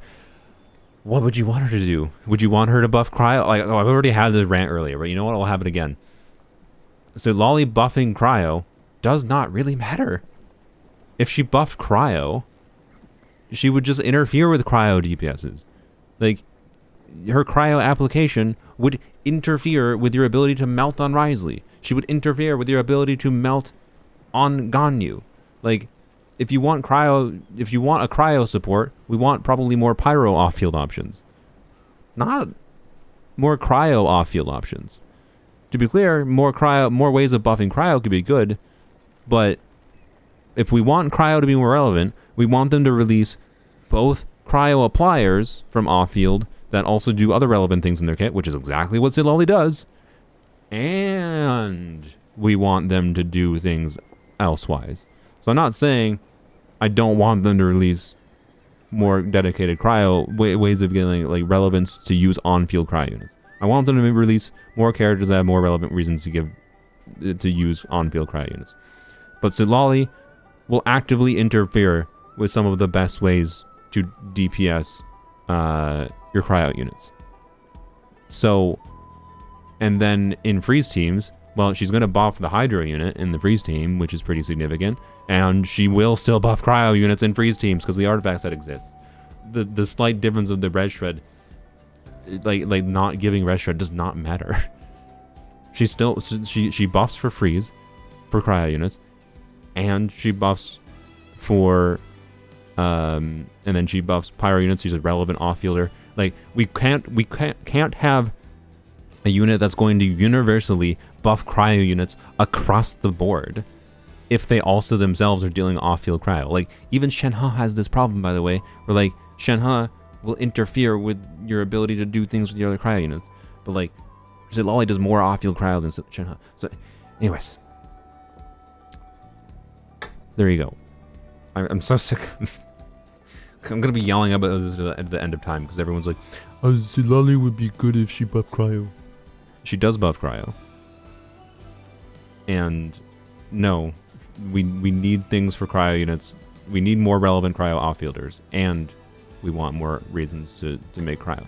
If we want cryo to be more relevant, we need more relevant cryo outfielders that give us actual reasons to consider doing things with cryo as an element supportively, like for other elements, but also in conjunction we would like other units to be released that yes make using on-field cryo units better. And guess what? Moika does that somewhat for some of them. She's not a game changer. I really think cryo units could have used if Moika was like an attack buffer instead of, you know, her fairly not bad but not insane damage buff. But anyways, I didn't say for cryo. I agree with you. What do you mean for cryo? What else would you want her to buff than anyways, whatever. You want me a virgin? Good job, Timothy. I'm sure it is 10 out of 10 and it clears every abyss cycle without even having to try. It's that good. No, I probably don't recommend Yoimiya Virgin, but this is probably the most Virgin I've seen you make Yoimiya Virgin, and I appreciate that. Anyways, would you consider Silali and Superconduct? Oh yeah. Oh yeah. I think it's one aspect that people are undervaluing about Silali is, you know, she's an EM, she's already built for EM, and they buff Superconduct. So Superconduct's damage value, scaling value is like half of Hyperbloom, but it also, like, it's fine. Like Electrocharge, it's basically up to what Electrocharge I think was originally, or slightly higher. No, I think it's higher than Electrocharge was originally. And Superconduct damage can be taken by enemies twice every second, or half second, sorry. The same as Hyperbloom. So, you know, it's like half the Superconduct has half the theoretical damage potential now of Hyperbloom, which is still a very meaningful form of an incidental, like, additional damage. So if you're doing Electro with Sitlali, yes, you will get additional Superconduct damage that will be not meaningless. So yes, for sure. Anyways, is that like a meaningful physical damage buff? Like, is that a reason to do physical things more? Not really. I think it's really unfortunate. Like, Sitlali's kit in particular, I think both Sitlali's and Auroron's kit, the fact that they removed the physical damage buff from the artifact set in the beta, the Natlan artifact set, it used to give physical damage bonus, and now it only gives the elemental damage bonus. Like, that's like, oh my god, Mahoya, why? Like, you clearly knew you were going to release characters that could have reasons for, like, letting people have more options for physical damage, and they're just like, no, that'd be bad, because physical damage getting a tiny buff to make it slightly less cope would be horrifying. We can't possibly let that happen. I just, like, what in the, like, I'm more mad about that. I'm more mad about how much they hate physical and refuse to do anything. Like, we almost had a minor boon for physical this year, and instead they're just like, no. Whatever. Anyways, oh boy, am I ever gonna end the stream? I'm more mad about physical than what they're doing than ooh, Sitlali doesn't buff cryo. Anyway, sorry Tan Guy for ranting and whatever, and Timothy and whatever. Yeah, physical is dead indeed. I'm sorry. They can definitely revive it though. Will they? I don't know. I don't have much faith in them trying to do that. They seem more concerned with selling gimmick characters than actually trying to do new things. So, yeah. I was supposed to pick a character of my choice, other than Yoimiya here, by the way. How about... I mean, we were looking at Fischl. Let's judge Fischl. This is not a C6 Fischl? That's unfortunate. Timothy. Oh, look, I don't want to... I don't know what you're planning on pulling for, but, like... Fischl didn't rerun in, like, a year. Is she in the shop? Fischl's in the shop, right? Timothy, there you go. Save your... I don't know when she's in the shop. I think she's in the shop. Save 34 star glitter to get your C6 Fischl, okay? Please. She's in the shop next month? Alright, perfect. Alright, good. Don't wish then, yeah. Get her next month. You've saved enough. Wonderful. Sick. Let's go. Alright. Glad I looked at Fischl. Make sure. Just had to make sure. Obviously, this is a very cracked official build. Aqua is good on her. I find it a little bit weird because I like to use official in teams where I might end up going a little bit away from the enemy, such that Aqua Simulacra will not be active, whereas passive, the damage passive from being near an enemy. And therefore that makes it quite a bit worse of a stat-stick weapon, so I actually prefer Skyward Harp on her, but obviously it's still a very viable option for her, and this is a very good official build. So with a crown skill, I haven't even gone her put her skill past level 8, so Yai is better because she's a fox waifu, honestly true. Alright, who's next? Sylveon. I feel like Sylveon, oh boy. Australis of the Northern Sea. $15. You're my top creator of YouTube for 2024. Thank you. Oh, but yeah. Sylveon wanted me to look at a Lanyon pre-build. My voice is dying and I have so many reviews to get through. Oh no.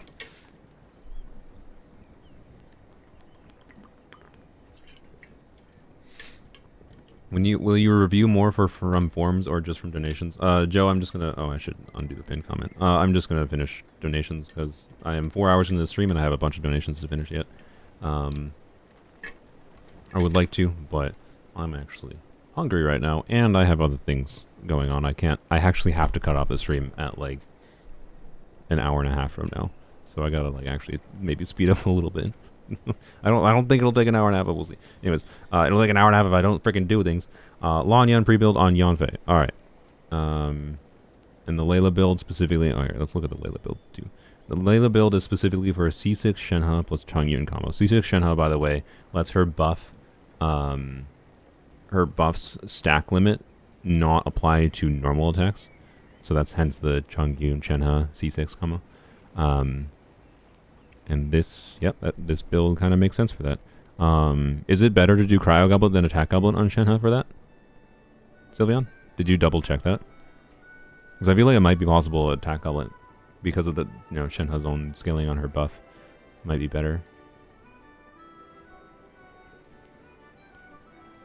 It is kind of a, it's an interesting Layla build too, that's fair.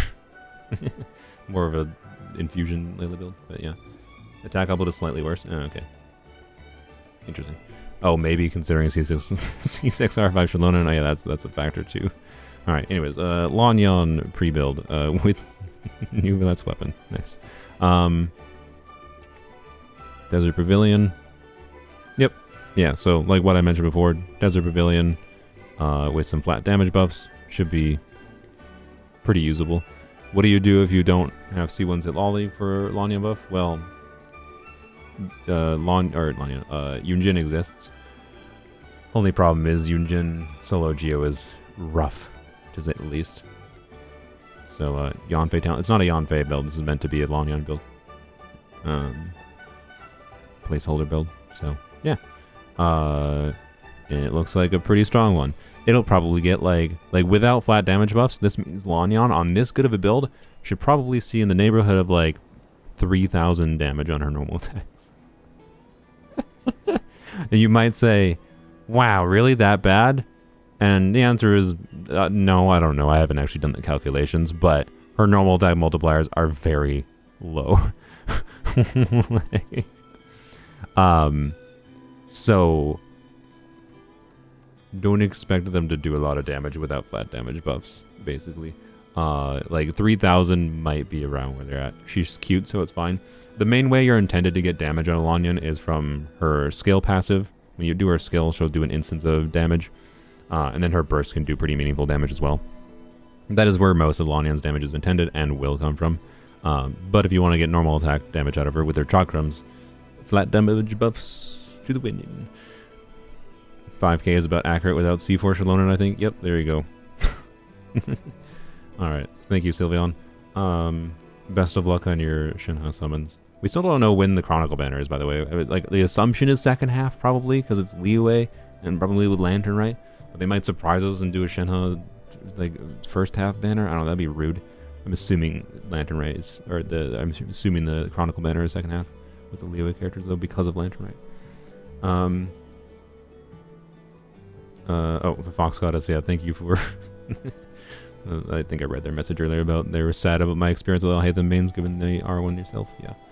I think it's a minority of people, but it was just weird how much that Alhaitham video got the just hated on by certain Alhaitham players that literally didn't listen to like the first couple minutes of the concept of the video, but I don't know. It's probably because to be clear, it's part of the reason that might have happened is because I titled it in a particular way that made those people probably click on the video, but they didn't actually watch the video, right? But I titled it that way because like it wasn't clickbait. That was my experience. My experience was like I couldn't find a way to enjoy Alhaitham, so I put like the end like summary and point of my experience in a way that made like people want to watch the video, hopefully, and try to like I don't know, whatever. So they just looked at like the title and thumbnail, whatever, and didn't actually watch anything I said, and whatever. Anyways, Night Owl next. Nivelet and Kajumaha. Wow, my throat is like actually dying, by the way, right now. I don't know if you can hear it. By the way, I'm probably not streaming tomorrow. Give my voice some time to recover because I'll be streaming on Tuesday, and then I'll be recording wishing video on Tuesday and streaming Wednesday, so I'm not going to stream tomorrow. I need an off day.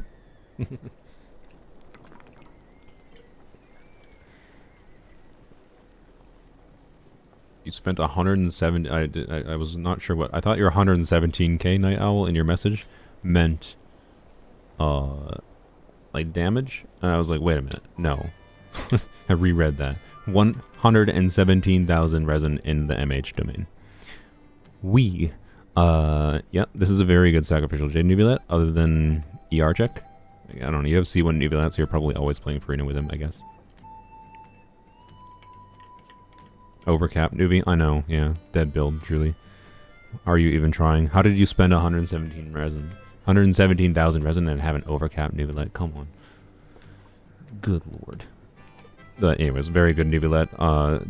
Sacrificial Jade is very, very good on him. Of course, so, yeah. Where is... There he is. I was blind. Kazuha. Fav. That's cool. Triple EM. Fav. With a very healthy amount of crit rate. Wow. That is so much crit rate on the Fav Kazuha. Like, Kazuha is one of the units that can oftentimes trigger Fav very easily without having a ton of crit rate because of how many instances of damage he has on field when you do his skill. Even against a single enemy, he causes a lot of instances of damage that makes it very likely you trigger Fav even with lower amounts of crit rate. But some amount of crit rate is still definitely nice.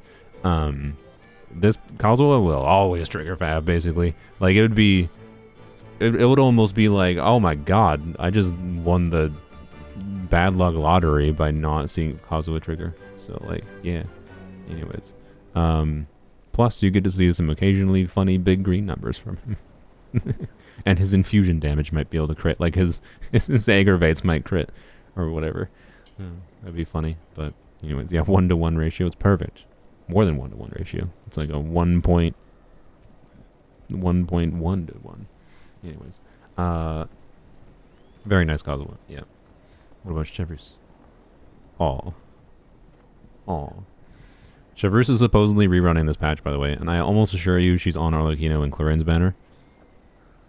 But I think a lot of people would appreciate if she was on Mui because it's always banner, but yeah. 1.35 to 1? I mean, I didn't really properly do the math, I just mostly threw a number out there, to be honest. And I knew it wasn't 1.5, so... Oh, your math is bad? Okay. Look, maybe we're both bad. Anyway, whatever. All you have to do is divide the 56 to 56.7 divided by 50. So is whatever. Here, you distracted us. Good job. Let's do it. 56.7 divided by 50 is... look, my intuition... Look, my math brain works somewhat. It was 1.134 to 1 ratio. Perfect. Anyways. 20 crit rate? I mean, hey, you can get damage on Shivers. Anyways. Scroll of Heroes City makes sense. Why am I looking at this? I'm spending extra time I shouldn't need to spend on. Thank you, Night Owl. Alright, Aqua.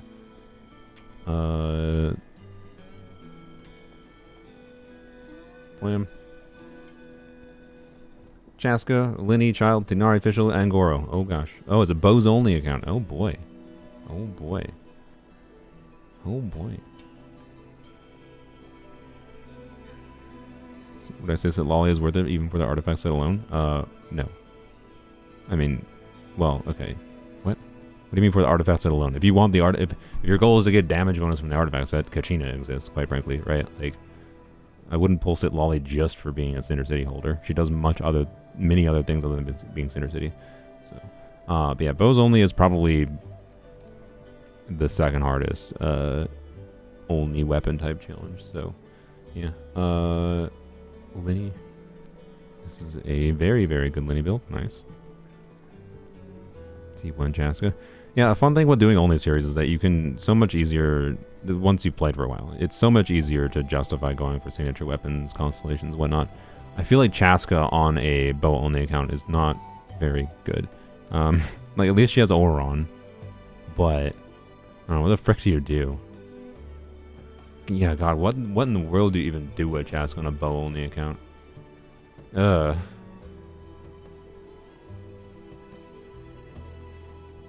I'm sorry. I'm sorry. My condolences. I just... Oron Official Siegeween, I guess.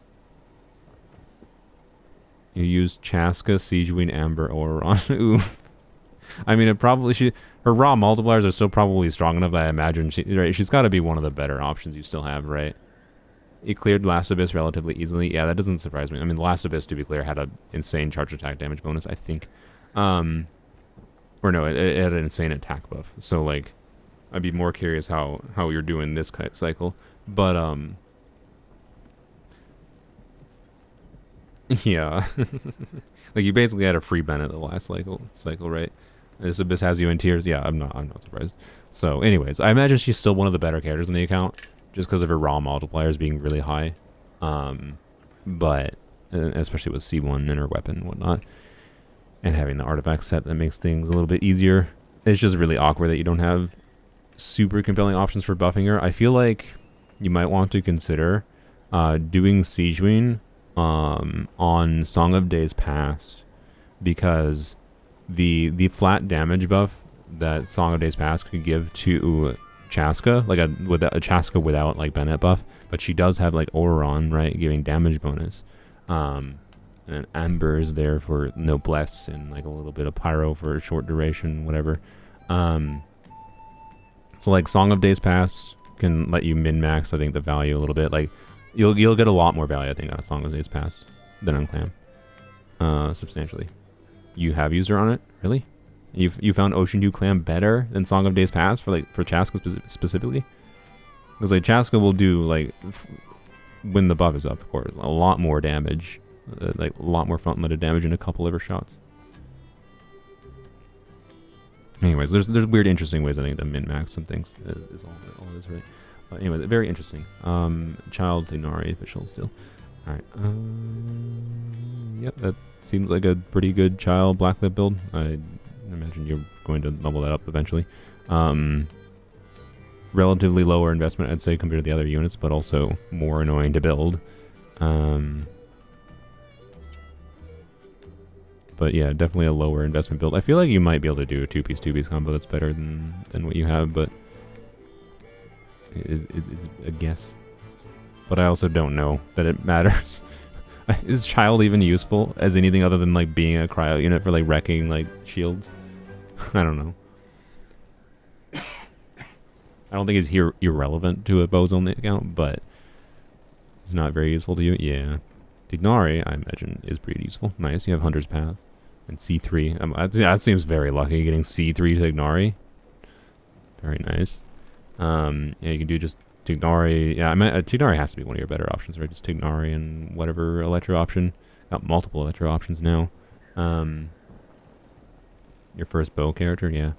You can even do something like, I don't know, Tighnari, Fischl, Oron, Siegeween now. Like, Siegeween will buff Fischl's damage a little bit, like meaningfully, right? And then provide some Hydro for doing Night Soul on Oron, which lets you get this full buff going for Tighnari. and Fischl, right? Like, I think, yeah, Siegeween, Oron. Man, Oron I feel like must be an awesome unit for bows only. Kale, oh yeah, someone needs to be on Deepwood. In that team, she should be on Deepwood. Put her on Deepwood. Oron on Scroll. Fischl on, yeah. Yep. Oh, not C6 Fischl. Oh no. Well, I'm assuming you're also getting C6 Fischl from the shop next month, hopefully. Oh boy. Anyways, very interesting account. Nice Aqua. If you show up in chat in the future, feel free to let me know how it goes in the future. C6 Fischl should be pretty nice for the account. I don't know, Siegeween I think actually might be better than you might expect for a bow-only account.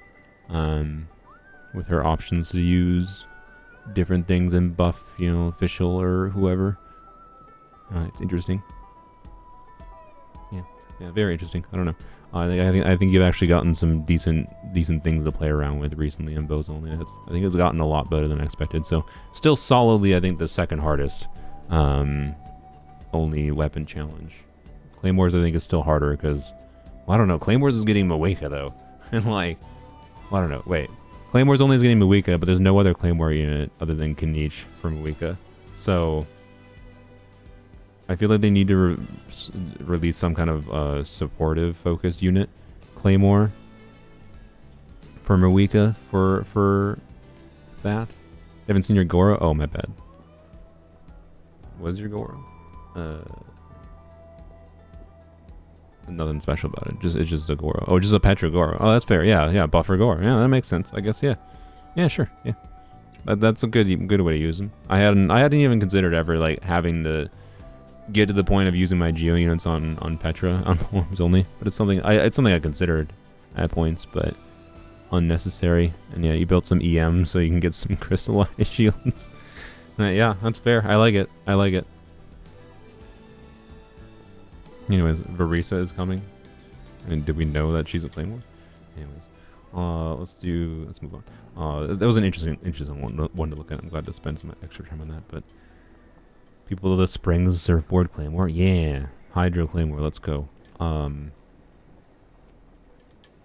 it's like literally like bows only could still be the hardest. Could become the hardest if Maweka gets a relevant supportive unit on Claymores only, right? I feel like. So anyways. Swift, don't know how this works. I sent my UAD for the fun love your vids. Oh, okay. Swift, are you still here? Did you want me to look at anything in particular? Otherwise, I will pick it out. And Happy New Year to you as well. Nice. So many child constellations. I mean, just oh my. Okay. This feels like picking up a child constellation every rerun or something to me. But then I realized as soon as I clicked on Nubi that nope. I think this is a whale. Swift, you're here. All right. Do you have anything you want me to look at? Any build? I don't think I have meaningful commentary to be honest, other than your builds are good, and you C6 a bunch of characters. But again, why? What's with the people stopping with C1 Baiju? Just like, I'm a whale and I can't stand energy needs. So I'm gonna get C1 Baiju. That's what it feels like to me. But they didn't get his interesting constellation. The one that lets him function without being switched to. I don't know.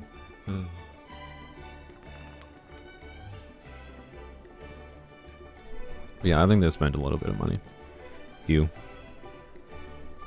Oh, look, look. As soon as I'm almost tempted to get Arlecchino's weapon just to illustrate how garbage it's going to become compared to Homa when it comes to the context of Sitlali existing, especially, and Sitlali making Arlecchino being part of Arlecchino's like, strongest team.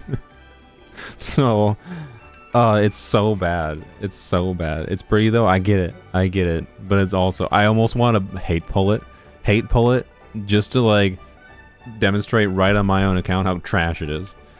Anyways. Like oh, what a flex it would be to like pull the thing, level it up to 90, make a short video, like a 60-second video comparing how poop it is compared to Homa with Sitlolly, and then trash it. It would make people so mad. I don't think I'm gonna do that. Why? Stupid reason. I don't want to waste my resources on it. I don't want to waste the resin on it. I have better things to farm for. Anyways, I'm tempted though. I am tempted. That's how much I hate the thing. Anyways, I hate how they design this thing. Why it becomes worse? Because one, Rosaria and Sitlolly give a bunch of crit rate, Cryo Resonance and Rosaria buff, right? And then on top of that, so that the reason that's important is because giving a bunch of crit rate lessens the value of a crit rate weapon, because that means for really high invested builds, you're probably going to bias more towards crit damage stats, and Homa gives you a bunch of crit damage stats. And then the second reason is this passive, to get the full value out of it, you need to hit with a charge attack to get the additional Bond of Life. That is a big part of what gets this, like, makes it better than, like, Jade Spear, right? And Homa on paper. But you have to charge attack cancel with a melt team. So, and you charge attack cancel in some vaporize situations too. So, like, you actually don't get the Bond of Life unless you do weird janky crap, like trying to do a charge attack before you do her E, but then you're wasting damage from, like, through rotation time because of this janky weapon passive. And like you actively don't want her charge attack to hit to steal element, like to steal a underlying aura that could be used to get a really big reaction. So you just, like, it's so bad. It's like, anyways, what was I supposed to be looking at? Oh yeah, Swift. Oh yeah, Swift. Was there? Do you have comments on Rio? Okay. Trying to get a Hytham up. I mean, I think your Hytham is fine. You have some ER. You have a lot of E. I think your Hytham is fine. Is it a little slightly inconsistent? Sure. Does it matter? I don't think it does, especially considering, you know, yeah. Risley, though. You have C1. Yeah, you got MH. You got, yeah. If you want comments on Risley, then quite frankly, I don't know. Just... I don't know what kind of teams your favorite Risley teams are. If you want Melt Risley... Mawika is an interesting option for Melt Risley. He will, like, you will get bigger numbers with Melt Mawika, like Mawika as, like, the off-field pyro for Risley than you would with Xiangling, because Mawika will actually buff. So, and Xiangling doesn't buff, right? So you could do that. It's leaks? No, it's not. They've announced the kit. You can go read the kit. It's not hard to conclude off-field pyro with cryo is, and then a damage bonus passive and damage bonus artifact set. Is it enough pyro for Rio? The cryo on pyro is the weak side reaction, so it's, yes, it should be fine.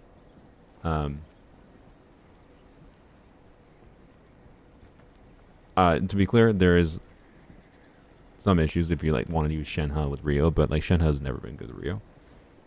Because, like, extra, like, it probably is not enough pyro to keep up with 2 cryo units. Part of what I was talking about with, like, Sitlolly before. So, anyways. That's Melt Risley specifically, though. If you're doing Freeze Risley, maybe you do want Sitlolly.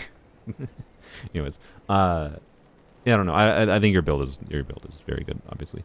All your builds seem to be very good. So, you know. Wow.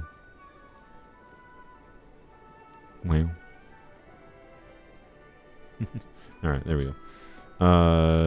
Very nice builds. Thank you, Swift. Alright, Laura. Sorry for the wait. Shenhe isn't helping no one. Yeah, pretty much, unfortunately. Shenhe, quite frankly... Shenhe is going to help Charlotte, Chongyun shenanigans, Shenhe her own shenanigans she will help, Kaya, Rosaria, Ayaka she'll still be good for, I guess Aloy should be good for. Like, Shenhe is still relevant for, like, the meme things.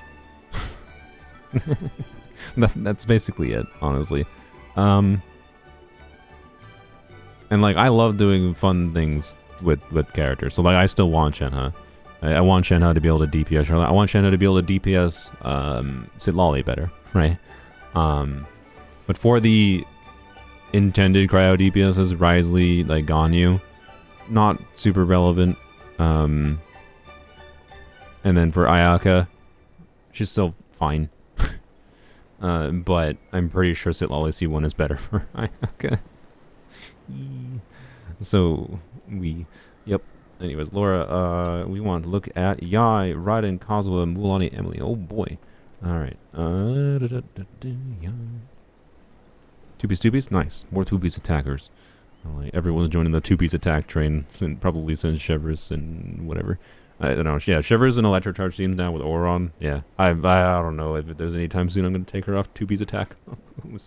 At least with C2. To be clear, I think the relationship of 2-piece attack is slightly worse without C2VI, because she has slightly less scaling, attack scaling. But anyways. Melt Eula is funny with Shenhe. Yeah, again, like, weird shenanigans. Like, I still think Shenhe is going to be a great, fun unit for shenanigans. I still want her. I'm still going to get her. I assure you that. But, and C1 Citlali plus Shenhe together is also interesting. Stacking double flat buffs? Yeah. But, anyways. Like,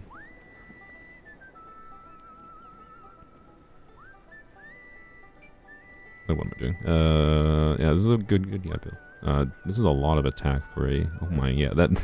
Jesus. But with the builds, it's usually rare to get this much attack, but yep, there it is. I think it'd be under 2k attack if they didn't have 23% on this goblet. But yeah, onset goblet with this much stat value, that's like 4... It's either 4 max rolls or it's 5 rolls into attack with some low rolls. So, yeah.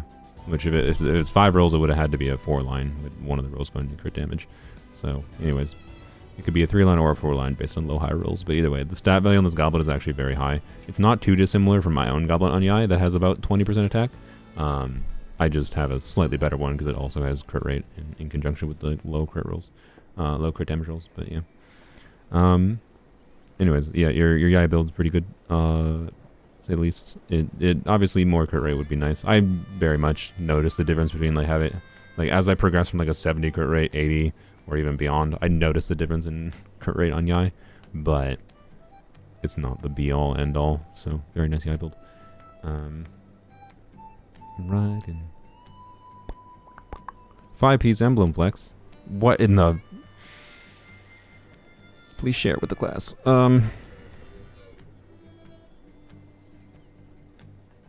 Attack timepiece definitely makes quite a bit more sense on Skyward Spine. Yeah, this is like I think this circlet is like hard carrying the build, to be honest. Like, well, I don't know. It's not like the other pieces are bad. It's just, you know, well, I mean, the flower is actually kind of meh compared to the other pieces, but it's also giving a bunch of ER. So like, it still has high stat value, is my point. But like, you got like two pieces with only 1 line of crit is kind of rough on Raiden as far as balancing her stats, generally speaking, because she almost always wants all the double crit and all the crit rolls, and also ends up having ER needs and like appreciates other stats. So only when you get these really whack artifacts that roll entirely into crit does it help you balance out stats with things like this. So it's still a very balanced build, but if you didn't have this circlet, it would look so much worse, right? So anyways, 5-piece is just funny, I think.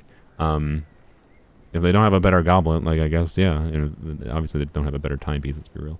I feel like they might have a better flower option. Like, I don't think you need this ER here. So if you go to like if you have a 40 CV off-piece flower, particularly if it has even more crit damage, I think that might make sense. But anyways, there's a little bit minor optimization room because of the off-piece here, I think. The goblet most likely would stay, in the flower, I think, is what is the most likely replacement, or maybe a feather. There's gotta be like a better off-piece feather they have on their account, right? I could look through all their characters and try to find one, I bet, but I don't want to do that.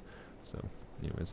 We want to look at Caldwell.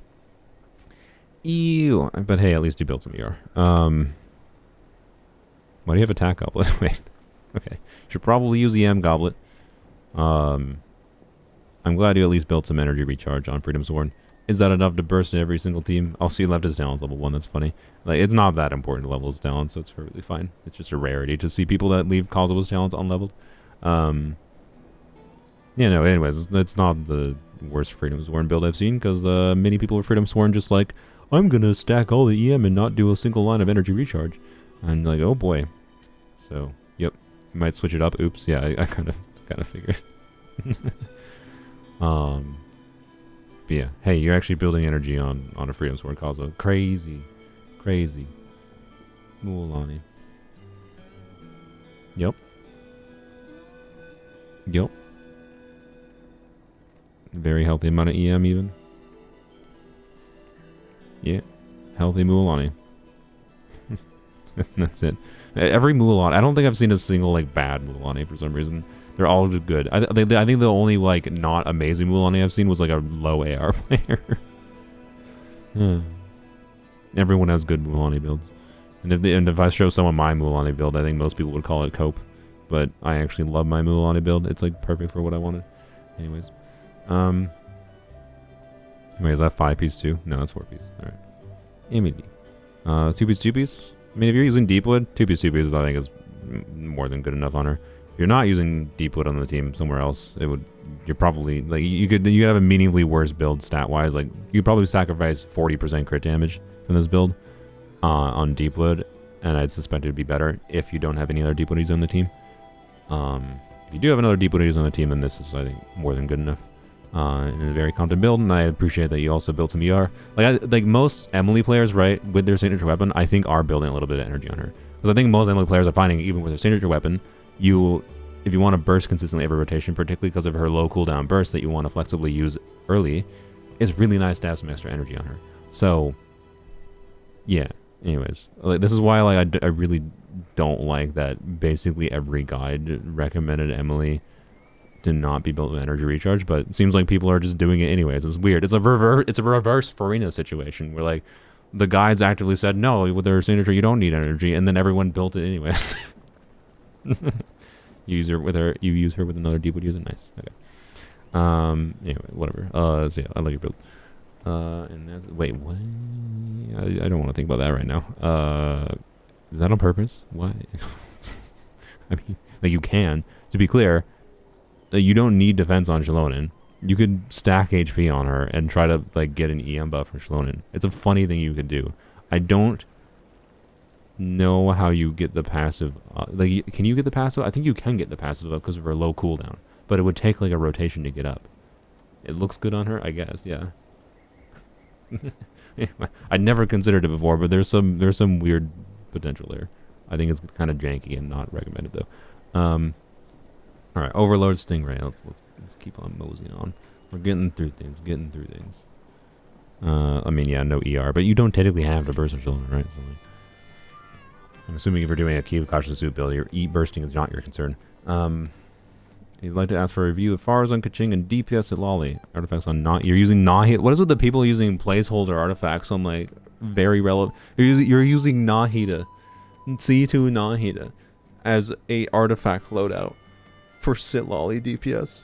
What is this? The community I have fostered? If so, it's wonderful.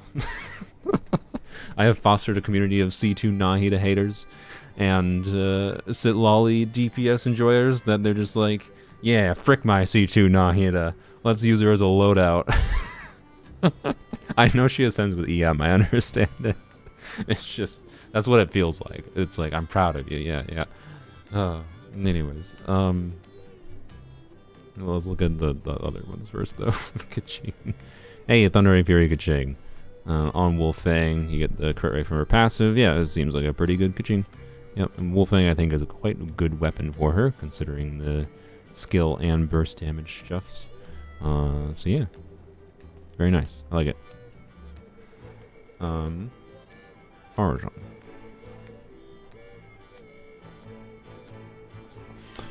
Anyways,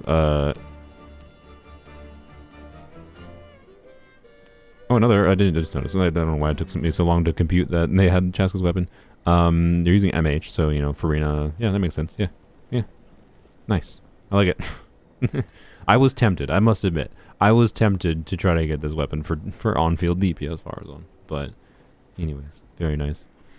Yeah, I didn't even mean to click on Siege Queen. I saw this, I was like, oh my, okay. Yeah, honestly, yeah, I think this build makes sense, yep. Anyways, DPS at Lolly placeholder build. With Wids at R5. You have a healthy amount of ER, that's good. So Lolly's biggest awkward build problem is by far her ER situation. If she's on field, you can mitigate that a bit, obviously, depending on what the situation is on the team. But it's a big old it depends. I would say this is a pretty good DPS at Lolly build. Yeah, you have a nice balance of crit and healthy amount of EM and substats in exchange for not having EM on main stats. I think you got a very good approach going. I do not think I have like as good of a DPS at Lolly build available. I'm not going to worry about it too much until after Shenhe releases, because that's when I'm going to do the DPS at Lolly video. I'm going to make a separate video about Lolly in general, I think, in the first week here, but then probably talk about then we'll all figure out a DPS at Lolly after Shenhe reruns, because I think Shenhe will be meaningful for it, and it'll be a good showing of like, hey, here's why I still want Shenhe, even though I have C1 Sit Lolly kind of invalidating Shenhe's use cases. No crit damage on Codex. Yeah, I mean, they're running a crit damage weapon. If you had more crit rate substats, obviously, I mean, yeah, there's room to optimize. Turn this attack percent and these attack percent rolls and this flat attack roll into, like, let's say theoretical ideals. Crit rate circlet, 10 crit rate. Let's say 15 crit rate on a crit damage circlet, right? And then, so we would go down to 45 crit rate, and then we have 2 more crit rate rolls here with better rolls between these 3 artifacts. That would justify switching to a crit damage circlet, right? But we're talking a lot higher investment, and St. Lolly wanting EM and her ER needs makes things a bit rough, to say the least. So I don't think it's that bad to do something like this, is my point. But there is the reality where you could potentially get a crit damage circlet, yes. So, anyways. And look, like, St. Lolly being one of the rare contexts with, like, a Widza build, you know, giving relevance to use a crit rate circlet on Codex is nice. The amount of crit rate circlets I've gotten on Codex is annoying, I will say. I'll have to, again, I'm not going to worry about it until I think Shenhe reruns for me to do DPS at Lolly, but I think I have a meaningful amount of crit rate circlets on Codex I could level. Like, at least 3 of them. A team with DPS at Lolly even use. I think it depends what you're trying to do. I'm gonna, like, a DPS at Lolly video, I'll mess around with different things. I haven't planned it out specifically, but the goal would be to do, I want to do at least a melt team, and then so one team I want to try is St. Lolly, Shilonen. Like, one team I could try before Furina's release, actually, is, now I think about it. St. Lolly, Shilonen, Hyunjin, they're doing double Geo, and then Furina. So just, you know, raw, freeze, and then buff a little bit with Shilonen and Hyunjin buff, right? But also want to do Melt. And Melt probably won't include Shenhe. Anyways, for a Shenhe team would be something like Shenhe, St. Lolly. I would like, well, I don't know. I would like to see if I can figure out, I can probably figure out a Melt team that does Shenhe as well. So, anyways, I want Shenhe as a component to try to figure out. In a DPS at Lolly video, I'll probably show non-Shenhe team options, to be clear. Unless there is a particular team I find that I really, really strongly prefer. It's something that I have to mess around with. There's different options of, like, whether or not I use Bennett, whether or not I use Muwika, for whether or not you need, like, the extra Pyra application from Xiangling over Muwika kind of thing. And if Shenhe's, like, cryo application interferes with your melts, maybe I'll just enjoy, like, raw flat damage buffs. Do Shenhe Yunjin together with Shenhe Yunjin, I don't know, would it be Bennett? I don't know. Anyways, it's weird.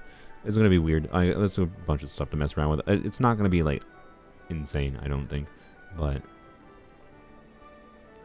there's shenanigans to be had. And I think you'll want a flat damage buff, to be clear, for either normal attacks or whatever. Or cryo damage. Because otherwise she only really is going to... Like, there's something to check. Like, just checking, maximizing... Doing DPS at Lolly, by the way. But just maximized around her skill damage and burst damage is perfectly an option as well. You don't have to do things like try to get her to get meaningful normal attack damage. It's just something I would try to do in conjunction with playing her on field. But you don't have to. You could just let her try to, like... You could just have enough pyro application off field. Or on field, right? Have enough on field pyro application that every one of her hits melt. And if she's spec'd into maximizing her damage, she can probably hit like 20, 30k melts, I bet, on her skill, on top of like her 150k burst, if not, probably towards 200k of it. So, anyways. When you spec around it, I think it could actually be a surprisingly meaningful amount of damage. Anyways, was that everything here? Overload, Stingray? Yes. Anyways. Let me know, Stingray, how your DPS and lolly things go yourself. Nuvilette. That's a Nuvilette. A lot lower crit rate than some of the other Nuvilettes we saw. I actually think this Nuvilette maybe should use a crit rate circlet. They would not be overcapping if they switched to a crit rate circlet, right? No, they wouldn't. So, I'm pretty sure this Nuvilette would be better on a crit rate circlet.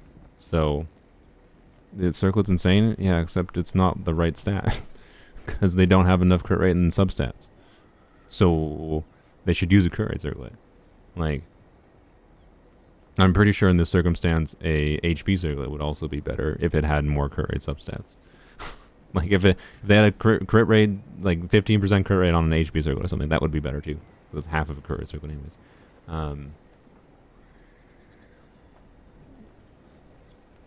So, anyways, it's not a bad Nuvi build, obviously. I don't think it matters. It's C6. Does it matter? No, I don't think it does. But especially with the C2... C2 gives crit damage, by the way, right? So, like, they're way too biased into crit damage. Their crit ratio is kind of garbage for this high investment of a build, right? And a crit rate circlet would make the average damage go higher. Oh, yeah, they're on a 5-piece. Yeah, what the frick? Why do they not just do an off-piece? They probably have a crit rate circlet that is a lot better. Oh, boy. Anyways. So, yeah, I suggest a crit rate circlet, but it's C6, you probably don't care. You just wanted to flex, but you know what? If you're going to flex and then you have a mistake, I'm going to point out the mistake, okay? Furina on Skyward.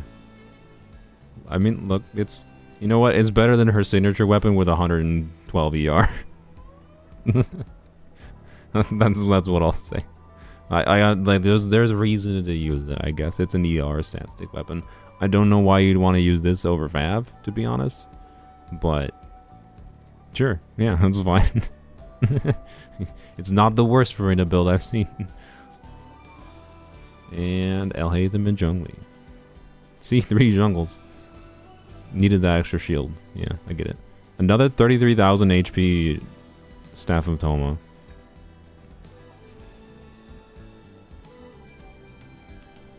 Wow. Yep. This one's using an HP timepiece though. The other one was on attack build. So like, I think the other build is actually a bit better. Still a very impressive Zhongli on Emblem getting some probably big burst damage. I like the other one more, because the other one was more of an interesting hybrid, where like you could leave him permanently on the Staff of Homa build, and he would get tenacity still with the 33k HP, a little bit more, but anyways. Geo Goblet on Deepwood hurts. I mean, it's just a good goblet, though. We take good goblets. Anyways.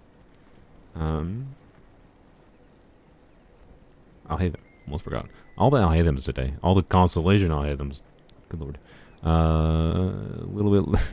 Okay, this build I don't know if is quite in the territory of where you'd say you should... Oh, it's 5-piece again, though. It's 5-piece again, though. Do you have any crit rate circlets in your account? You'd have at least one on Raiden. You gave up on Raiden. You probably wanted to do a crit damage circlet, but you You acquiesced to the RNG gods. You did it on him as well. You certainly don't have very many crit rate circlets. Anyways,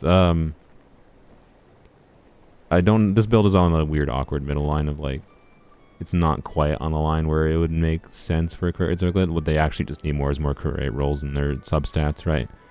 And again, they have an off piece, so, like,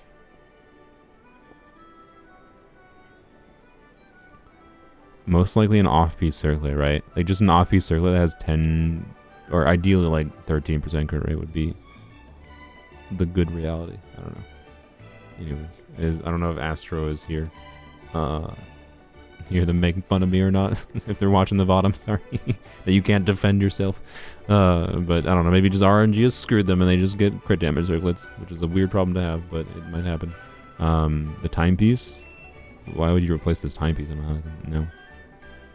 It's either a goblet you replace or the circlet you replace for this. I'll have them build to try to get like the 70% crit rate would be the near ideal. But yeah, like two more like high crit rate rolls or 3 more rolls that are average, I'd say would be the near ideal. And that should be possible with a off-piece circlet, you would think. Losing the attack percent wouldn't be that big of a deal. And then losing the EM, they already have a lot of EM, like it's fine. But that's my vote. So yeah. Anyways, if you wanted to help Astro, hopefully that helps. If you didn't want help, sorry for insulting your builds. You also have constellations, so it probably barely matters. So much constellations, it probably barely matters. Or pull Jade Cutter, that's true.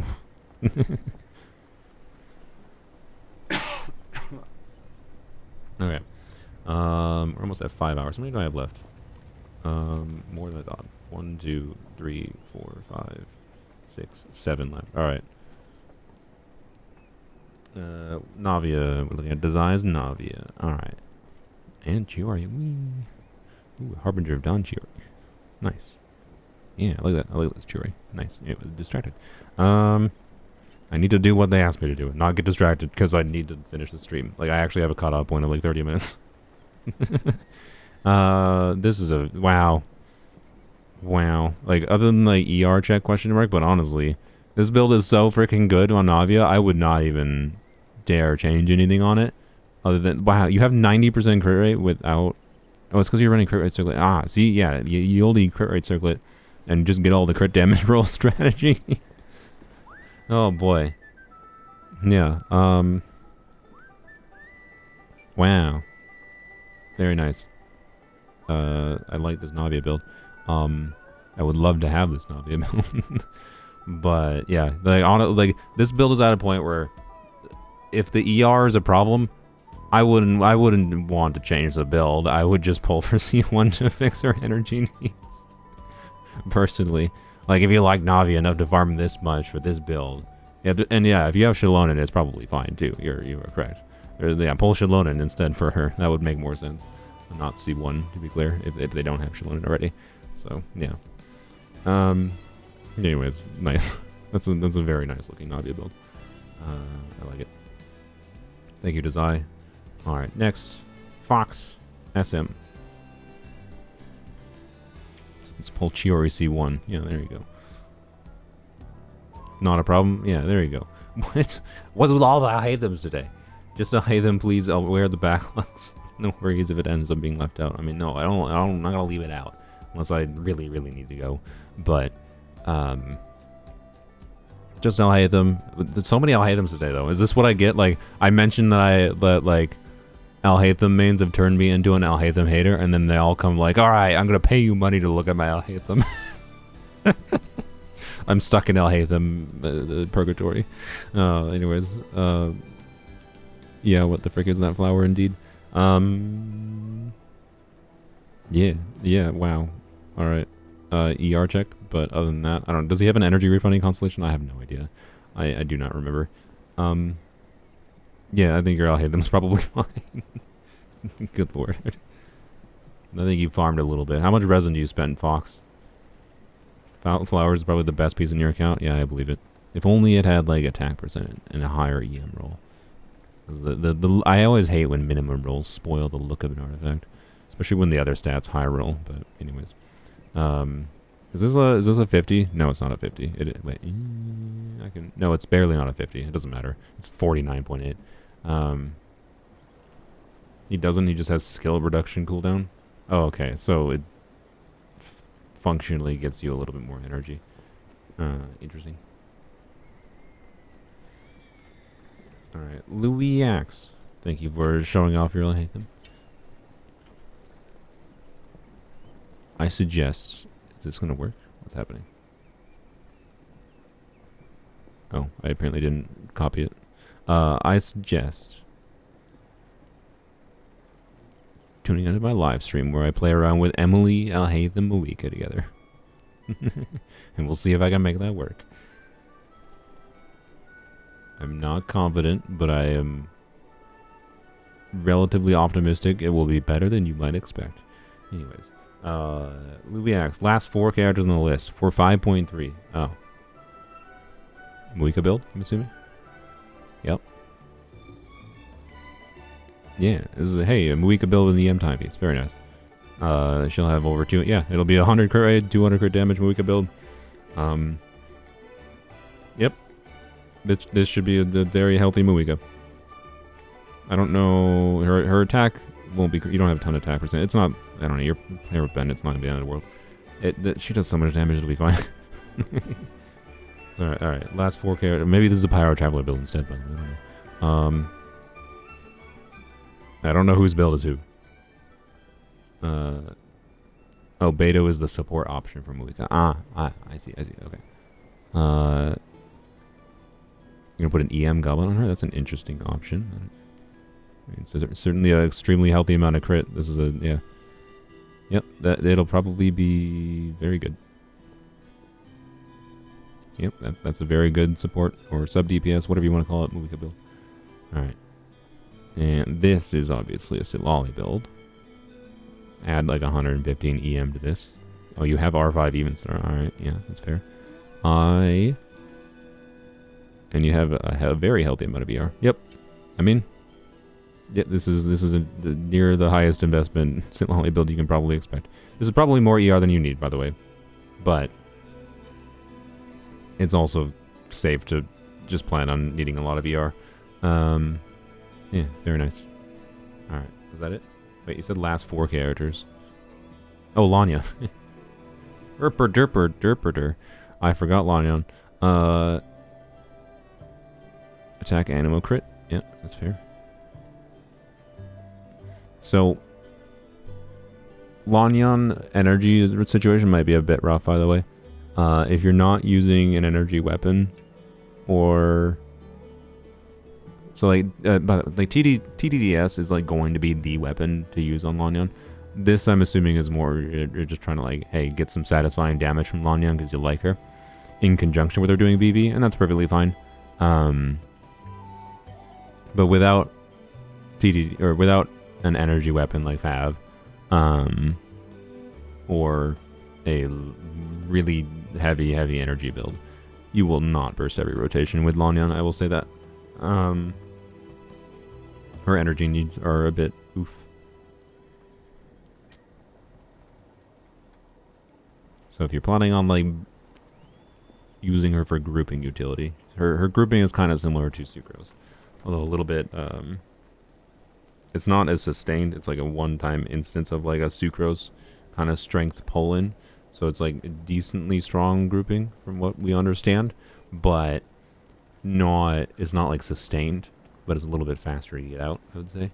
So yeah, not sure of enough energy. It's just not. Lanyan needs energy, and Sitlali can use EM Sands with ER substat.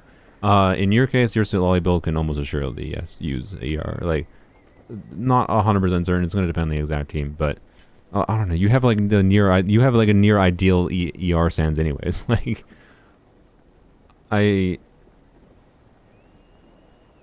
don't know. If you have a different goblet, you could probably easily sacrifice the ER on this goblet, or even like the circlet, right? Or you could put a timepiece or a flower feather that have less ER. Or this doesn't have any ER, but you could put like a flower that has less ER, more crit, whatever, if you wanted to on Sitlali. But like, you don't have to build it for crit. You don't have to, like, your Sitlali build is very good. So yeah, so you, in EM timepieces, in your case, you probably have more ER than necessary. You could probably get away with an EM timepiece with ER substats. But at the same time, you might just prefer this anyways. Like, you're only gaining 90 EM from it. It's not that significant. And there might be situations where the extra energy on this build will just be nice to have, so you just never have to worry about her burst kind of coming back, in my opinion. So Lanyan, though, like, I don't think it's necessarily worth it to spec into energy for her, to be clear. Versus just bursting every other rotation. But if you're really concerned about using her as a grouping utility unit, then you might want to consider FAF. Then that might solve the problem here. Might. I think it would. I think. Yeah, it probably would. Yeah. So, you get a little bit reduced shield value. If you need to increase the shield value, use an attack goblet instead of a whatever. But yeah, Thrilling Tales of Dragon Slayers, though, is going to be like the most compelling weapon on her for most people. Like, Thrilling Tales of Dragon Slayers existing is kind of what makes Lanyan good, quite frankly. If it didn't exist, she would be eh. So, yeah, anyways. It won't be a dysfunctional Lanyan build. As far as like shielding potential and doing VV goes, though, of course. All right. Oh boy.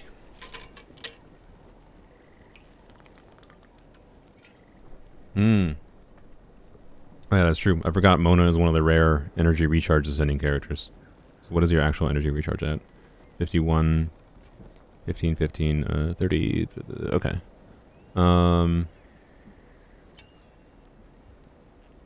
I mean, I still think you're fine.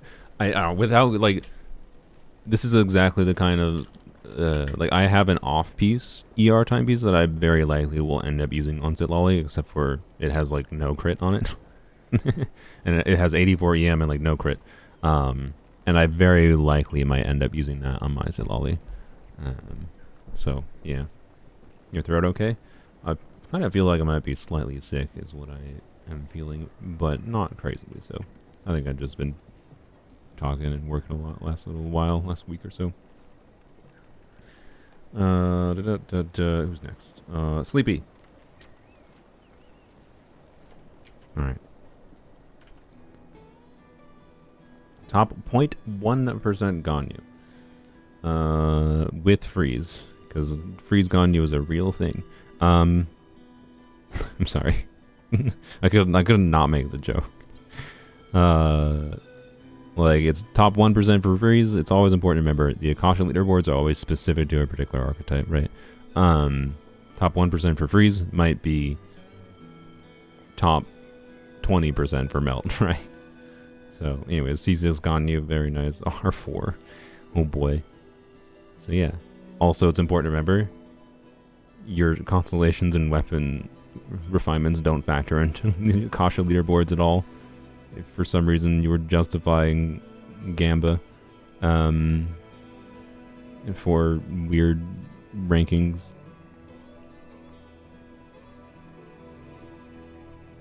I got 4 more after this. I think we're good. They also want me to look at Sinyan, Raiden, and Nahia. Alright. Any improvements I need to any of those characters? I mean, for Ganyu, I would just, like, I don't know. I Freeze has the problem of, like, it's not often that you can fully utilize Freeze. Again, you can do what I talked about with, like, Ayaka earlier, where you could do Shilonen, Kazuha, right? And just ignore the, the requirement, and the build is still probably semi-functional. Ganyu gives herself 15% crit rate, you'll get at least 20%, or yeah, at least 20% crit rate. So, like, it would be functional, right? Just doing Shilonen Kazuha buffer as much as possible. Probably Bennett in the last slot, I imagine. Or you can, like, obviously have a almost, or not almost, a Wanderer's Troop melt Ganyu build too. And I will say, I think Mawika's ranged Pyro will be relevant for melt Ganyu. Like, I might actually try to seriously play melt Ganyu, because I've never enjoyed it before due to the problems with the different Pyro pliers we had in the game. But yeah, yes, it's reverse melt Ganyu. because that's cryo units can only trigger reverse melt. So, and yeah. But obviously your artifacts on this build are good, so yeah, I would just consider having a different option. Oh boy, you like the cryos. Did you get C6 Ayaka but then not get Shenhe for her though? Oh boy. Sinyan Raiden Nahida. Oh boy. Yep. That's a very good Nahida. And it's also C6. Is Sinyan C6 though? Good. That's always the important question. And nice, you're doing Red Horn with a physical Sinyan. Is she not stronger on def scaling than... Doesn't C6 make her stronger def scaling than attack scaling? Am I wrong on that? You do have Shenhe? That's good. I don't know whether def timepiece would be better. But C6 converts defense to some like normal charge damage, and so does Red Horn. So like, I think it might be better to use a def piece. Anyways, I could be wrong on that though. But I like it. I like it though. Yeah. It's so weird that they chose to make this unit like a weird... Like, what were they thinking with this character's kit design? I don't really understand. It's such a weird character. And... what was it about? Raiden. Not hybrid Raiden. Get out of my sight. Thanks for... no. Engulfing with a very engulfing looking crit ratio. This is a perfect example of a build that I will submit as proof for why engulfing lightning is a stupid weapon, as far as how they designed it. Like why is it harder to build Raiden on engulfing lightning than with the catch? Like, I love that engulfing lightning is a, here's your punishment for pulling for the expensive thing that you probably paid for, and your reward is have fun grinding more. And losing your sanity trying to have a consistent amount of crit rate, or LOL, just deal with more RNG. Like, it's so stupid. Why wouldn't they just give it the like some crit rate and then lower the amount of like damage it gives, like the damage bonus it gives to balance that? Why? Why do you want the free-to-play weapon to be easier to build the character with? It's so bonkers. Anyways, because exactly the literal difference between this build having a cope amount of crit rate or not cope amount of crit rate is the exact amount of crit rate that freaking the catch gives, right? This would be 71% crit rate with the catch, and I'd be like, wow, very nice catch build. Instead, it's just like, I hope you like RNG resetting. So anyway, I'm sure this Raiden is perfectly fine. It's a C4 Raiden with, you know, a well enough invested build that as long as they're fine with dealing with some RNG, they're good. Anyways, very nice. I like it, Sleepy. I don't have any direct recommendation for how to improve this, by the way, other than LOL, get more crit rate rolls. Like, I'm sorry, I wish I had better recommendations than that, but this is how building Raiden is, right? Like, I don't know, you could consider risking your elixirs to try to get like a new EM timepiece or a new ER timepiece, but like if it rolls poorly, it feels so bad. So like, I don't know. The most relevant one you could possibly get is maybe a flower, right? But I don't know. Like, is it actually worth it to farm versus just dealing with RNG? I don't know. If you really want to ride in that crits more consistently, maybe consider a hybrid Raiden. That's all I can say. So, yeah, I'm not gonna. I don't want to push you towards like farming more for this. Can there be improvements? Yes, but they're not gonna be easy to come by. And, yeah. Is the ER timepiece needed here? No, not technically, but I'm still pretty sure it's better than attack timepiece. But I don't know. If you have an attack timepiece that has a better distribution of like crit substats, well, let's say, I don't know, 12 crit rate, 15 crit damage, right? You'll lose a little bit of crit damage, but gain enough in crit rate that probably would make sense, maybe, even if it's not like quite damage optimal. But it's almost surely better to do ER timepiece, because that's what engulfing does. Is engulfing basically just makes you always want ER timepiece. So yeah, yeah. I don't know. Well, I didn't have that meaningful information for you, but I don't know. Like I don't think there's much to worry about with your Sin Yan other than double check the defense thing. I'm not 100% confident on that, and everything else, I think you're good. Easy, easy.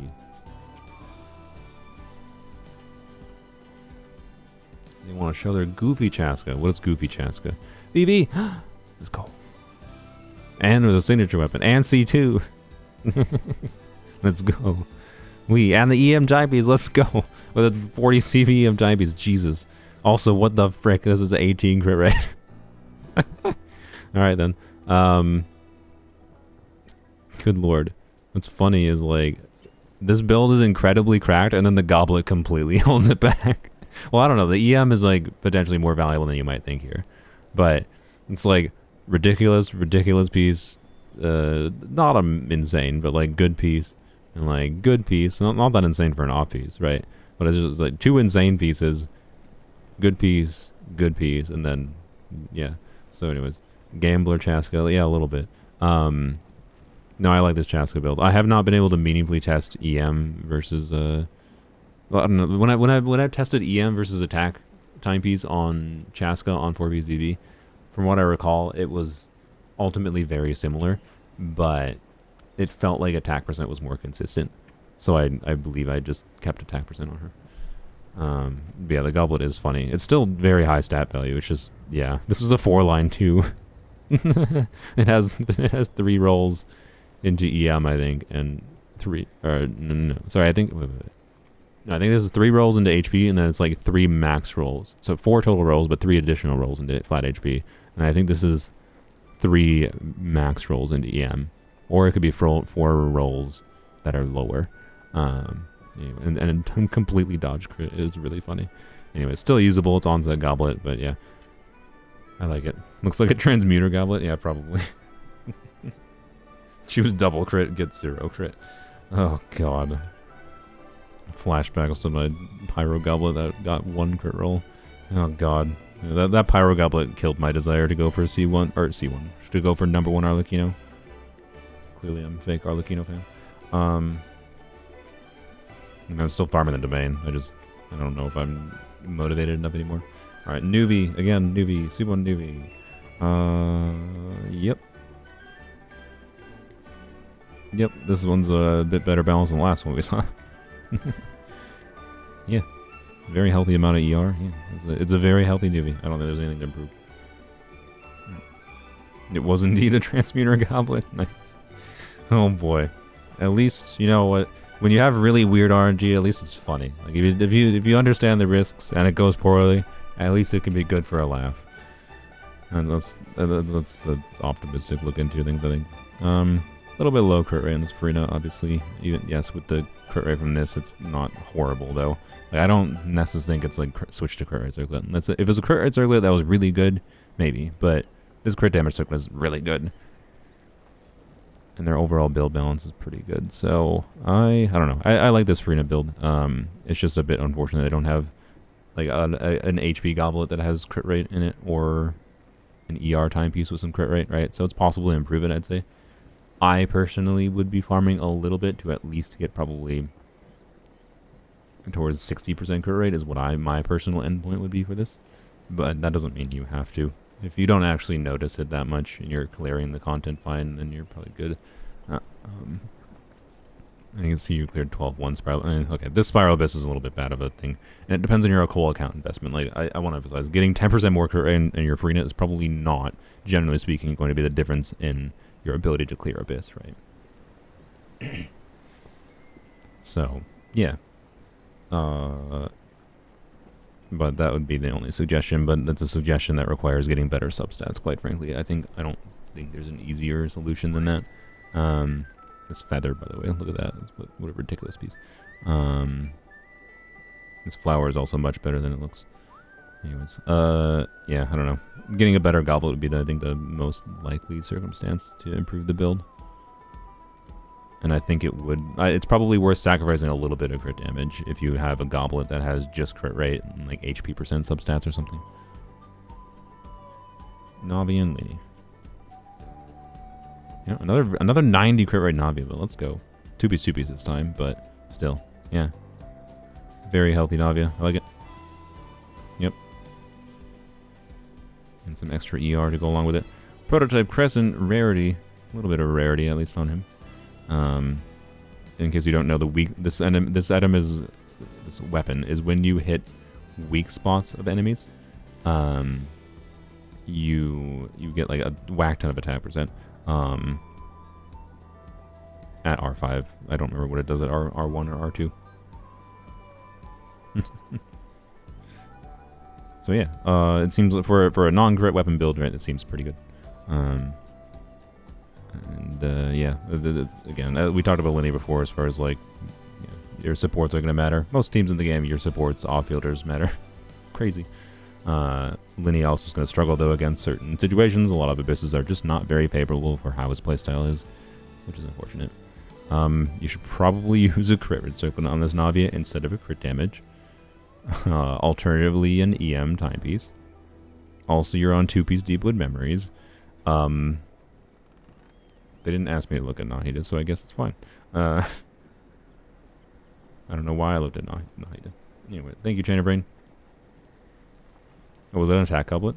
Oh, it was an attack couplet. Okay. Interesting. I don't know, that's a really good attack couplet, though.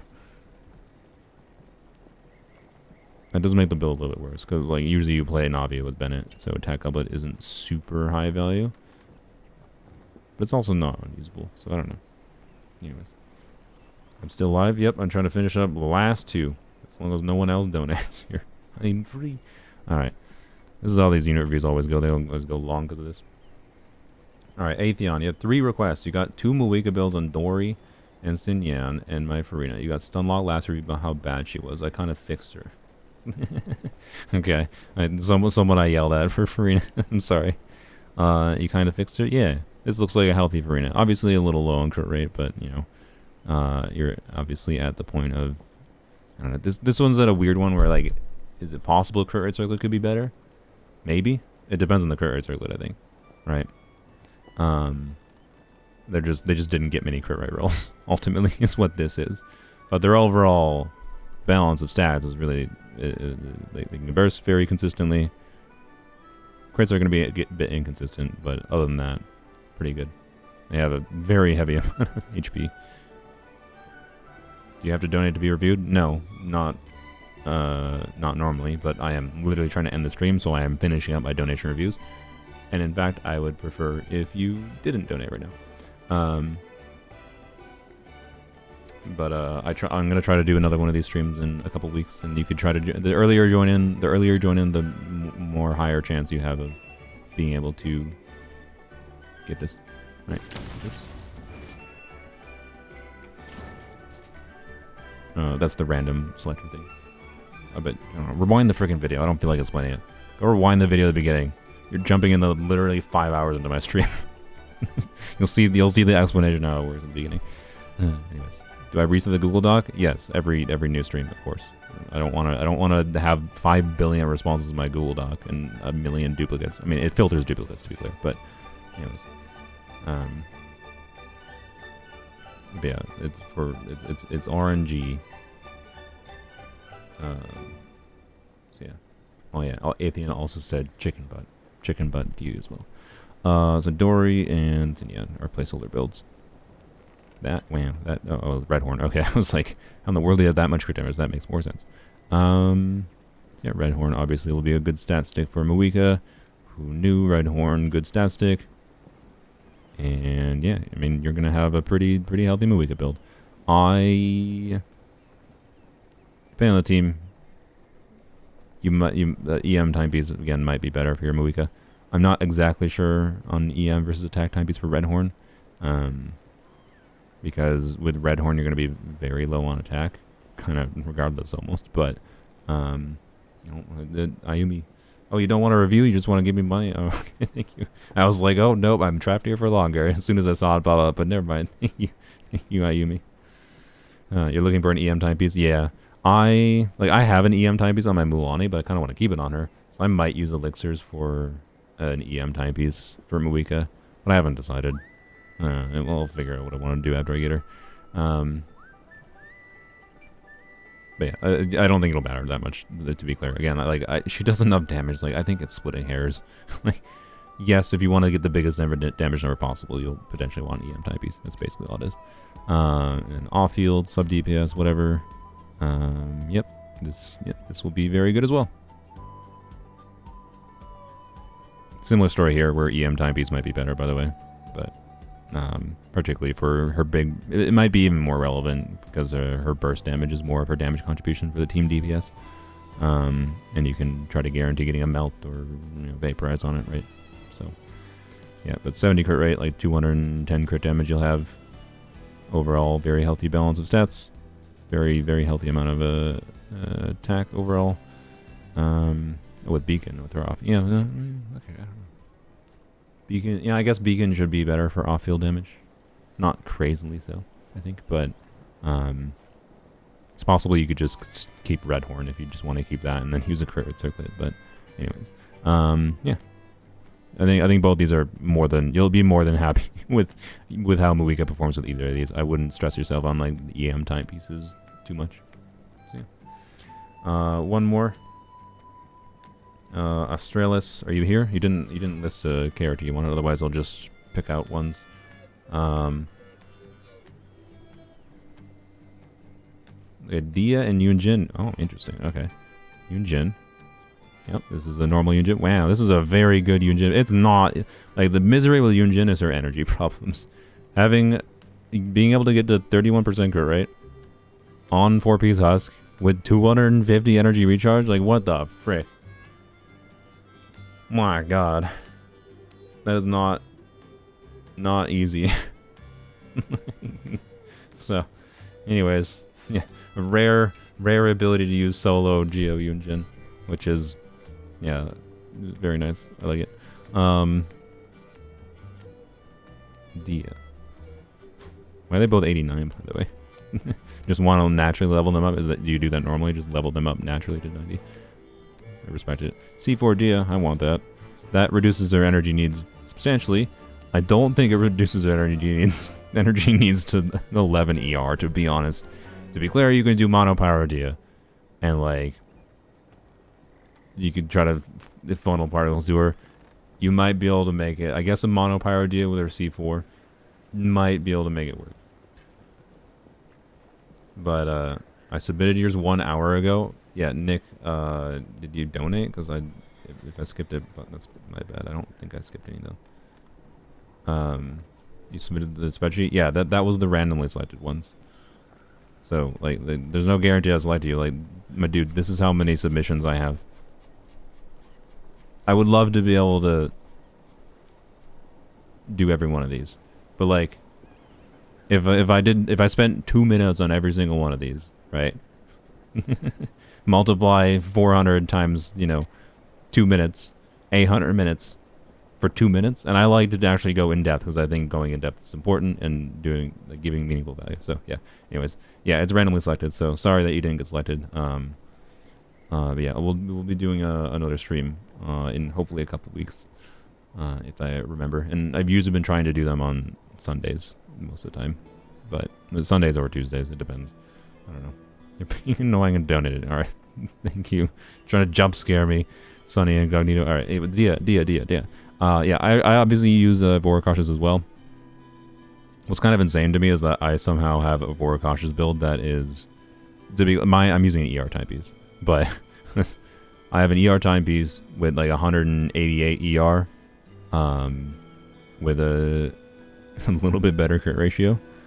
But like this is not a bad amount of relevant stats for Dehya, right? So if you're able to reach the ER needs in a solo pyro situation, then this is obviously good.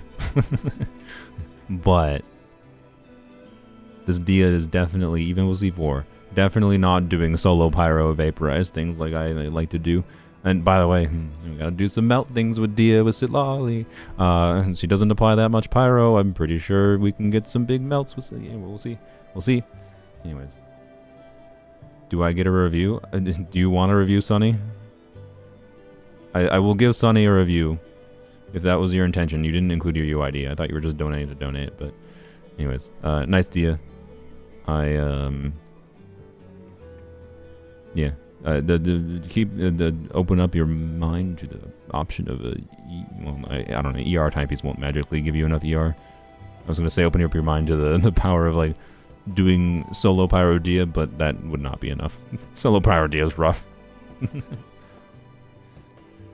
You want to review Sunny? Oh my god. Sunny, okay. Fine. Fine, I'll give you a review, but you get to pick one character, okay? Because you know what you were doing. I told you not to donate, and you donated. And I need to go. I have 30 minutes to go take care of puppers, and I have D&D. I guess I'm just gonna do D&D at the house the puppers are at. So anyways, but yeah, thank you all for the donations. It's been a while since I did this, and it's not too surprising, I guess. You donate this much, but anyways, yeah, it's always weird to manage these. I don't know. I don't have a better idea for how to manage it. And like I like them as a balance for helping people, answering questions as an interactive back and forth, but also as a way to, hey, I can actually make money, which is nice. But I don't like forcing people to make money, so that's hence the balance of trying to do the RNG ones and the donations. But anyways, one just fine just Mawika, but look at your Delucon. Nice. Did you just recently get C6? Congrats. Why is it level 88? Why is Wolf's Gravestone level 88? Take it to 90, you'll get the final base attack and the attack percent. Anyways, nice to loot. Where is Mawika? Is it you? Yeah, it's you. Everyone's using Sinyan. Where your crit rate at, yo? Blacklift, huh? Blacklift is weird. Like, if you have the Fontaine Grapple, I'm pretty sure is going to be like, if you trigger the passive on Blacklift, to be clear, which, like, I don't know, the thing with Black, I think like there might be a, with Mawika, right? She's very likely to be the one that kills enemies in a lot of teams, and they've been doing like this current Abyss. Right now, that's not the commercial. I don't know, they're doing Abysses a lot lately, where they have like a couple enemies you fight before the boss, right? And that means you can potentially proc the Blacklift passive. So for reference, just in case anyone's not aware, the Blacklift passive is after defeating an opponent, attack is increased for 30 seconds. So this is potentially like into 2 rotations.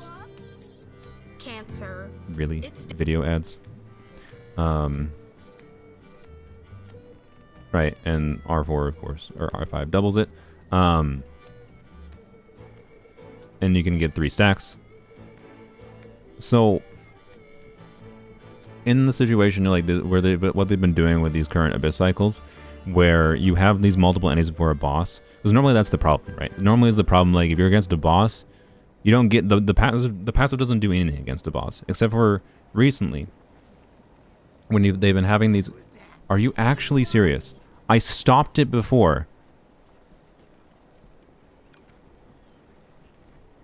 I want to rant at the Project Amber creator, both for them being stupid with renaming the service, or renaming the site, and with putting auto-playing video ads with audio off.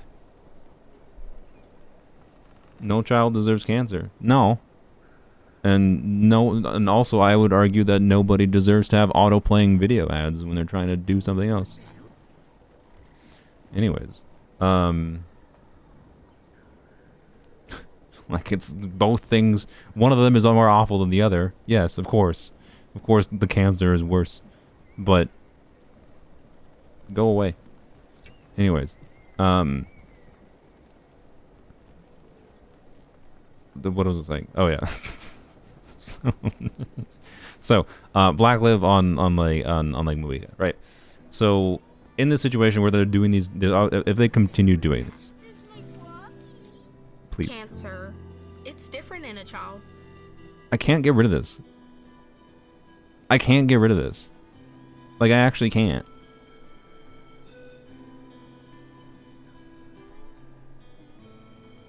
Okay, we're just gonna close this. So Blacklift, you saw that attack percent, right? you saw that attack percent. So like 36% attack, right? Let's assume there's 3 enemies. Let's assume there's an ideal situation of 3 enemies before the boss. You get 36% attack that lasts for potentially 2 rotations because Mawika could like it'll be through 1 rotation and then the start of the 2nd rotation, but Mawika could potentially get it, but at least 1 rotation. But anyways, Mawika does like so much front-loaded damage that there is very much potential that you kill like the first couple enemies before the boss, get the buff going on Blackcliff, and then start whacking on the boss, and you can potentially basically have it dead in that 1 rotation or nearly dead. Many bosses, like even pretty tanky ones. Like Mawika is really strong in any of her stronger teams, which means like you don't need to sustain the passive through multiple rotations, right? Like just that benefit for 1 rotation might be enough to be good enough to clear.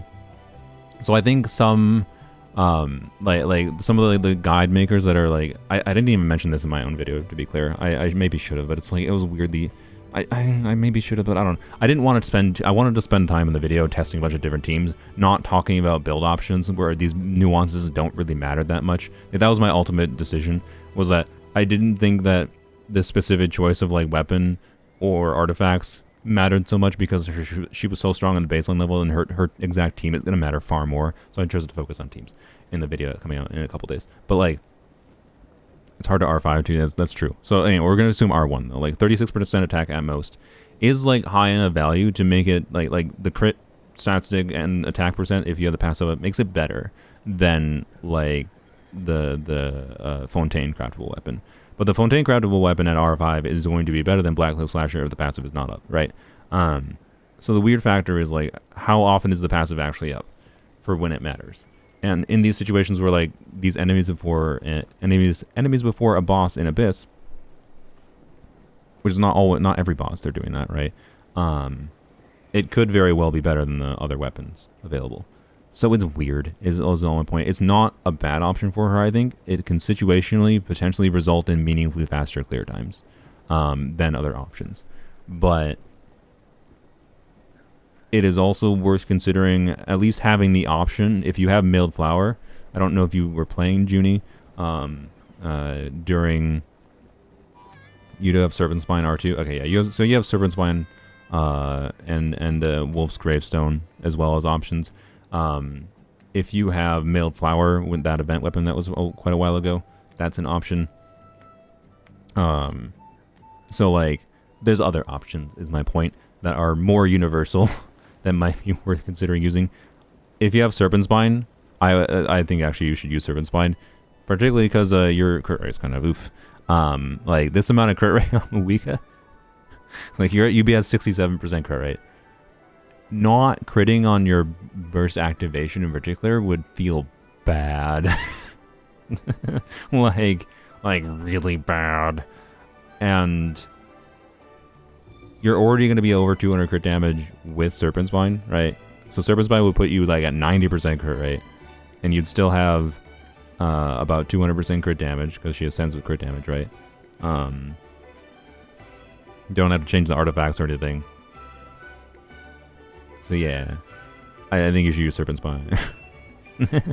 That's the end conclusion. Blackcliff is not a bad option. In your situation, probably Serpent Spine it up. Blackcliff's just a weird weapon, with Mawika in particular. I think it actually is more compelling than its spreadsheets as, because of the what they've been doing in Abyss lately with these enemies before bosses, but it's really situational still. So yeah. Are the artifacts good? Was the worst one? Oh, probably your flower, I guess. Maybe? I don't know. Like, again, like, don't forget EM timepiece is a thing that you might want on her if you're really trying to min-max her, to be clear. The Pyro Goblet obviously is very good. The timepiece is very good. Having an option for an EM timepiece would be nice. The flower, honestly, I think is really good because, yeah, it's a bunch of crit damage. Yeah, like, if you switch to Serpent Spine, this is, like, perfectly good. I don't know. You could get a flower with more, like, crit, I guess. Is it worth stressing out farming for? Honestly, no. You have a better flower than I have available for my freaking Mawika, so, yeah. I think you're good. Anyways.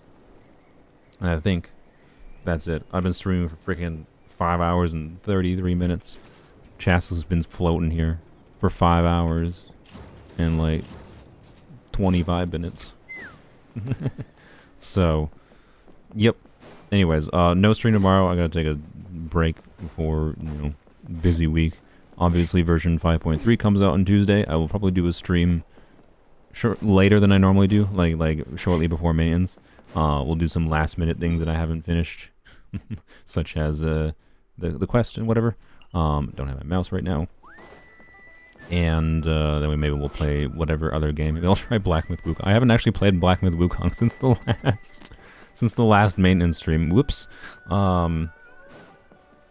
Maybe I'll try to double check that tomorrow and get Black Myth Wukong running. But anyways, and then Wednesday should be release a wishing video and whatever.